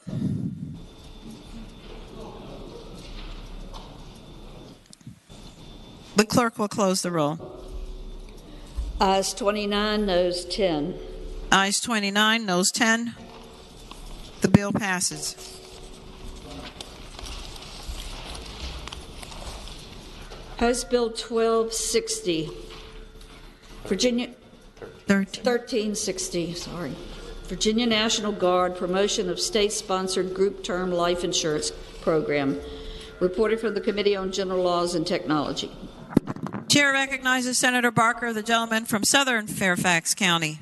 Thank you, Madam President, and I move passage of the bill and speaking to the bill. The senator has the floor. This is another one of the relatively short bills, not much substance to it. What it does is authorize the Adjutant General to facilitate and coordinate efforts to promote participation in a state-sponsored group life insurance program to members of the Virginia National Guard. So apparently what they have is they have one program that they're saying, and they're trying to recruit people into signing up for that particular group life insurance plan. And with that, I'll answer any questions anyone might have on it. So, Chair recognizes Senator Reeves, the gentleman from Spotsylvania. Madam President, I would yield to the senator from the senior senator from Chesapeake before I take the mic. Chair recognizes the senior senator from Chesapeake, Senator Cosgrove. Thank you, Madam President. I thank the gentleman. Would the senator from Eastern Fairfax, Southern Fairfax, rise for a question? Senator Barker, will you yes, yield? I yield. So, Senator Cosgrove has the floor. Thank you, Madam President. I asked the gentleman, is this basically having the Adjutant General and his staff sell private term life insurance to National Guardsmen who are already covered under the Servicemen's Group Life Insurance Program? Senator Barker. Mr. President, Madam President, I think that is actually the case. I was not there when this bill was presented, but I've talked with a few people who are familiar with it, and I think that that is the case. Senator Cosgrove. Would the gentleman yield for one more question? Will the senator from Southern Fairfax County yield? Certainly, I'd be happy to yield. Senator Cosgrove has the floor. Thank you, Madam President. I asked the gentleman, having served as a reserve officer as well, basically we have life insurance. Can you think of any other program in the Commonwealth where we actually are acting as agents for private I'm not aware of life any. insurance? I'm not aware of anything like Senator that. Barker. Yes. Okay. He answered my question. Thank you very much, Madam President. Chair recognizes again Senator Reeves, the gentleman from Spotsylvania. Thank you, Madam President. Speaking to the bill briefly. The senator has the floor. Madam President, I voted no, but I intend to vote Rule 36. I do sell private group insurance policies, and I would agree with the, not to the National Guard, but to other groups. Speaking on it. But I would agree with my comments from the senior senator from Chesapeake and what it would be proper, probably protocol or within the rules of that office of what they should and shouldn't be doing. Thank you, Madam President. Chair recognizes the junior senator from Virginia Beach, Senator Kiggins. Madam President, I rise to speak to the bill briefly. Senator has the floor. And I'd like to affiliate with my colleagues' comments as well. Just the purpose of the National Guard, they're doing important training when they're there, and to be mandating, in my opinion, this is just another government mandate that we are now making you provide just an insurance, a life insurance sales pitch. I just don't feel like this is the right venue to be doing that, and I would respectfully request we vote against this bill. The question is, shall the bill pass? Those in favor of passage will record their votes aye. Those opposed, no. Are the senators ready to vote? Have all the senators voted? Does any senator desire to change their vote?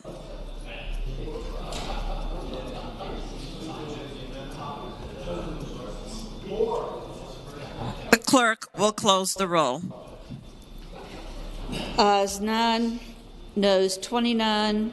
Rule 36-1. Ayes 9, noes 29. Rule 36-1. The bill is rejected. Returning to page 66, House Bill 389.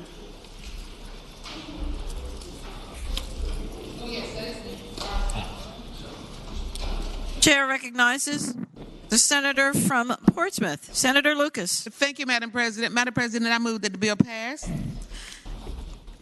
And speaking to the measure. The senator has the floor. Thank you, Madam President. House Bill 389 requires a Board of Education to establish a system of regional entities that will be responsible for coordinating early childhood care and education services, guiding quality improvements of such services, and coordinated access to such services for families, and implementing the uniform measurements of improvement system.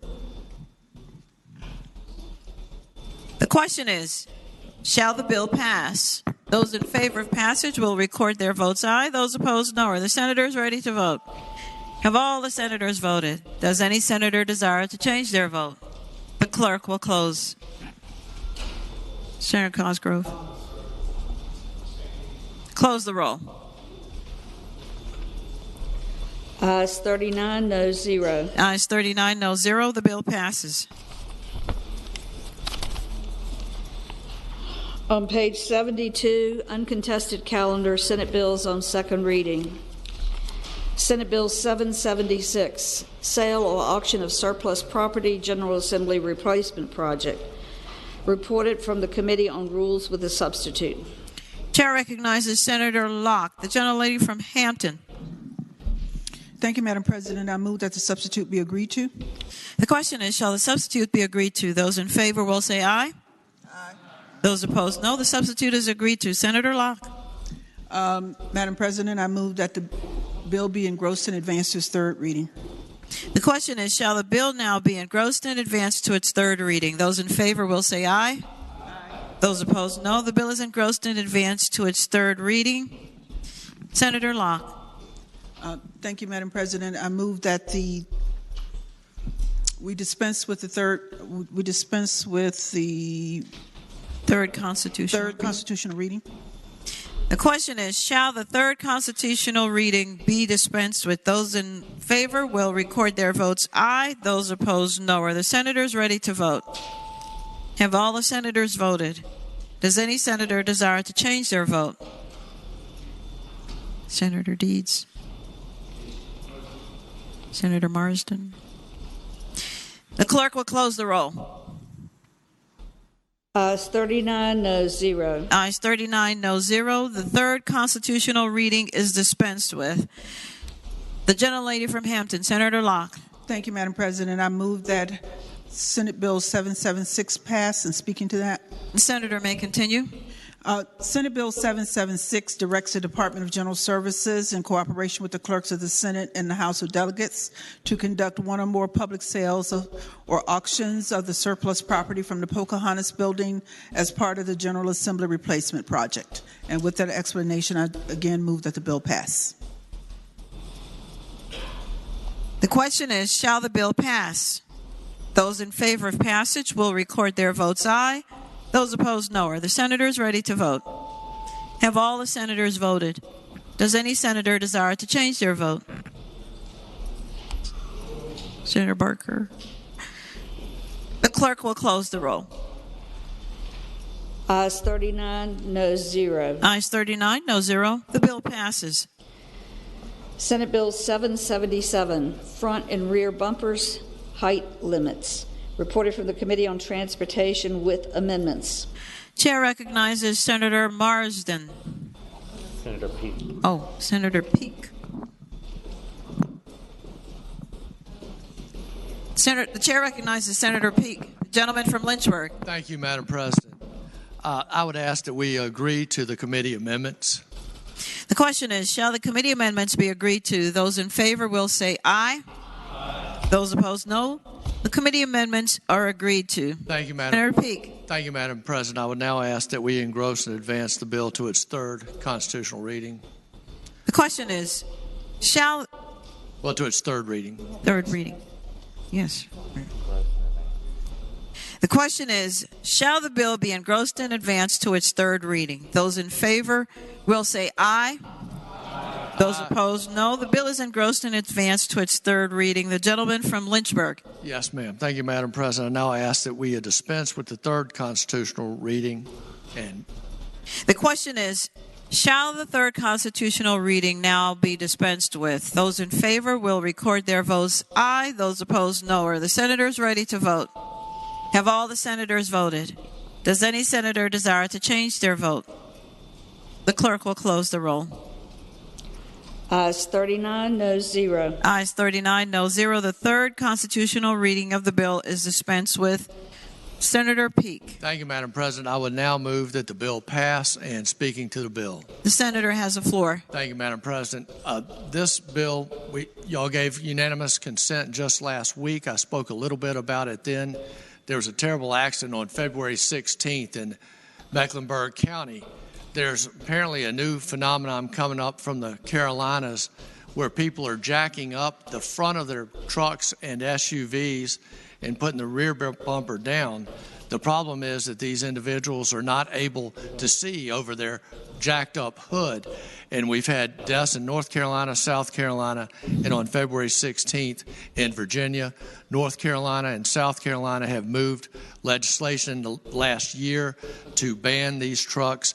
We've spoken with the state police, and currently the laws do not make this a primary offense. So it's they cannot pull them over. They can't do anything when they see these vehicles. This bill would make it a primary offense. It would be a misdemeanor, and they would be able to pull them over. And it says that if the front is jacked up more than 4 inches, the front bumper, more than 4 inches above the back bumper, it is a non-conforming vehicle. That is what the other states, North Carolina and South Carolina, have done. It's a matter of public safety. I'd be happy to answer any questions, but I move that the bill pass. Chair recognizes Senator Morrissey, the junior senator from Richmond. Speaking to the bill, Madam President. The senator has the floor. I realize that the hour is late, but if the body could indulge me just in about 30, 40 seconds to make a couple of observations. Number one, real kudos to the senator from Lynchburg. This, I think it was in Judiciary when we all received a flyer about these cars that were jacked up in the front, and realizing the danger that it could pose in Virginia. The senator got the bill legislation drafted, and now we're voting on it within 8 or 9 days. It's a significant piece of legislation that will prevent accidents. The second thing is, the other day when I was driving, I actually called the senator from Lynchburg and saw one of those vehicles, and it reminded me of one of the rides at the Virginia State Fair that I've seen Senator Hanger and his bride at when I've been there with my kids. You sit in this vehicle and if you're staring straight ahead, you're staring up towards the North Star. You can't see in front of you. And that's why these vehicles are having so many accidents. So, again, I appreciate the haste in which the senator from Lynchburg brought this bill to the body's attention, and I hope we have 40 green votes. Thank you, Madam President. The question is, shall the bill pass? Those in favor of passage will record their votes aye. Those opposed, no. Are the senators ready to vote? Have all the senators voted? Does any senator desire to change their vote? The clerk will close the roll. Ayes 39, noes 0. Ayes 39, no 0. The bill passes. Madam President. Chair recognizes Senator Cosgrove, the senior senator from Chesapeake. Thank you, Madam President. Having voted on the prevailing side where House Bill 1360 was defeated, I'd ask that we reconsider that vote. The question is, shall the vote by which House Bill 1360 was defeated be reconsidered? Those in favor of reconsideration will record their votes aye. Those opposed, no. Are the senators ready to vote? Have all the senators voted? Does any senator desire to change their vote? The clerk will close the roll. Ayes 39, noes 0. Ayes 39, no 0. The bill is reconsidered. Madam President.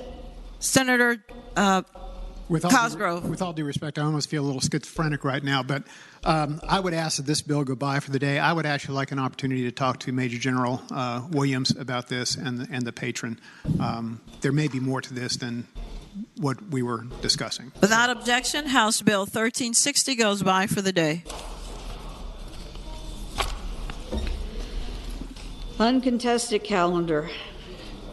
House Joint Resolutions on third reading. House Joint Resolution 11. Workers' compensation, study on prohibition on charging premiums for bonus pay, vacations, etc.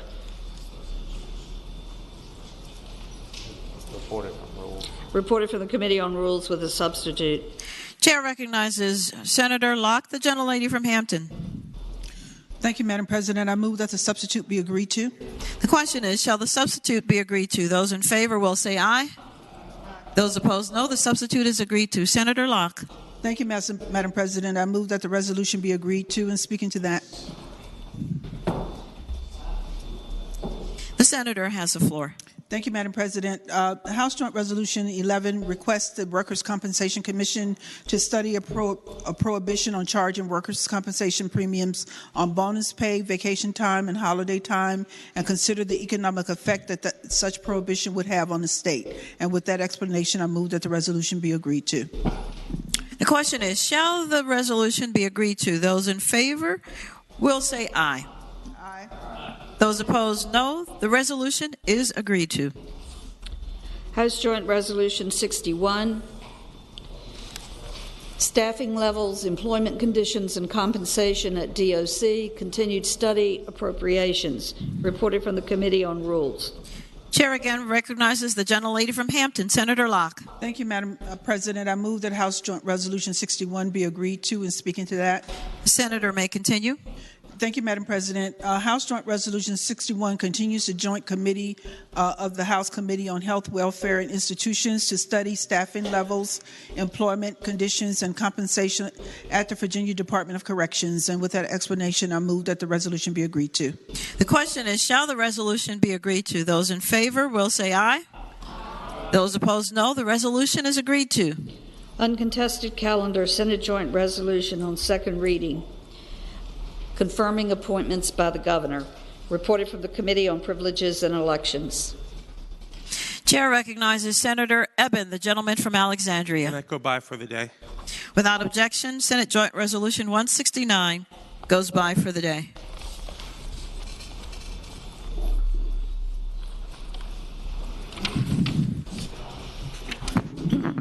Chair now recognizes the senior senator from Fairfax County, Senator Saslaw. Madam President, I require the clerk to complete the calendar. Yes, sir. Great. Is there any other business to come before Senate? Chair now recognizes Senator Peterson, the gentleman from Fairfax City. Thank you, Madam President. I rise on a point of personal privilege. The senator may continue. Madam President, ladies and gentlemen of the Senate, we had a Chinese food today, and I happened to get a fortune cookie and open it up, and it says, well, let me put on my glasses. It says, answer just what your heart prompts you. Answer just what your heart prompts you. And now I want to talk a little bit about the budget and what my heart prompts me. And my thought is, we're here to do the people's business in the people's chamber. We need the people's budget. And part of the people's budget, and I'm speaking not to an audience but to the conferees, so hopefully they listen a little bit, but mostly conferees down the hall, a people's budget needs to recognize the sacrifices and efforts put forth by our teachers. Now, for the first time in 2 years, our children are walking back into classrooms under normal circumstances. But it hasn't been that way for 2 years. And we've had tremendous retention issues. We've had tremendous morale issues. We've had tremendous issues of dealing with shifting circumstances, mass, no mass, virtual education, hybrid education. It's really been unprecedented, and it's had an effect on our teachers. And that, of course, is against the backdrop where our teachers are not paid the national average. Let's look at the statistics. The average salary for a teacher in the United States of America is $63,000 a year. The average salary for a teacher in the Commonwealth of Virginia is $56,000 a year. Now, we're not one of the poorer states, so there's really no reason for this discrepancy. Now, in the Senate budget, we made up ground. We put in a 5% increase per year for a 10% total increase in compensation plus a $1,000 bonus. We need to hold on to that. In fact, quite frankly, I'd like to see us add to it. Why? Because we're living in a world of 7% inflation right now, and that 5% pay increase really doesn't mean as much as it would have, say, a year ago. Now, I'm not expecting that 7% inflation to continue indefinitely, but the bottom line is we need to catch up. So again, a budget for the people will be a budget for teachers. And a budget for teachers should have at least a 10% compensation increase as we included in our budget. And I hope you all will agree with me. Thank you very much. Chair recognizes Senator Peake, the gentleman from Lynchburg.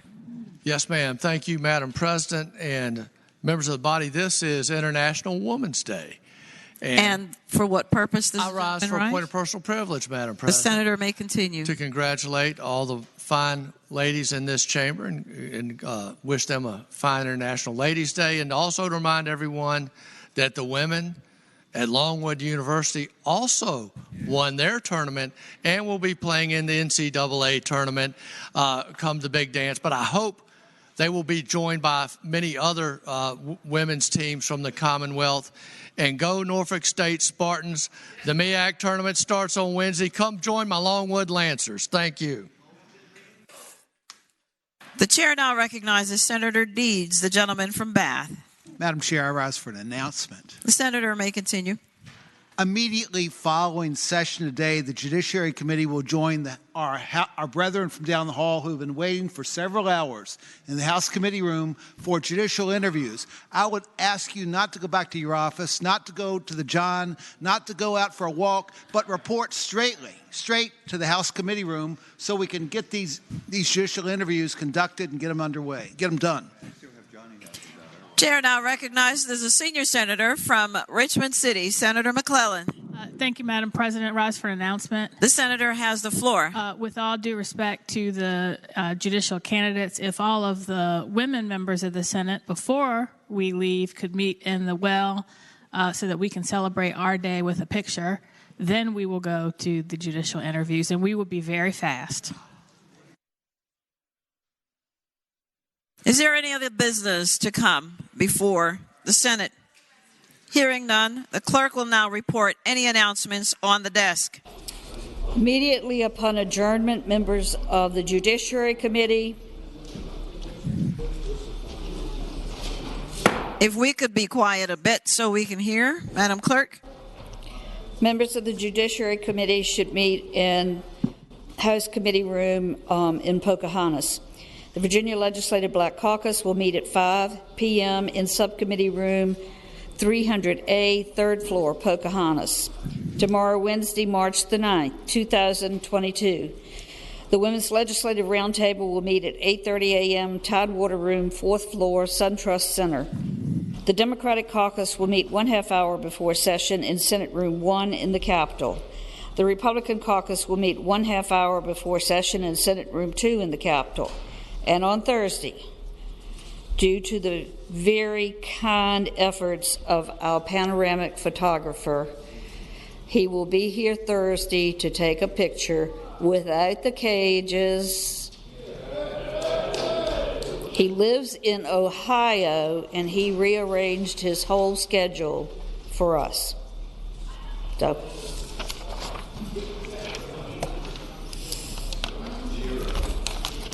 Chair now calls on President Pro Tempore, the senator from Portsmouth, Senator Lucas. Thank you, Madam President. It's been a long day, and I know you'll be glad to hear this announcement. I move that the Senate do now adjourn until 10 a.m. tomorrow. The question is, shall the Senate adjourn until 10 a.m. tomorrow? All those in favor of the motion will say aye. Aye. Those opposed, no. I don't want to be uncertain. The ayes have it. The motion is agreed to. The Senate stands adjourned until 10 a.m. tomorrow.